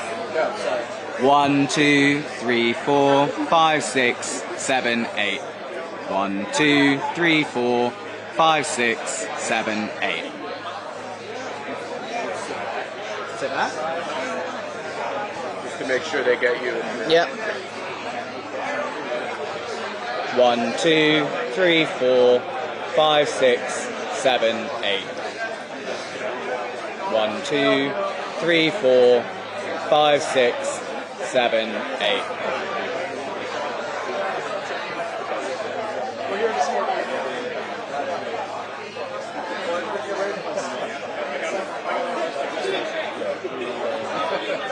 You alright? I think we're fine. So Yeah. US we're asking. Yeah.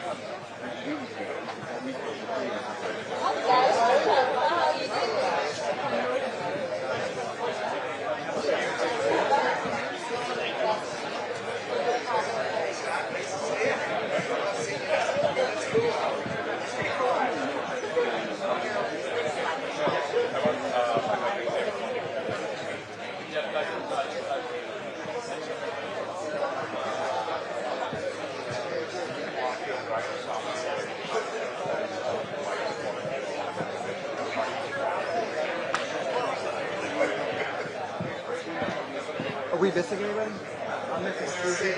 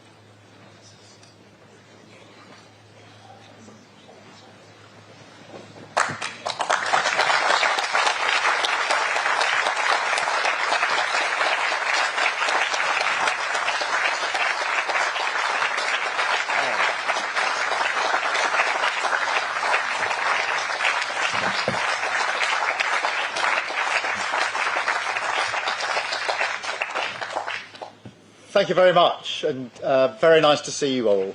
And Mr. President, let me welcome you again for this unprecedented second state visit.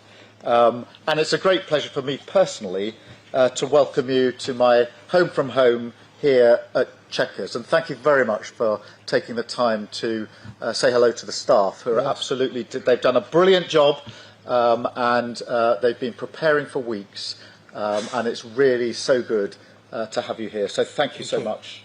You are among friends, and I think we all agree there's so much to celebrate in the special relationship between our two countries.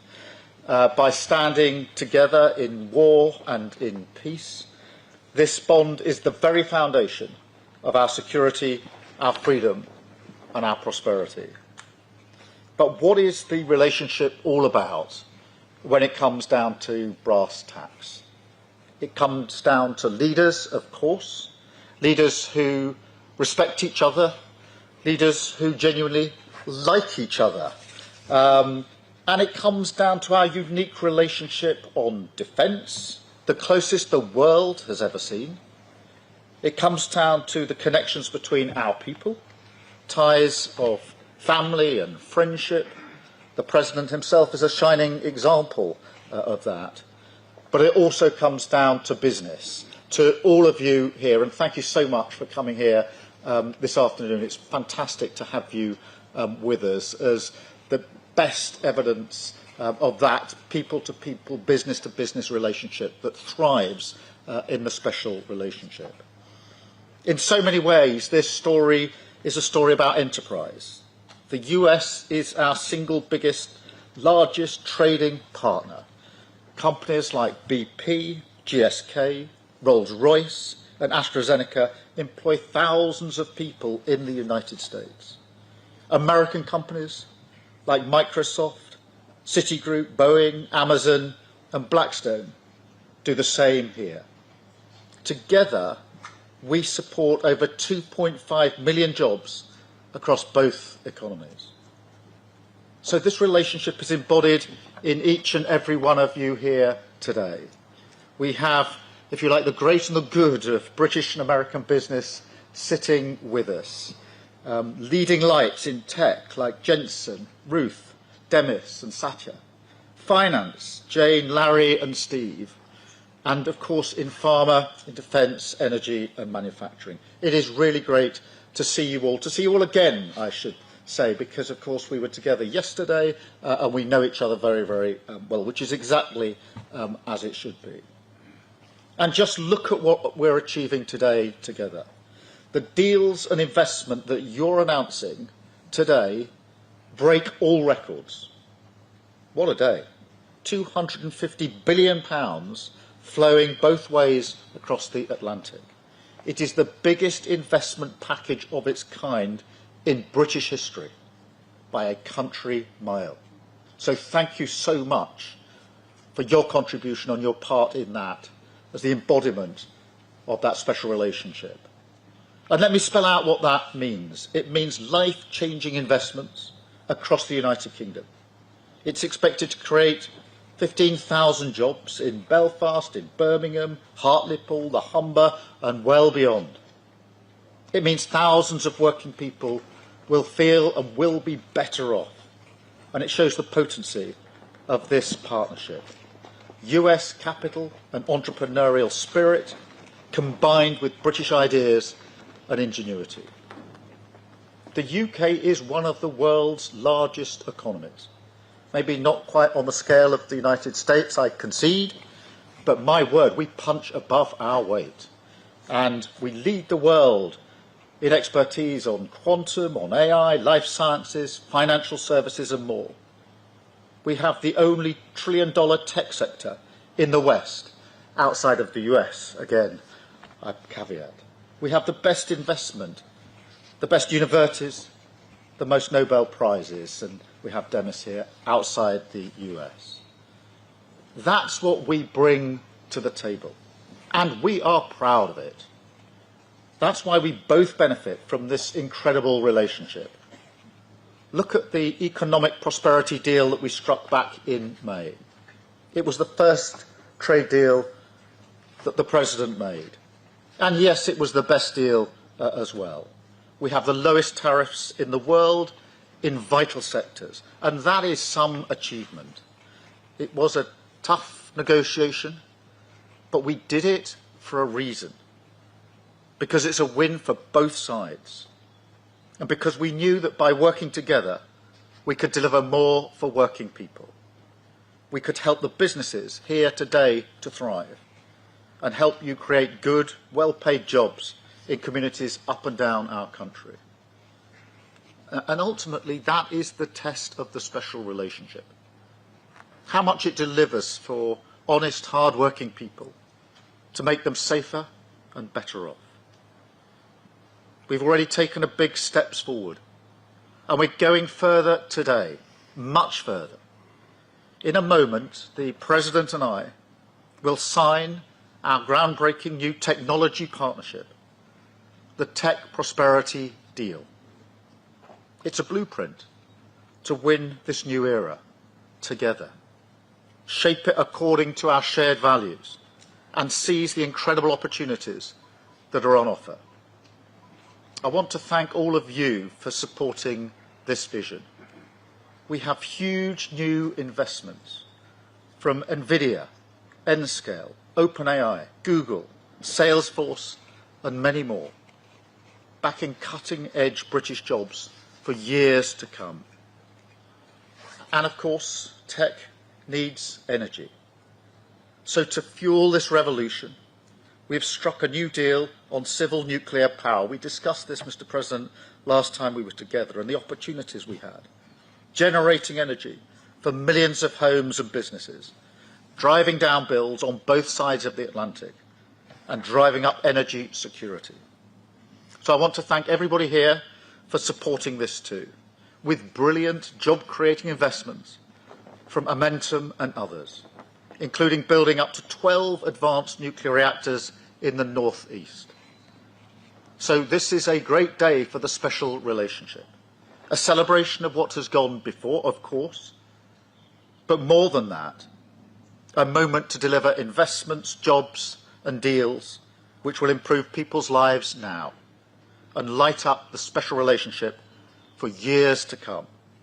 So thank you all, and now it is my pleasure to hand the floor to my friend, our friend, President Trump. Thank you very much. Thank you, and great job.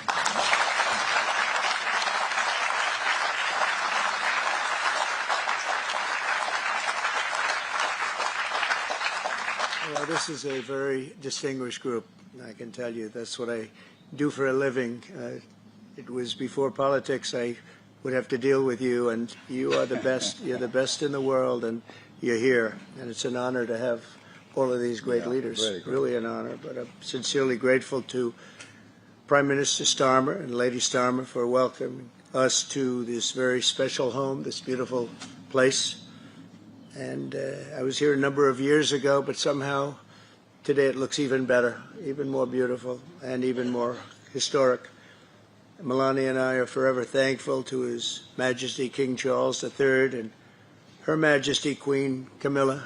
We had a fantastic evening last night.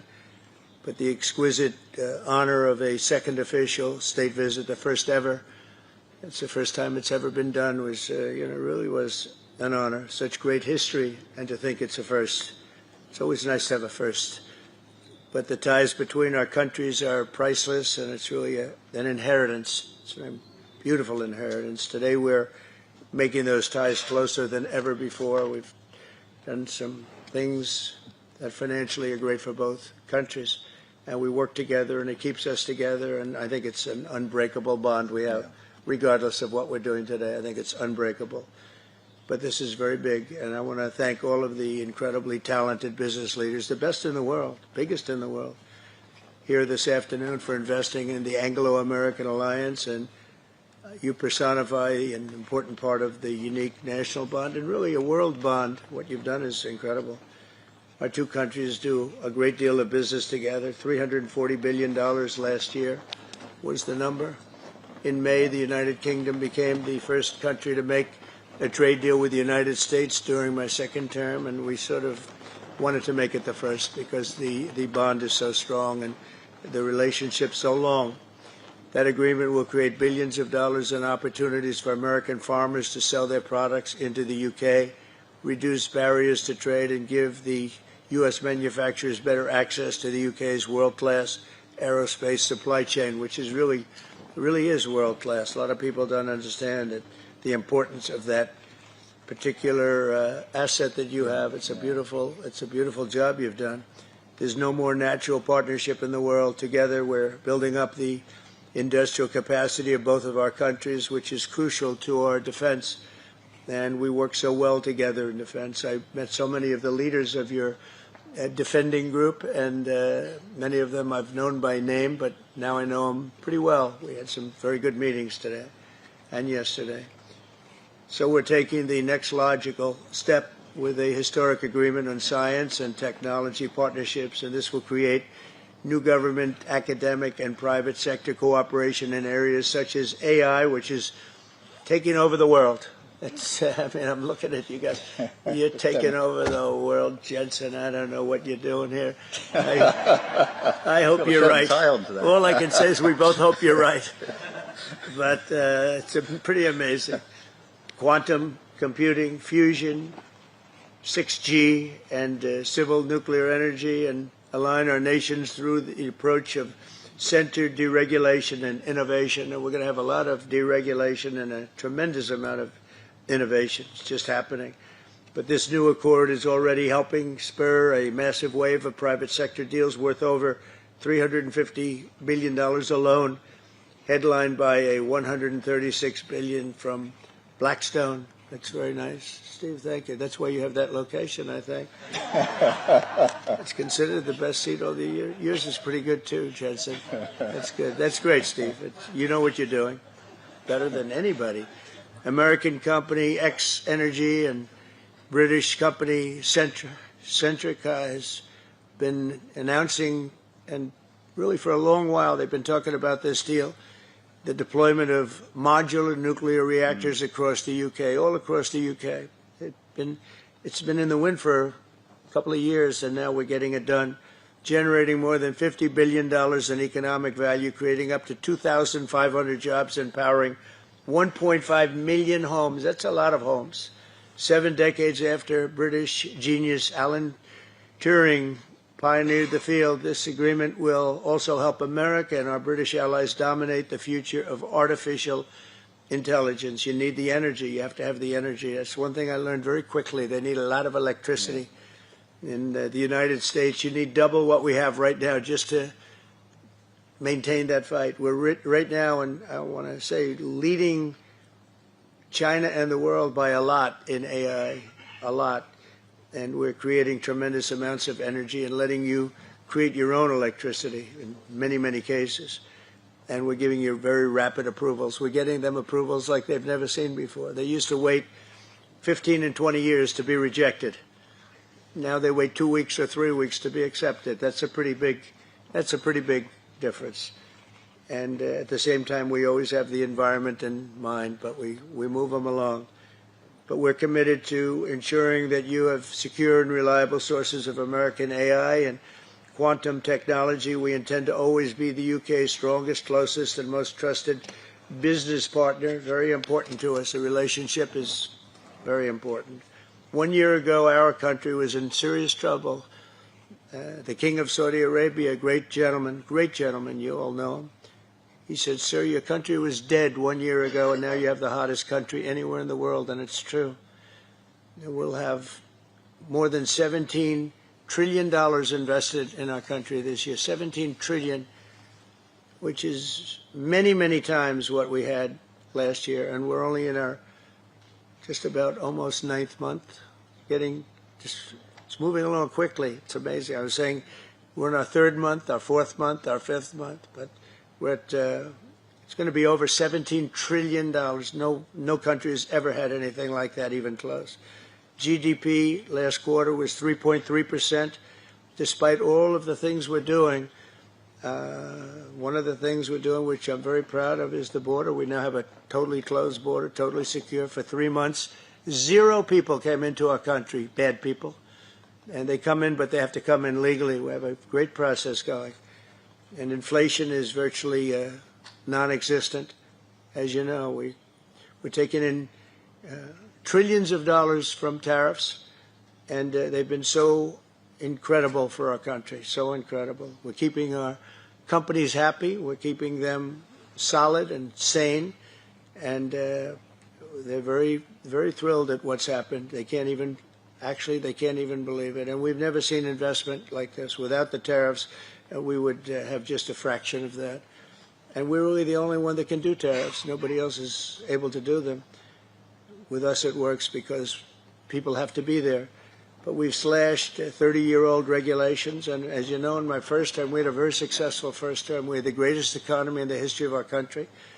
And we had the biggest regulation cut in the history of our country. And now we're doing it again. We're slashing them at a level that is even beyond what we did in the first term. The first term, we did more regulation cutting by 4 times at any other time that any other country has done or that we've done. And we think we're going to exceed that this time.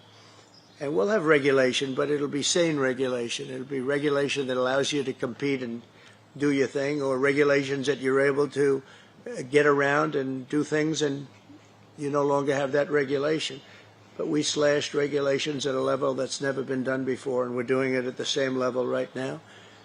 I recently signed the largest tax cuts in our country's history, and the bill includes a 100% expensing for investments in equipment and factories. Nobody's ever seen anything like that, and it lasts for a 10-year period, so it's going to be there for a while. But the countries and companies are coming into our country for the expensing aspect of the bill. It was in I call it the big, beautiful bill, the great, big, beautiful bill. We got so much, the largest bill ever passed in the history of our country. In fact, so big that we really don't have to pass too much anymore. We can just do this for 4 years, implement. You know, I like to implement because the bills are wonderful, but you have to implement. But the expensing is going to be the reason, I think, that bigger than anything else, when you have 1 year expensing, you can write everything off for the first year, including structure. So you didn't even have that in the first bill. I think it was the biggest factor in the first bill why it led to such growth, and this is actually a better form of expensing, and it's actually more significant.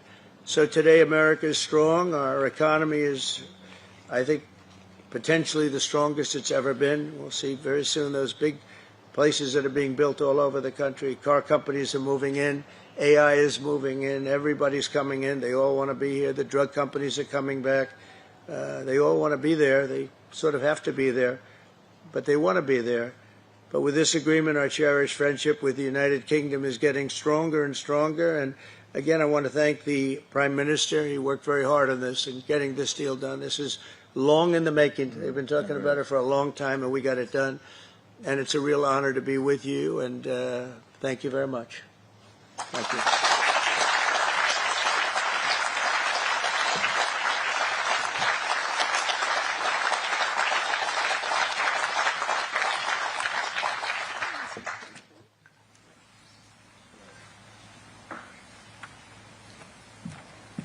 Did I sign this, Howard? Where's Scott? Did I sign this? Are you sure, Scott? If the deal's no good, I'm blaming you, Scott. It's a great honor.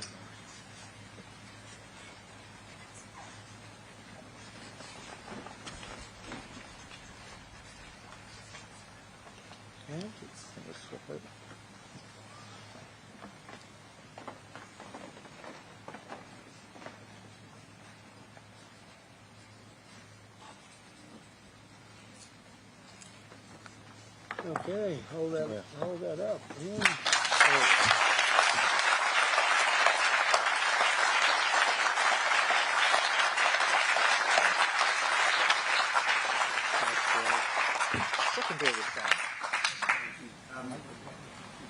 Mr. President, Mr. Prime Minister, we're now going to take some contributions from our distinguished guests from the business community, starting with Setemis Hassabis, the co-founder and CEO of DeepMind. Thanks, Varun. It's a huge pleasure and honour to be here today, and thank you, Mr. President and Prime Minister, for your fantastic leadership on the US-UK tech prosperity deal. This partnership builds on a rich heritage of scientific collaboration between our two great nations, pushing forwards the frontiers of human knowledge and technical innovation. The fruits of that historical partnership, from inventing the World Wide Web to mapping the human genome, have gone on to benefit all of humanity. In many ways, Google DeepMind, the frontier AI lab that I lead, is the modern embodiment of this wonderful transatlantic spirit of cooperation. With our two major research offices in London,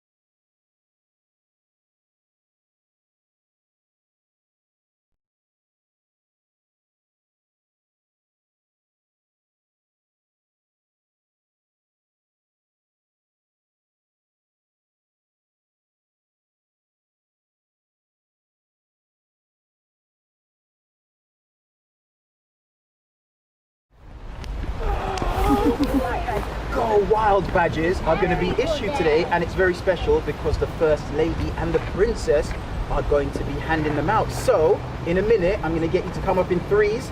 You're going to come to me, I'm going to shake your hand, and I'm going to ask you to go to the First Lady, or I'm going to ask you to go to our joint president, the Princess of Wales. Is that okay? Right, so can I have the first three, please? Who's my first? 1, 2, 3. Come on.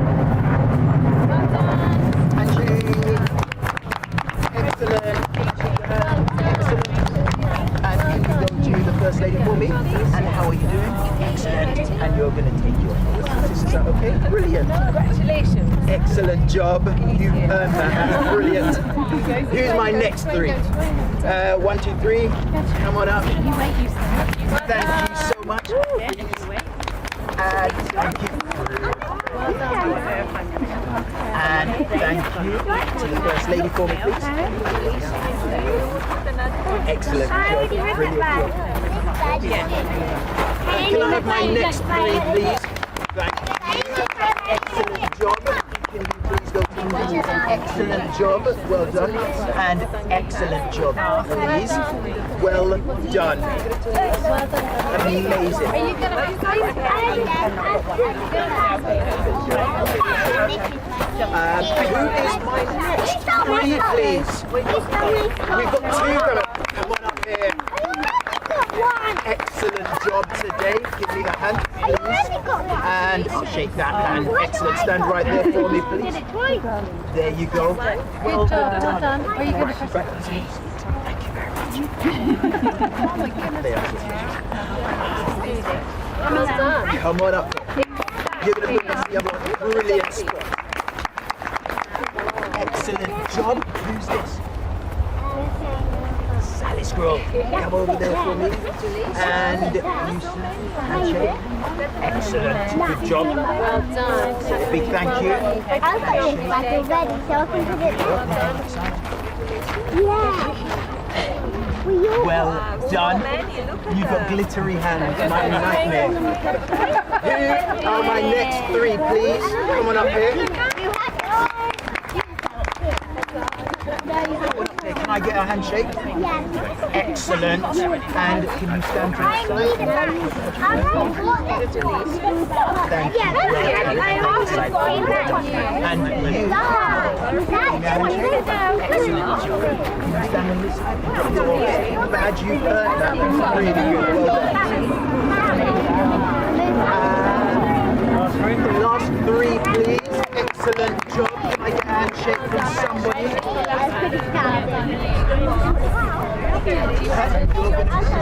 It's fine. Thank you so much. So, has everyone received their badge? Right. So, I have one more. Where's Ezekiel and Prue? There they are. Come over here because I need your help. Now, I told you you had a very special job, didn't I?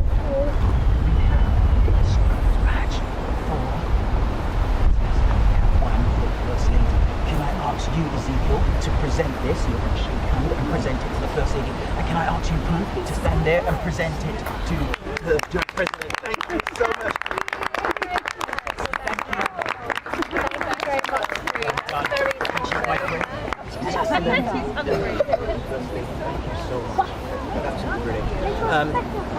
It's been an absolute pleasure. I hope you enjoyed it. One of the things I know is how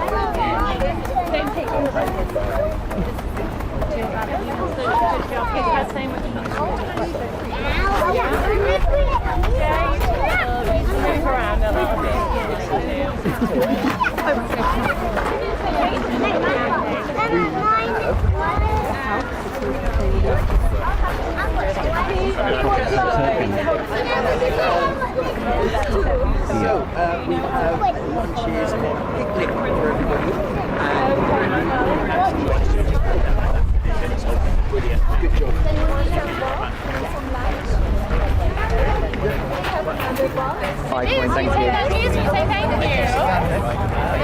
People are going to like about that. Brilliant. I respect the good stuff.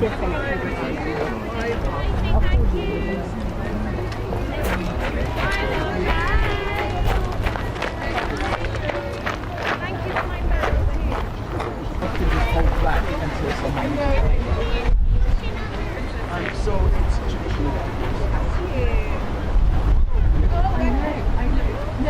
I should know it. Yeah, I do, but I just think it's so in habit, so it's too tough.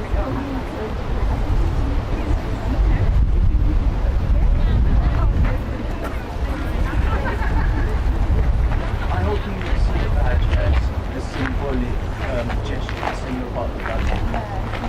And I hope it's special.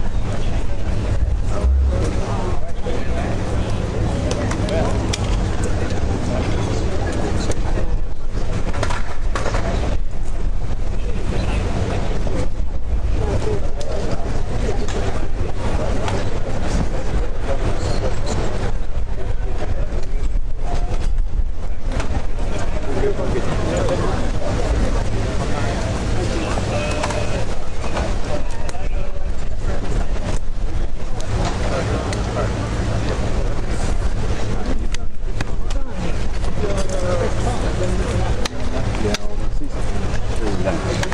new, £500 It's not smooth, it's a steel. It's an APS-C then.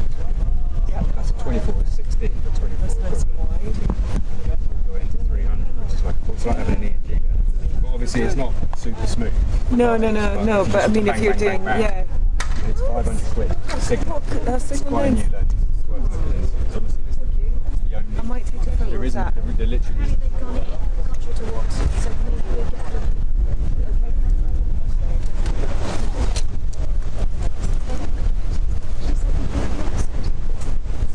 So I'm going into my... I'm going to go and try and find it, okay? I'll give you a copy. Which way am I going? That way? Back in the stand-up position. Right, okay. Hi, we're all done. Yep, that sounded all fine. Yeah.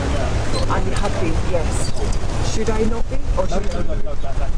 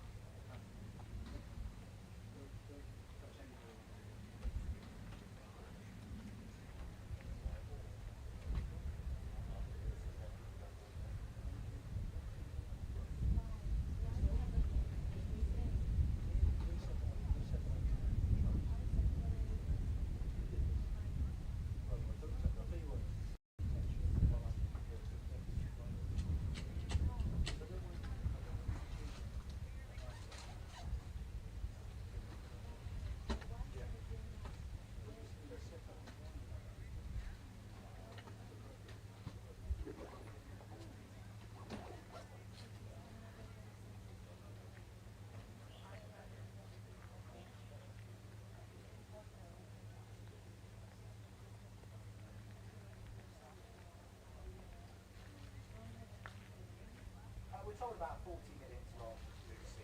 I imagine there'll be opening statements from each of the leaders, and then it will be probably a roughly even split of British journalists and American journalists asking questions. So they'll most likely, the journalists that is, ask questions of both leaders. And then in terms of how it will go, I think it really depends on the mood of the leaders and particularly the mood of Donald Trump. The hope of the UK government, the hope of Keir will be that it merely perpetuates the incredibly good lives of this two-day status so far from the president, who is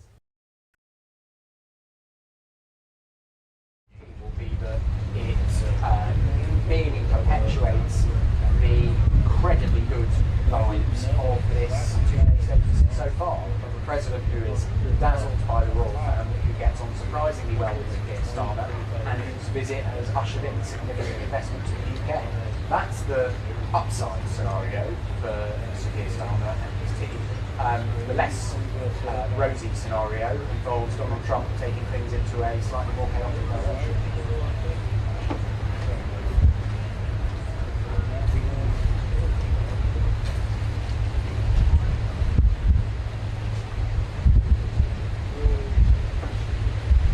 Yeah, and remember, by the way, that was when Keir Starmer actually whipped out of his pocket with a theatrical flourish.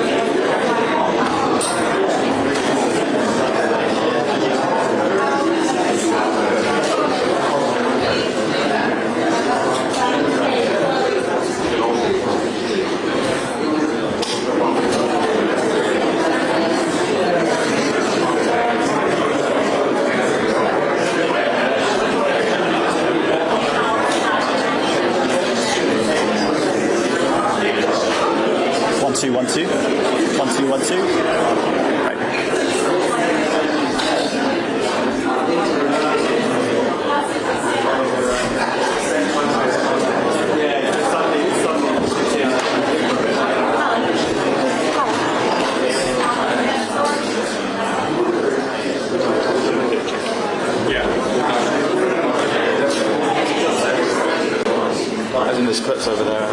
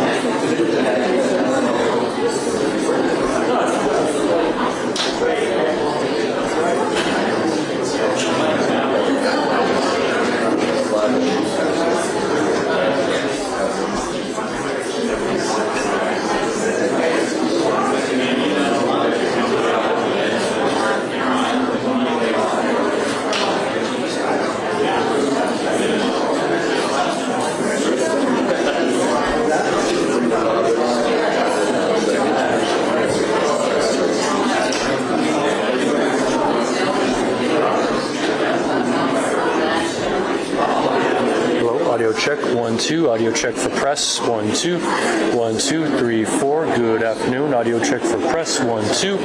1, 2, 3, 4. Audio check, 1, 2. 1, 2, 3, 4. I'm getting thumbs up, 1, 2, 3, 4. 5, 6. 1, 2, 1, 2. Check, check, 1, 2. Audio check for press, left podium good, 1, 2. Audio check, 1, 2, 3, 4. Still good, good. Everybody good. Thumbs up, 1, 2. All right.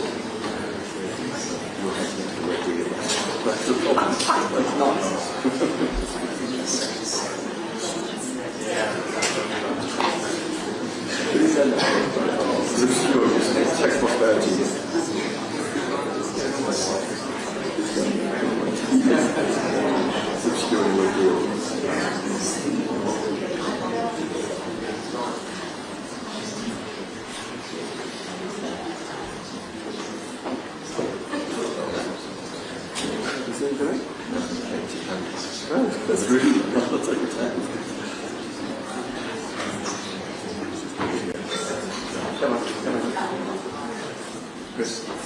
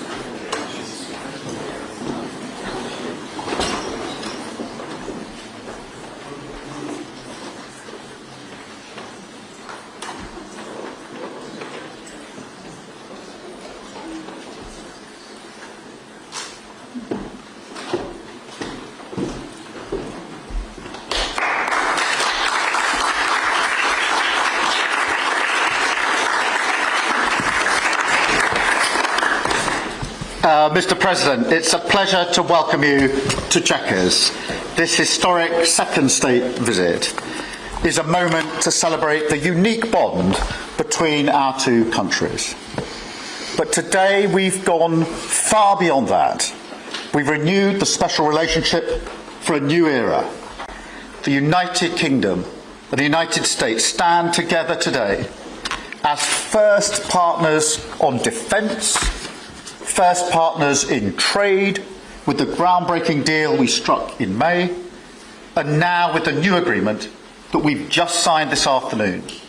We're confirming our status as the first partners in science and technology, ready to define this century together, just as we did the last. This tech partnership has the power to change lives.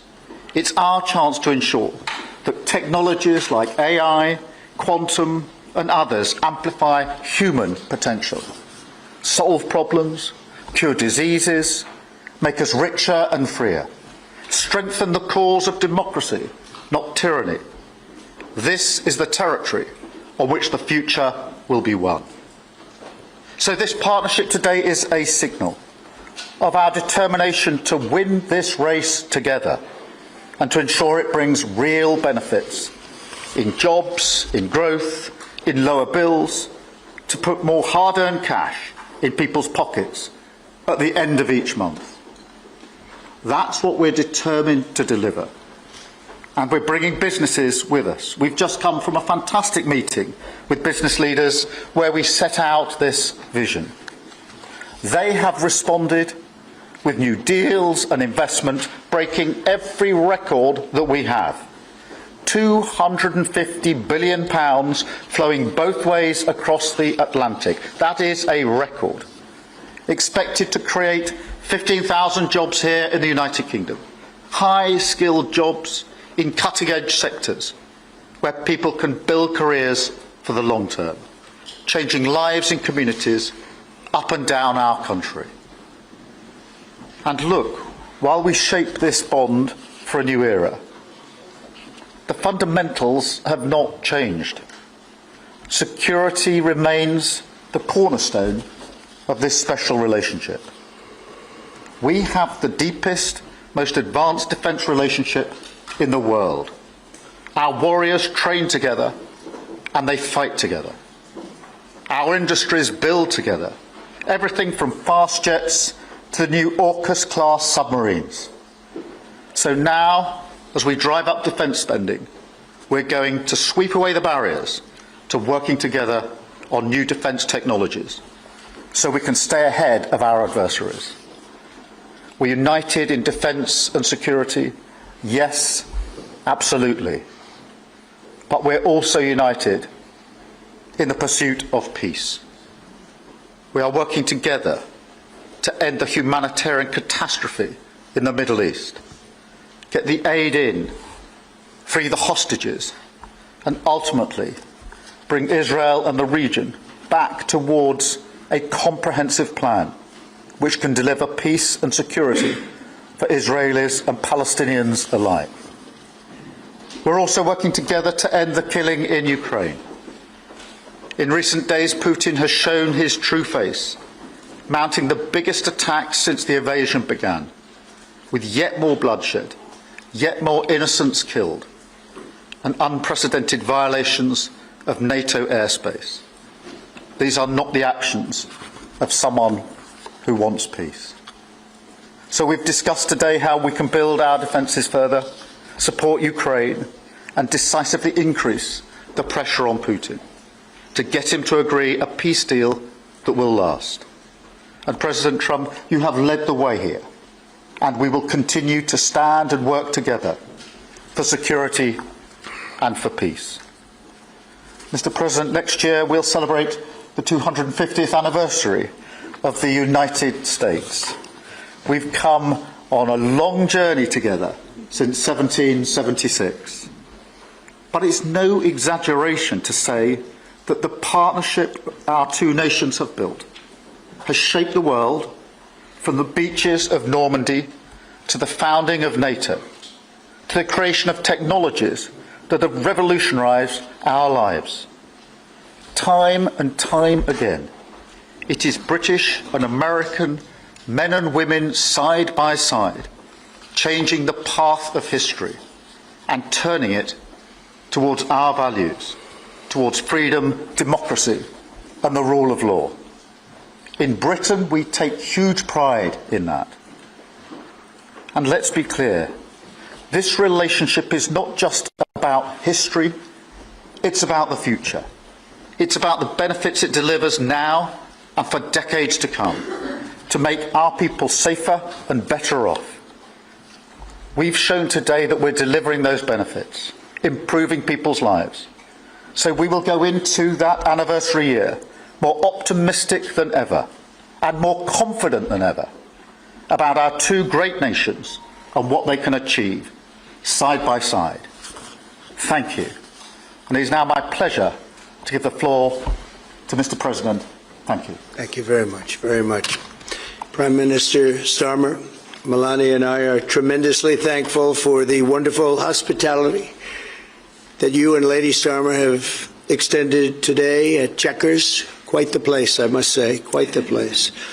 And we're grateful beyond words for the spectacular honor of the state visit yesterday at Windsor Castle, hosted by His Majesty King Charles III and Her Majesty Queen Camilla. These are two fantastic people. We will never forget it. As I said last night, the bond between our countries is like no other anywhere in the world. The United States and the United Kingdom have done more good on this planet than any two nations in human history. That is thanks in large part to the traditions of British liberty, which grew up on these isles, these beautiful, magnificent isles, and were carried by our ancestors to the New World. We're forever joined, and we are forever friends, and we will always be friends. This enduring connection is why I was thrilled that the United Kingdom was the very first country with which we made a historic trade deal, and a very good trade deal. He's a tough negotiator. I think it was a better deal for you than us, but these are minor details. It's a very good deal for both of us. He's a great negotiator. We will extend our unparalleled security alliance into the realm of economic security for the first time, and I look forward to finalizing it very soon. We'll have it done very quickly. We have also just signed a historic technology prosperity deal, one of a kind, to ensure our countries lead the next great technological revolution side by side. In fact, we just left the business leaders, the biggest in the world. Some are in this room right now. And that was quite a meeting we had on business and trade and technology. This trip has galvanized $350 billion in deals across many sectors, and we're committed to ensuring that the UK has a secure and reliable supply of the best AI hardware and software on Earth. And we supply that, and we'll make sure we supply it in quantity to the UK. And we also are joining forces on quantum computing and nuclear power, a natural partnership for close allies. The United States, as you probably have heard, is doing better than it has ever done in terms of business and investment. The stock market has hit a new high, as you know, and that's for many, many days out of our fairly short 8 months. And we seem to be hitting new highs, and I think we're going to do much better even as time goes by. Jobs are at a record, and most importantly, we have more than $17 trillion, $17 trillion, and this is during an 8-month period being invested in the country, which is not only a record, but if you compare $17 trillion to the last year of the Biden administration, they did $250 billion. They didn't do $1 trillion for the 4-year period. We did $17 trillion of investment coming in. A lot of it's because of tariffs, and a lot of it's for a lot of other reasons, but there's never been anything like it. It's an economic superstar. That's what's become. It was mismanaged and badly handled for a long period of time, but it's not badly handled anymore. So that's a record, and remember, that's up until 8 months. We have another few months to go, and that number is going to get significantly higher, especially if we win a certain case that we're waiting to hear. That will be something like the world has never seen. I want to congratulate the United Kingdom on making the vital commitment to spend 5% of GDP on defense at the NATO summit this year. We've worked together very closely in so many ways. I'm very honored to tell you that we've solved 7 wars, wars that were unsolvable, wars that couldn't be negotiated or done. The U.S. has done 7 of them. The one that I thought would be easiest would be because of my relationship with President Putin, but he's let me down. He's really let me down. It was going to be Russia and Ukraine, but we'll see how that turns out. But that turned out to be, I thought it might be among the easiest of the group. But we have settled just about every conflict, and as you know, we're working very hard on Israel and Gaza. All that's happening over there, complex, but it's going to get done. It'll all get done right, and likewise Russia and Ukraine will get done. But you never know in war. You know, war is a different thing. Things happen that are very opposite of what you thought. You thought you were going to have an easy time or a hard time, and it turns out to be the reverse. As we saw in the unforgettable parade yesterday at Windsor Castle, what a place it is. The British Armed Forces carry on one of the finest military traditions in the world, one of the greatest marching bands, one of the most magnificent sights I've seen. I know that our service members look forward, and we do look so forward to working even more closely with yours as you push toward that 5% goal. And I think, Mr. Prime Minister, you're just about there. You're going to be there very quickly, along with a lot of other great countries. I want to thank NATO and our wonderful head of NATO, who's really worked very hard, Mark, for the job they've done. As you know, NATO was at 2% GDP, and they didn't pay it. Now they're at 5%, and they pay it. And we appreciate that. And we're sending a lot of weapons to NATO. NATO is paying for those weapons in full. But we're sending them, and we're doing a great job at getting them what they need. And we appreciate the fact that they're taking care of it, because the United States is into that war for $350 billion. And just really very sad. It just got out of control. They didn't know what they were doing. But over the generations, British and American warriors have shed their blood side by side in defense of liberty and freedom. And that's why it's so imperative that the United States and the United Kingdom stand together for these fundamental rights and values of the English-speaking world. And we've always stood together, and we will continue to. Just last week, a great American, Charlie Kirk, was heinously assassinated for speaking his mind. He was a great young man. Incredible future. Some people said he might be president someday. I told him, I said, Charlie, I think you have a good shot someday at being president. And he just wanted to take care of youth. He loved youth. I've never seen anybody relate to youth like Charlie, and they related to him, and they're devastated. But I appreciate the many British citizens who have offered their condolences. And again, Charlie was a great person. We'll be going out to a service on Sunday. I'll be leaving with some of the people in this room just to celebrate Charlie and all that he's done. So incredible. Never seen anything like it.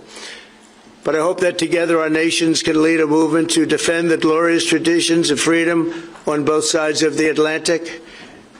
There could be no greater tribute to the immortal bonds of affection and loyalty that unite the British and the American people for all of time. We have a relationship like no other. It will always be that way. We will always be united. We'll always be together.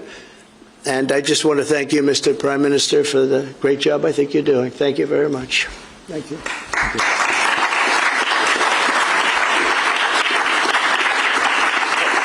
Thank you very much, Mr. President. We're going to take some questions. I'll call 2 or 3 to start with, and then I'll pass over to the President. I've got Chris Mason from the BBC first. Chris.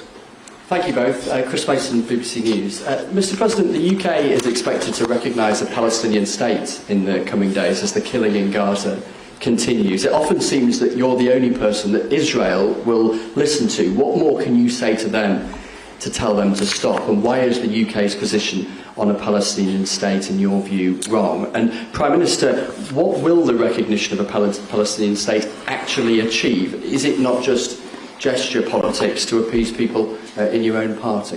Thank you both. Well, Chris, let me just start with that, because we discussed this amongst other things. We had the best part of an hour, I think, upstairs earlier today, just one-to-one, going through a number of affairs, world affairs, in private. And we absolutely agree on the need for peace and a roadmap, because the situation in Gaza is intolerable. The hostages have been held for a very, very long time, and they must be freed.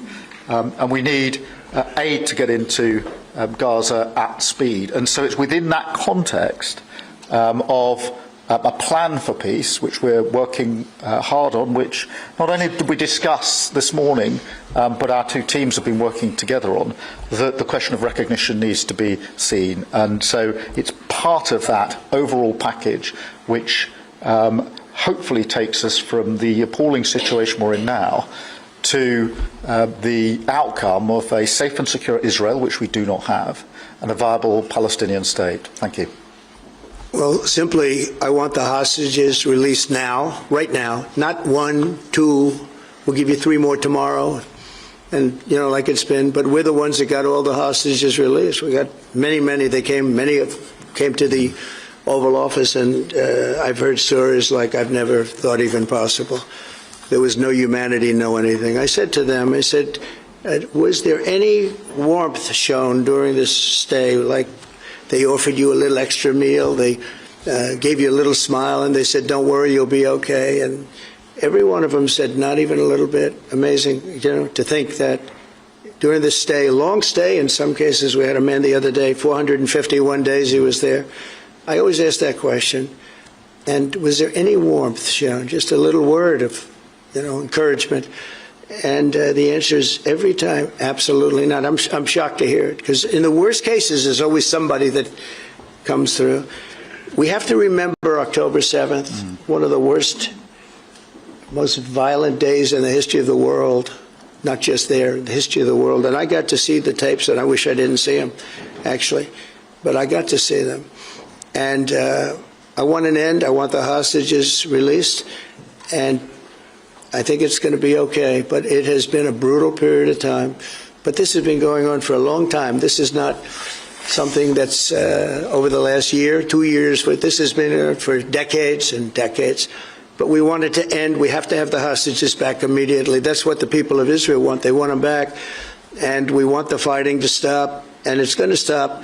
But a lot of bad things. You know, Hamas said that they're going to put the hostages up as bait. They're going to put the hostages in front of any attack. And that's pretty brutal. We haven't heard that one in a long time. So we have to remember that. So I have a disagreement with the Prime Minister on that score. Okay? One of our few disagreements, actually. Great. Can I take Jack from The Sun? Jack. Thank you both. Jack Elson from The Sun. Mr. President, in the 9 months you've been in office, you've been incredibly successful in all but eliminating crossings on your southern border. Yeah. Meanwhile, illegal migration is at record levels in Britain. The Prime Minister is trying to tackle that. What advice would you give to the man standing next to you on trying to stop illegal migration in Britain? And Prime Minister, if I can just ask, the President is all about drill, baby, drill in terms of trying to secure American energy and cut bills for Americans. Meanwhile, you are turning Britain's back on oil and gas in favour of renewable energies, such as wind turbines. Why do you think that you are right and he is wrong? So we had millions of people flowing in, totally unchecked, totally unvetted from the Biden administration. 25 million, in my opinion, that would be about 25 million. They came from prisons, they came from mental institutions, they were gang members, they were drug dealers. They came from the Congo. They came from all parts of South America. They came from everywhere. Think of it. Prisons from the Congo being released into the United States. Prisons opened up in Venezuela and many other countries pouring into the United States. And I couldn't believe it. And one of the reasons I decided to run. I decided to run because I don't want to be controversial, but you see what's happened and you see all the information that's come out. We won in 2020 big.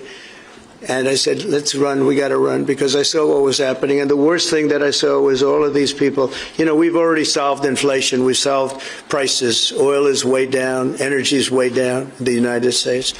But what I saw happening with millions of people pouring into our country, I couldn't stand to watch it. And we've done a great job. Nobody, if you've seen the last, I appreciate your question, by the way, nobody, absolutely zero, and I'm not even sure that's possible, but it's a very liberal group that come out with those statistics. The last 3 months, we had zero.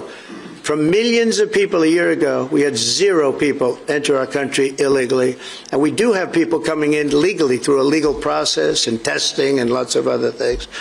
I think it's very important, and we speak about it, and I think your situation is very similar. You know, you have people coming in, and I told the Prime Minister I would stop it, and it doesn't matter if you call out the military, it doesn't matter what means you use, but it's going to destroys countries from within. And we're actually now removing a lot of the people that came into our country. It's a very hard chore. We were given a very, very bad hand. Millions of people came in from prisons and mental institutions. We have to remove them. And we are removing them. We have no choice, and I feel very strongly about it. Thank you very much. Jack, let me just deal with the question of returns, because this is obviously an issue we're taking incredibly seriously. We've struck a number of deals both on cooperation with other countries, because this is a problem right across Europe, to tackle the problem of actually breaking up the gangs that are running this trade. We have had a record number of returns, over 35,000 now since we came into office. That's the highest number for the best part of 10 years. We struck the returns arrangement with France, and notwithstanding the challenges to that scheme, which you've seen in the last few days, a flight went off at 6:15 this morning, successfully returning someone under that scheme. So that is an important step forward. Obviously, there's no silver bullet here. There's a range of things that need to be done. But given the challenges of returning people, it is important that we're able to prove it can be done. It was done. It was done early this morning, so I can confirm that that flight went. It went successfully, and I'm pleased about that. Now we need to ramp that up at scale, which was always envisaged under the scheme, but it's very important that we have been able to prove that the proof of concept, if you like, that this can be done, and will continue in that way. On the question of energy, firstly, let me be really clear that I am absolutely determined to ensure that the price and cost of energy comes down, so that bills come down both for individuals, for families with their household bills, but also for business, because this is so important. The mix will include oil and gas for many years to come from the North Sea.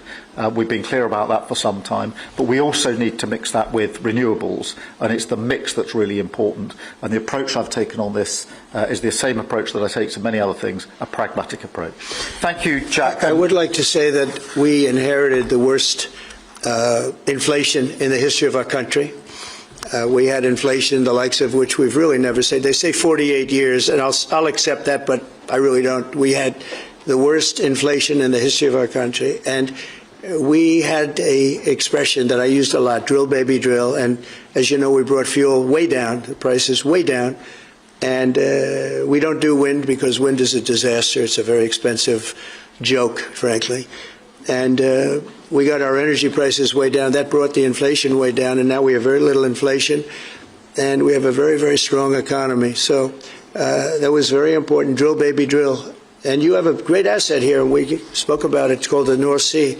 The North Sea oil is phenomenal, and I hope, because I love this country, you know. My mother was born in Scotland, and the Hebrides, Stornoway, that's serious Scotland. We were talking about it.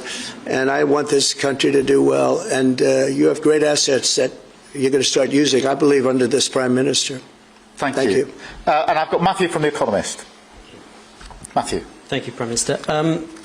Mr. President, you say that President Putin has let you down. Have negotiations run out of road, and what are your next steps to compel an end to this war? Well, he has let me down. I mean, he's killing many people, and he's losing more people than he's killing. I mean, frankly, the Russian soldiers are being killed at a higher rate than the Ukrainian soldiers. But, yeah, he said, let me down. I don't like to see it's death. You know, it doesn't affect the United States. We have, other than unless you end up in a world war over this thing, you could. This was a thing that would have never happened had I been president. If I were president, it would have never happened. And it didn't happen for 4 years. Most people agree it didn't happen, nor was it close to happening. And I spoke to President Putin about Ukraine. It was the apple of his eye. I've said that many times. It was. But he would have never done what he did, except that he didn't respect the leadership of the United States. They just went through the Afghanistan total disaster for no reason whatsoever. We're going to leave Afghanistan, but we're going to leave it with strength and dignity. And we're going to keep Bagram, the big air base, one of the biggest air bases in the world. We gave it to them for nothing. We're trying to get it back, by the way. Okay, that could be a little breaking news. We're trying to get it back. because they need things from us. We want that base back. But one of the reasons we want the base is, as you know, it's an hour away from where China makes its nuclear weapons. So a lot of things are happening, but I am very disappointed in the fact that that one's not settled. To think that we settled Azerbaijan and Albania as an example, it was going on for years. It was never going to be settled. If you remember, the Prime Minister and the presidents, they were there for many years. They said, when they were in my office, we settled. And they started off at both sides of the Oval Office, so far away. I didn't know you could be so far away. And as we were together for an hour, they kept getting closer, closer. And by the time we finished, we all hugged each other.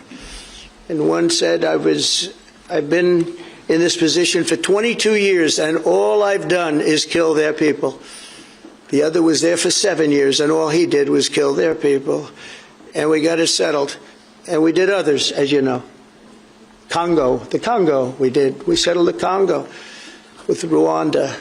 That was going on, and that was a machete war. That was a gruesome war. Many people, close to 10 million people killed. We got that. So my biggest disappointment, but it's, you know, look, we did 7, and most of them were not thought to be settleable. We did India and we did Pakistan. That's 2 nuclear. That was purely for trade. You want to trade with us, you're going to have to get along. And they were going at it hot and heavy. But the Russia situation, I hope we're going to have some good news for you coming up. But again, it doesn't affect the United States. And look, it doesn't so much affect you. Of course, you are a lot closer to the scene than we are. We have a whole ocean separating us. But I will say this, it's millions of people have died in that war, millions of souls. And they're not American. The soldiers, mostly soldiers, as you know. The soldiers are being killed at levels nobody's seen since the Second World War. But they're being killed, and I feel I have an obligation to get it settled for that reason. Thank you. And just to add on that question, because we have to put extra pressure on Putin.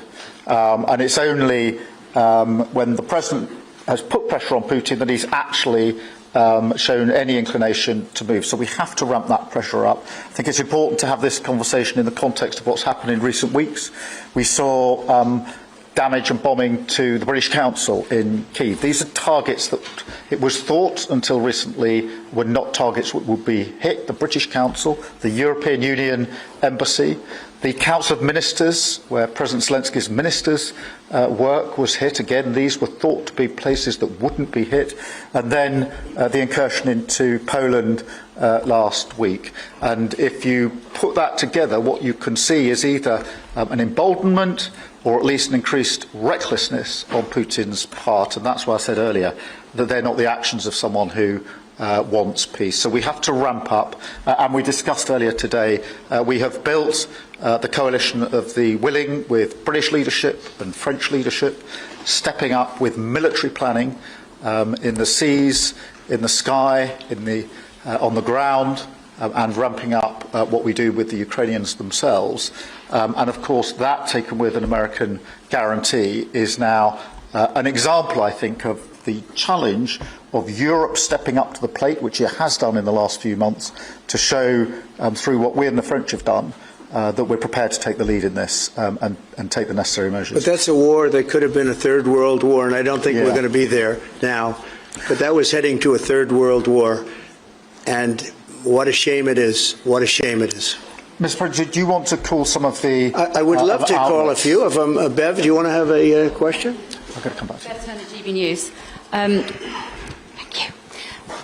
Having been in DC for a few weeks, it's really interesting to see how you run the country as a proud Christian leader. And it really begs the question to the Prime Minister, if you don't mind, are we still a Christian country? But also... when you say we, are you talking here or...? Here. The UK. I'm still British. I might live in America. I'm still British. That but also, I can't give you that answer. That's for the Prime Minister. But also, despite what we talked about in Scotland a few weeks ago, we still have 12,000 people a year here being arrested for social media posts, for free speech violations.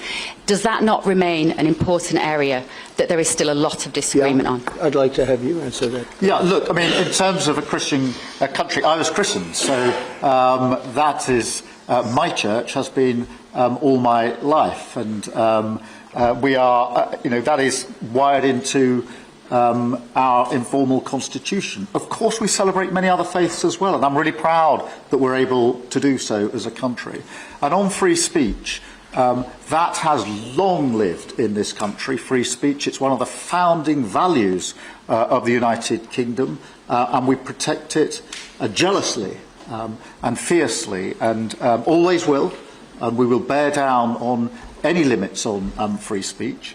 I draw a limit between free speech and the speech of those that want to peddle paedophilia and suicide social media to children, and therefore I'm all for free speech.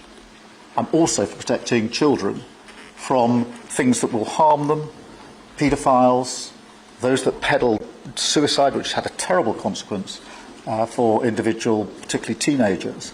And so that's the balance we strike. But we have had freedom of speech in this country for a very long time, and we will always protect it. Thank you. Thank you very much. Brian, please. Thank you. Prime Minister, it's good to see you again. You have a beautiful country. Thanks for having us. Thank you. Two questions. One, just recently, President Trump labeled Antifa domestic terrorists. Would you consider doing something like that in your country? Well, we obviously will take decisions for ourselves. I don't want to comment on the decisions of the President, but we take our decisions ourselves. And my question to you, President Trump, is there any update on the auto pen? Yeah, it's just gotten worse from their standpoint.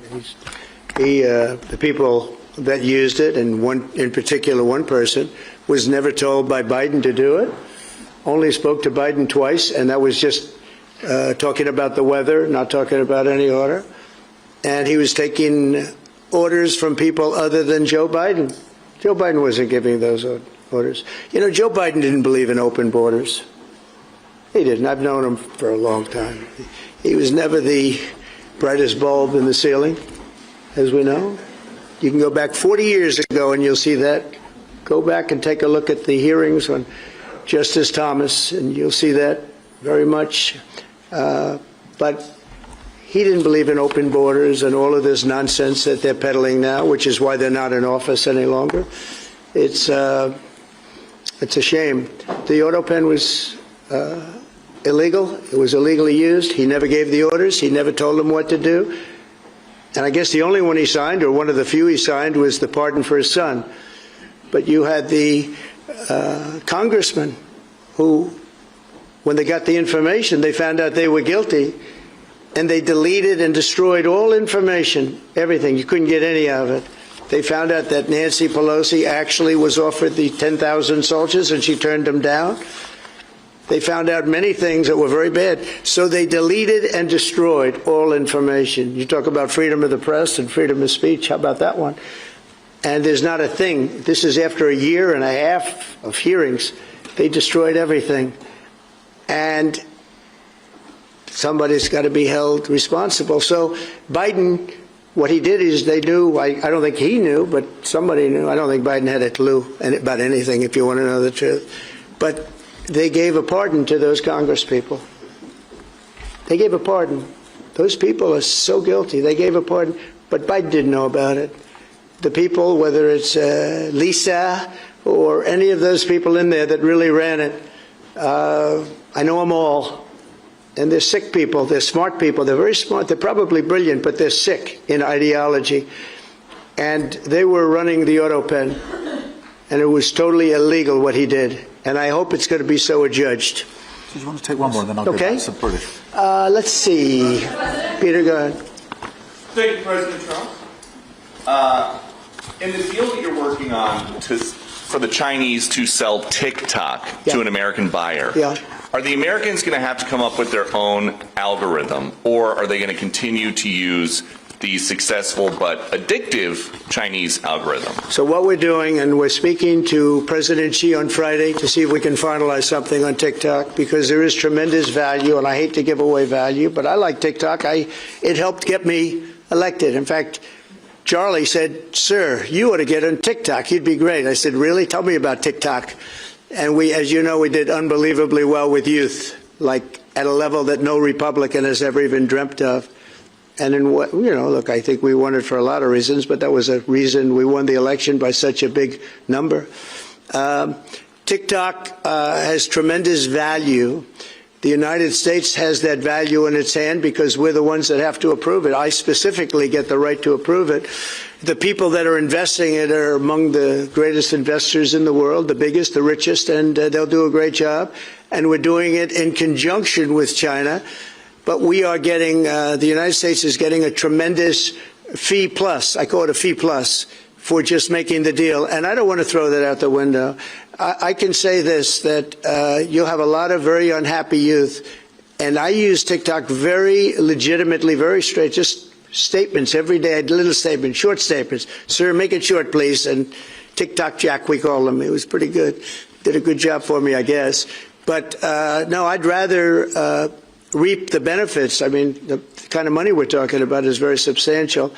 And it'll be owned by all American investors and, the best investors and the, very rich people and companies are going to be owning it. Very, very straight, very legitimate companies, and really companies that love America. So they're going to be owning it. It's a big thing. And on a much bigger scale, and probably that's why we were able to get that, but on a much bigger scale, we're pretty close to a deal. We may do an extension with China, but it's an extension based on the same terms that we have right now, which are pretty good terms. And my question for Prime Minister Starmer, if you feel so strongly about officially recognizing Palestine for statehood, why are you waiting for President Trump to leave the country? Why can't you just do it right now? And isn't there a risk in rewarding Hamas with that? Well, let me be really clear about Hamas. They're a terrorist organisation who can have no part in any future governance in Palestine. And what happened on October the 7th was the worst attack since the Holocaust. We have extended family in Israel. I understand firsthand the psychological impact that had across Israel.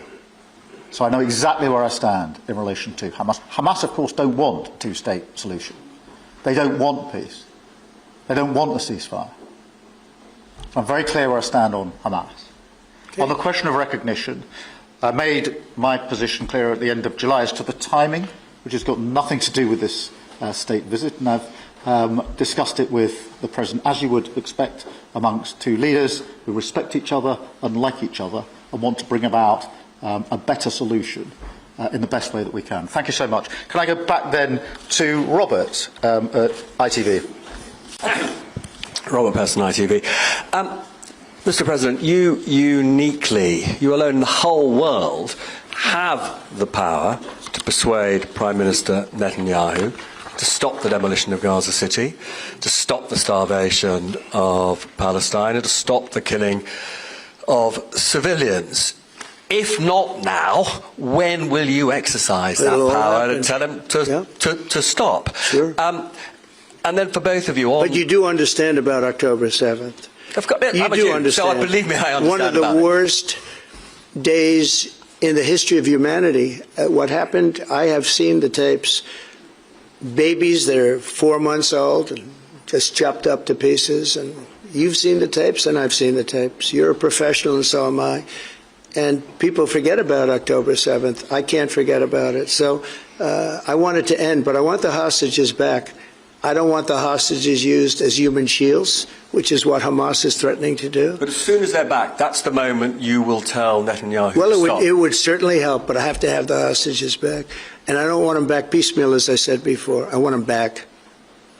And on a separate issue, free speech, your Vice President Vance said that free speech is under attack in the UK. Do you agree with him? And Prime Minister, we saw the dismissal of a very well-known chat show host in America last night, Mr. Kimmel.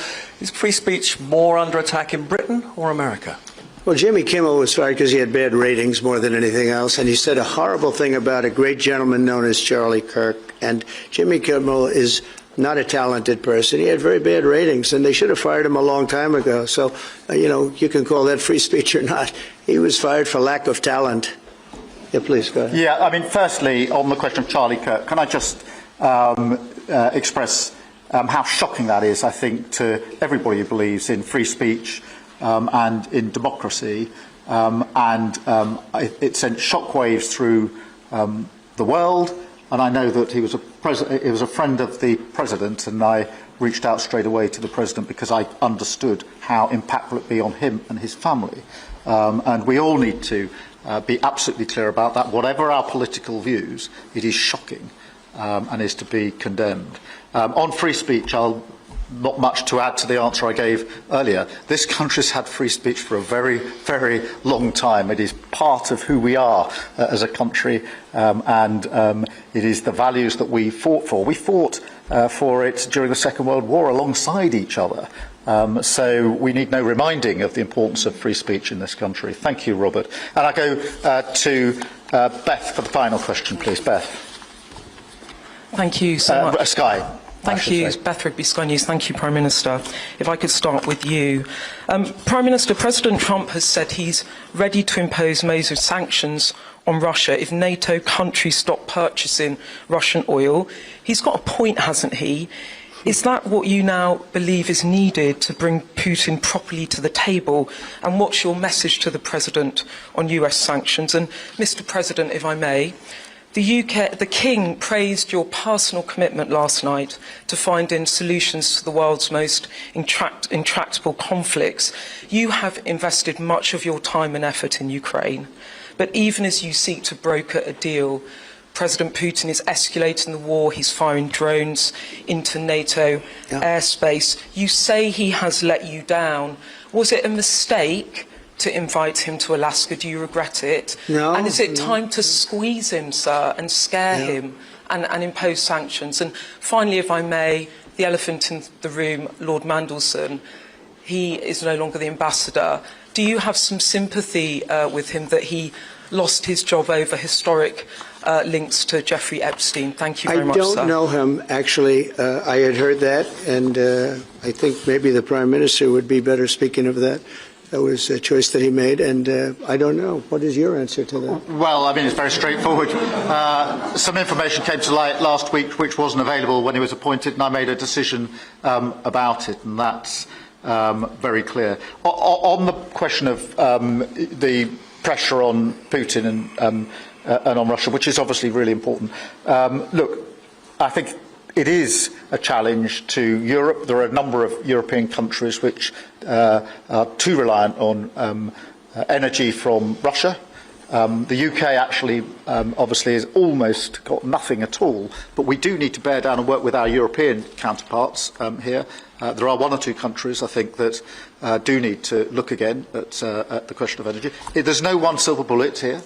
We do have to have a wider suite of sanctions, which we've put in place a number of times, working across Europe and with the United States. And, of course, we must, and we are, making sure that Ukraine is in the strongest position now, because one of my long concerns here has been that whilst we talk about a ceasefire, and we all want a ceasefire, and we talk about what might happen after a ceasefire, we mustn't forget that Ukraine needs our support now. We've said we stand with Ukraine from the start to finish, and that means we must continue to supply them with what they need in order to fight this war, which, of course, resulted from and is a result of Russian aggression.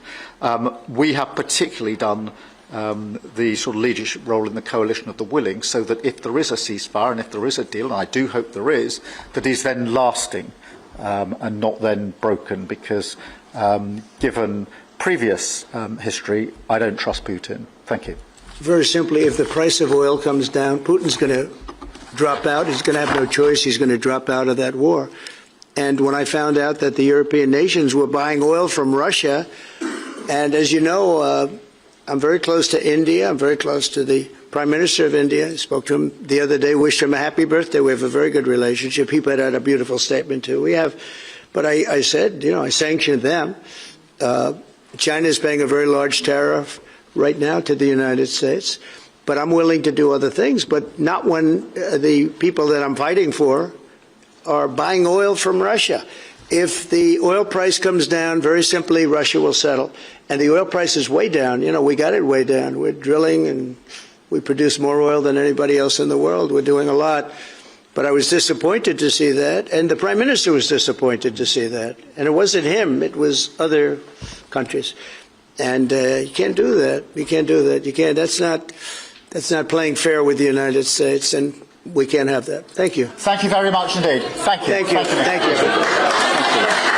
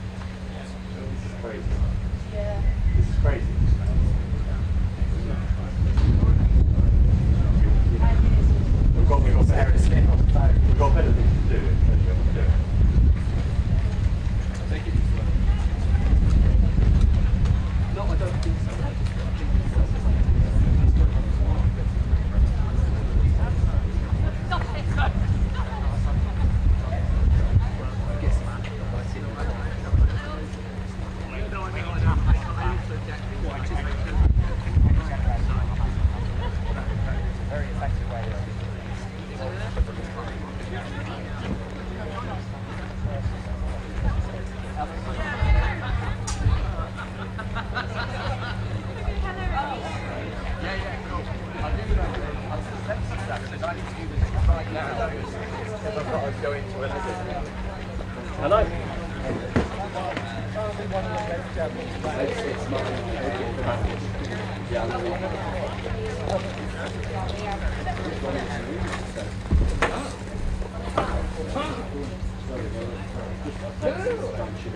Basically,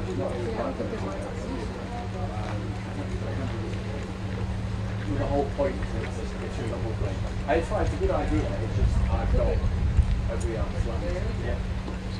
She's coming. Sorry, guys. She wants to come. Right there. Go with you. Sarah. This is quite tight, isn't it? Because you fit it to sort of 90 seconds or Yeah, just keep it super tight. Snappy. What's going on? We're not hearing it. I've just gone to Andrew Neil. They've got to Andrew Neil. Sarah. Snappy, 90 seconds to 2 minutes. I've got bits out. Yeah, I mean, I guess anyway. Okay, excellent. And it's just two shots, isn't it? Yeah. We done?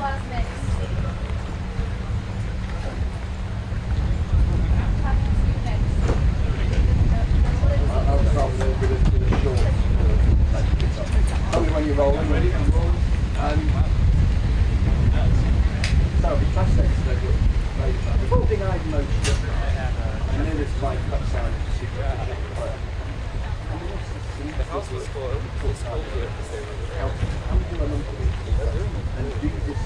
without it being Really? Yeah, I thought that was absolutely the central message of this, was that we do not see eye to eye. Clearly, they pretty much said that on Israel, on Gaza, on free speech, on a number of things. Questions were asked for which they clearly disagreed, and they didn't criticise each other. They stated their own positions, but at the same time, the language was all one, wasn't it?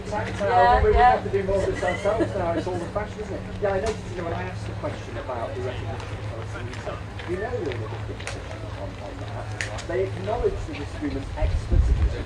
It's quite gentle. And whilst acknowledging that they've had their discussion in private about why they are where they are on that position. So it's similarly, I guess, with the conversation about Russia and Ukraine. And the fact that the President and the Prime Minister totally shut it down. Yes. In fact, I mean, when I asked if there was a problem with the British ambassador had been sacked or was actually connected, Ronson said, I don't know it.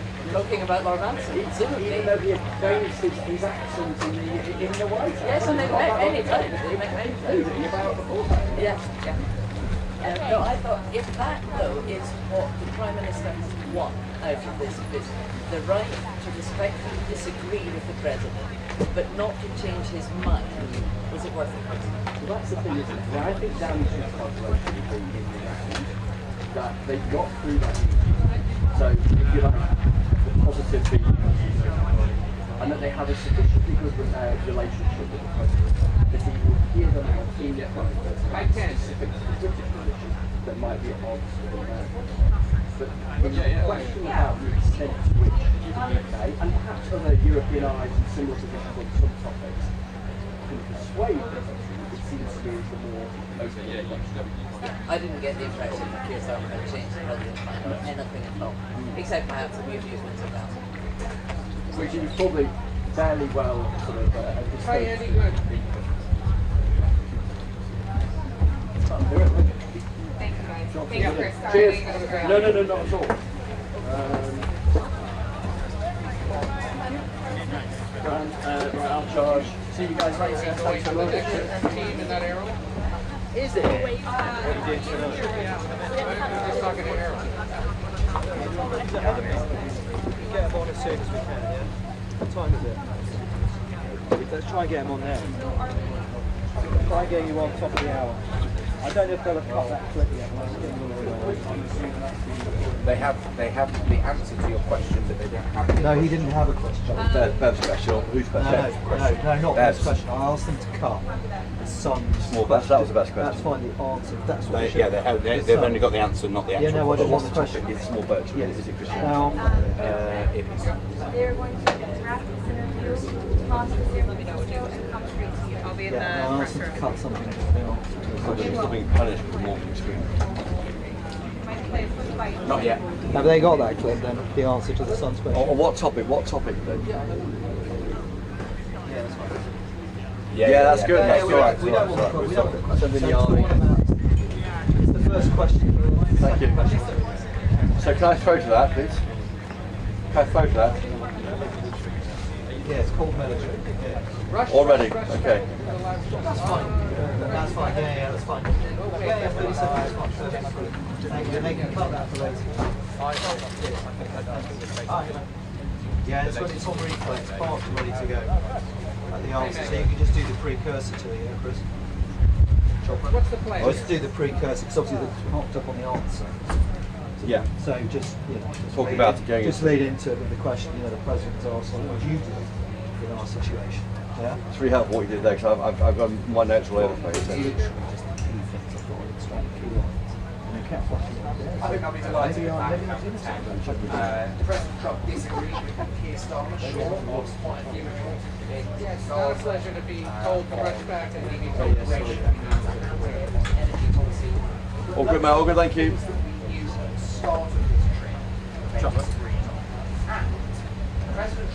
I can hear it clearly. Yeah, thank you. Tiny step back to your left. Tiny step. That's it. And then there were the unexploded ordinances. There was nothing really quite revolutionary on this vaccine and matters. In fact, Donald Trump faces Google matters laws. And nothing at all on Nigel Farage. So I think chalk this one up as a big success. Oh no, it's fine.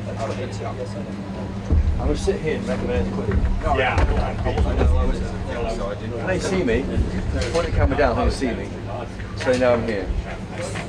Because you couldn't have hoped for that to go anywhere. Donald Trump was in one of those kind of reflective, I don't want to say no energy, but sort of not quite in one of those sort of full-on moods that can be. It's been a long visit, and that has taken its toll to some degree.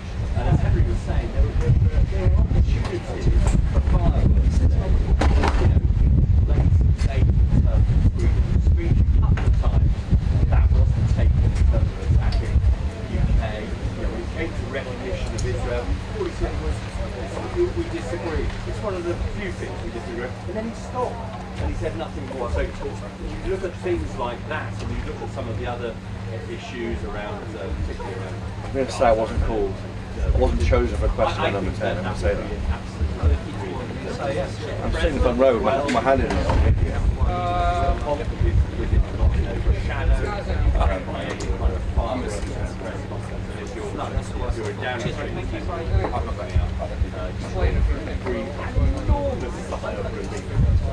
That moment didn't really have control over what would happen. And the Prime Minister, he kind of lost the whole 45 minutes. He lost it. Yeah, he felt completely in control, Gary, of the way in which the press conference Jesus Christ, who was asked to things different times. And that, I think, was the risk that he ceded that control, deliberately or otherwise, to President Trump, and then lost control. But I think you're absolutely right. President Trump did not take opportunities which in other circumstances. Literally 6 feet from the President and Sir Keir Starmer, of course, our Prime Minister.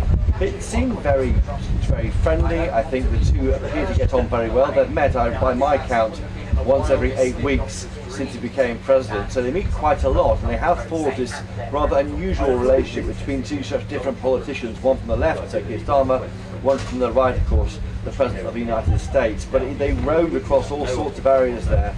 A big issue coming up, I thought, the American journalist asked a question about Palestine this weekend to Sir Keir Starmer. Are you waiting until the guy next to you leaves the country on Air Force One before you recognise the state of Palestine? That was awkward, I think, for Keir Starmer, but the slap on the back was very welcome, according to number 10 aides. Clearly, when Keir Starmer said we're not going to have Hamas running Gaza, that can't happen. That was a big slap on the back, and that wouldn't happen with the recognition of Palestine.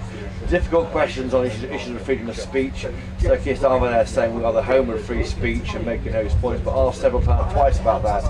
He gave that answer. But I thought the most interesting answer, I think, was one about small boats. What would you do to stop the boats? And the answer from Donald Trump, while it had much more much more bang for its buck than Sir Keir Starmer? Here's what the answer was. Behind closed doors, they've established this war report, and I think actually we've got a bit of in public. It's the way in which Sir Keir Starmer manages to smooth over those points of difference and maintain the report. Yeah, I think that's absolutely right. I mean, we saw some elements of Donald Trump in terms of some of the things that he returns from time to time again, which will be a bit bewildering to our viewers watching. There's this whole question about Joe Biden's use of the auto head.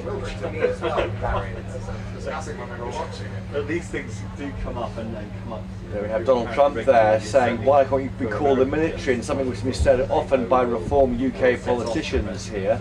And also news there on Afghanistan. The UK is trying to get back the Bagram air base, which Joe Biden, when he was president, he surrendered that to the Taliban, didn't he? But the Bagram air base, of course, 1 hour, he said, from where China develops its nuclear weapons, or have a nuclear facility at least in China. So clearly, America's thinking around the world on this strategic level. But yes, interesting. I think it was an informative press conference, one much more friendly, I think, than you see with France and the EU and America. I thought in many ways we're back to where we are with this country. Are we going to choose to be the US's best friend or towards the European Union? Again, it was somewhere in the middle.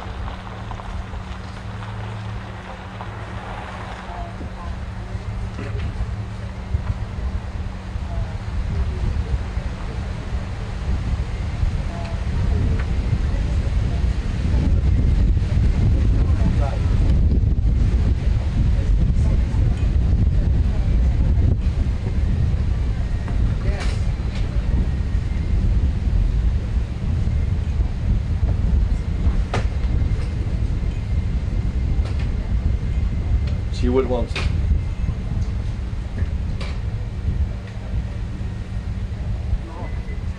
I think that's right. I think you heard that in his tone, didn't you? He was, I wouldn't say overwhelmed, but he was clearly subdued by what had happened.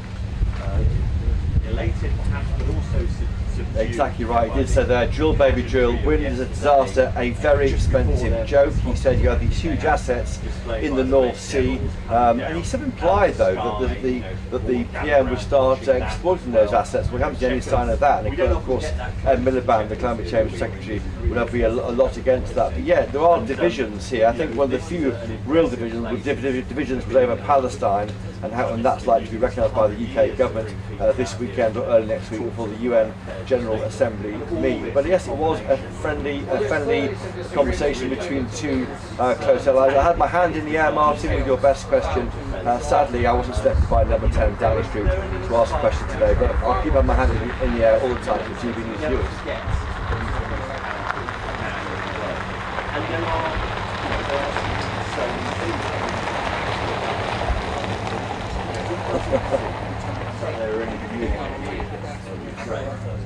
he did talk about, some weapons paid for by NATO, but I think he means the Europeans. I thought they were...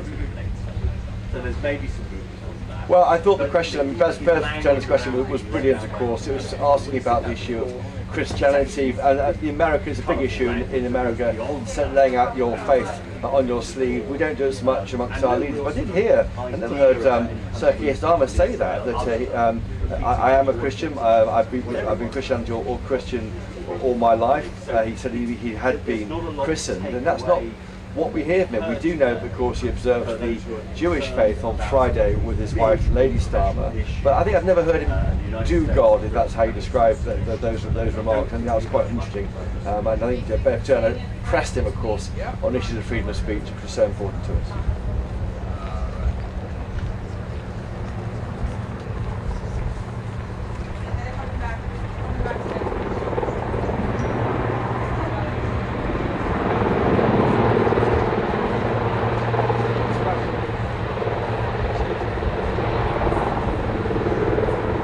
Great.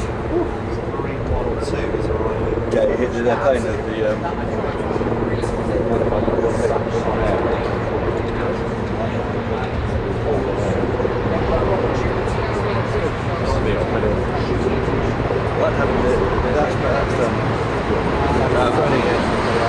I like having the in my hand the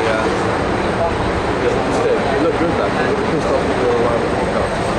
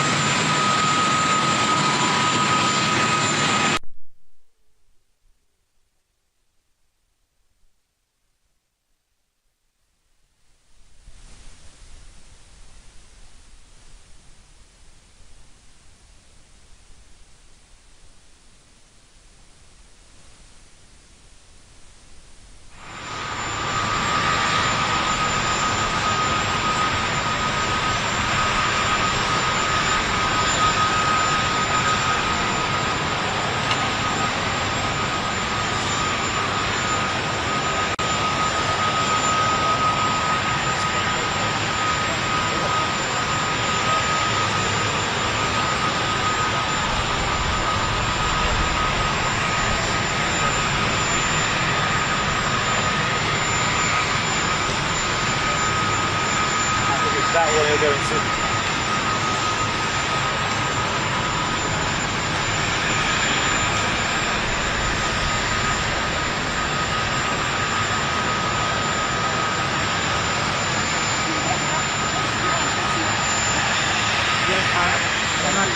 I think what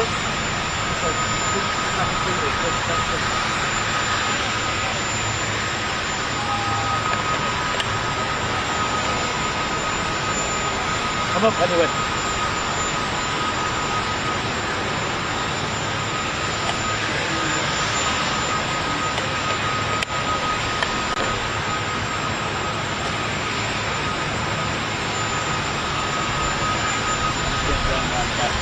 Yeah, he's up.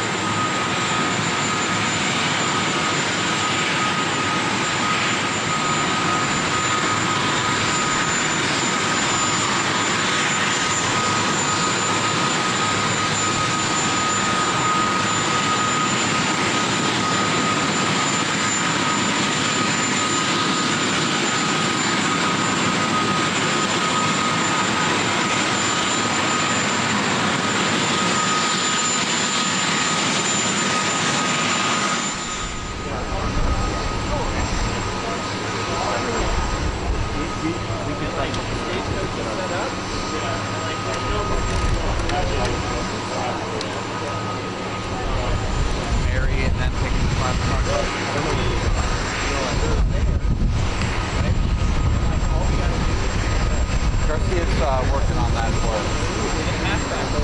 The flags.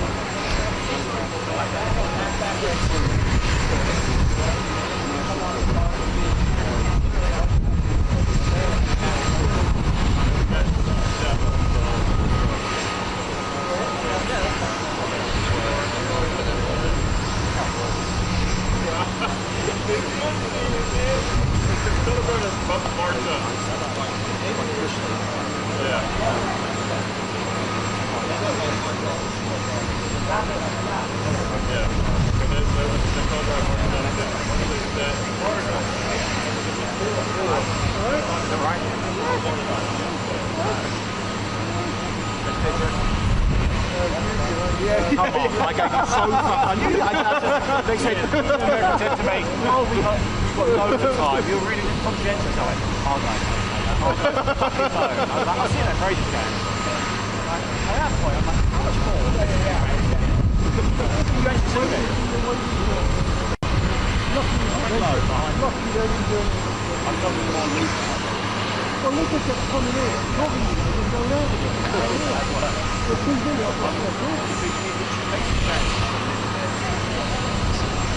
Guys, they're tracking the first bus will go at 5:45.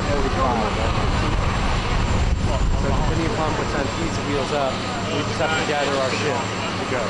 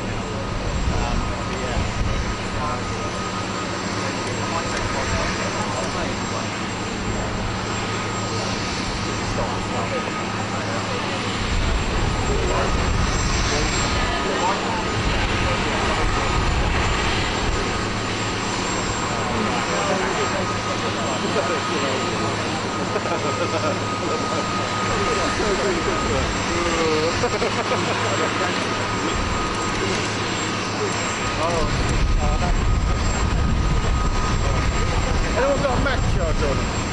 What? Charger for a Mac, right here. No, I can't go back. Hold on. There's power at the back. I can't find the battery for the bloody dish. Yeah, I left mine there. I can't find it.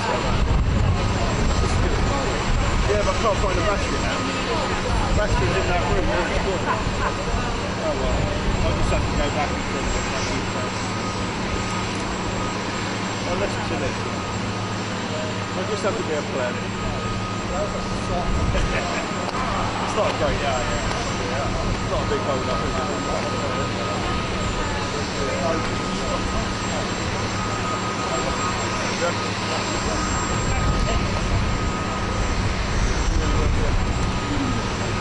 I'll go walk back to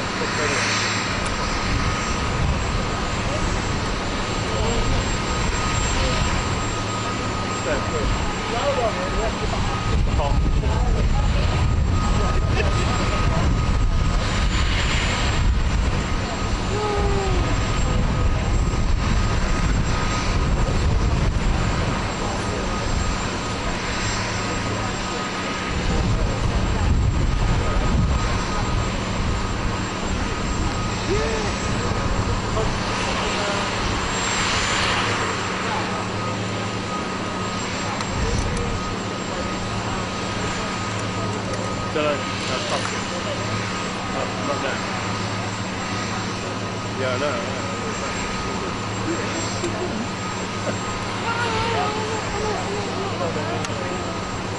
I've got away with it.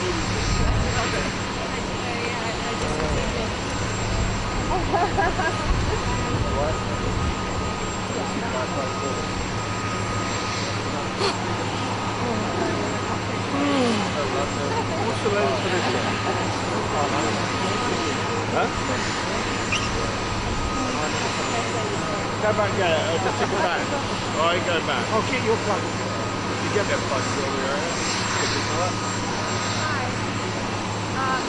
Gonna make some tea.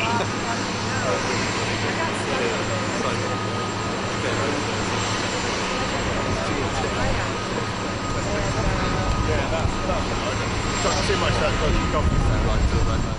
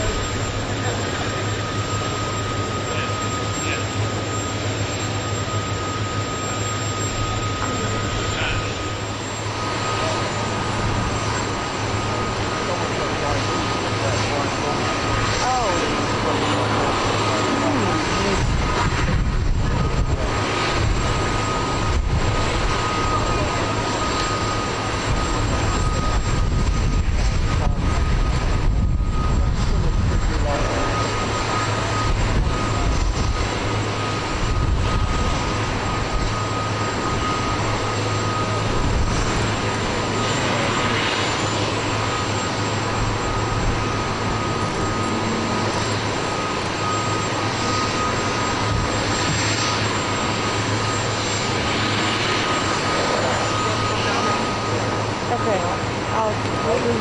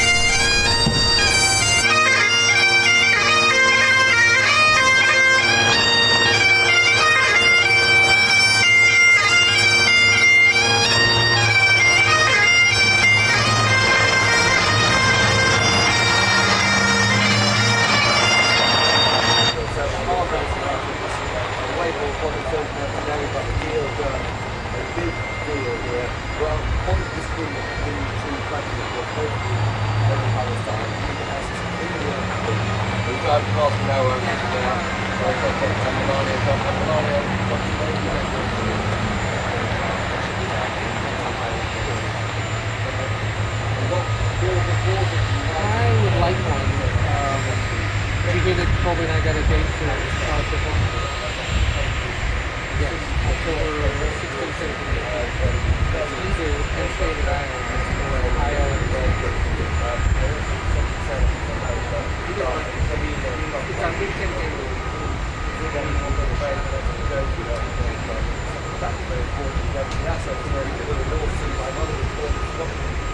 Great asset. We said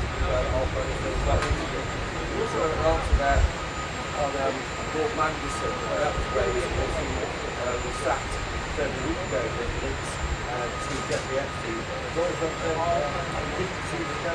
Whether we missed the question, we do go to Bolton using Manderson, but it just shows how far we can do that. We're looking out at this very hard to see of John's on emerging from the beach there he is. Logo red tie. Sam to the way to solve what issue is very helpful board really was what the back of it is Strax, Melania, Grant places board now really one. Yes, and Harris, as you look at these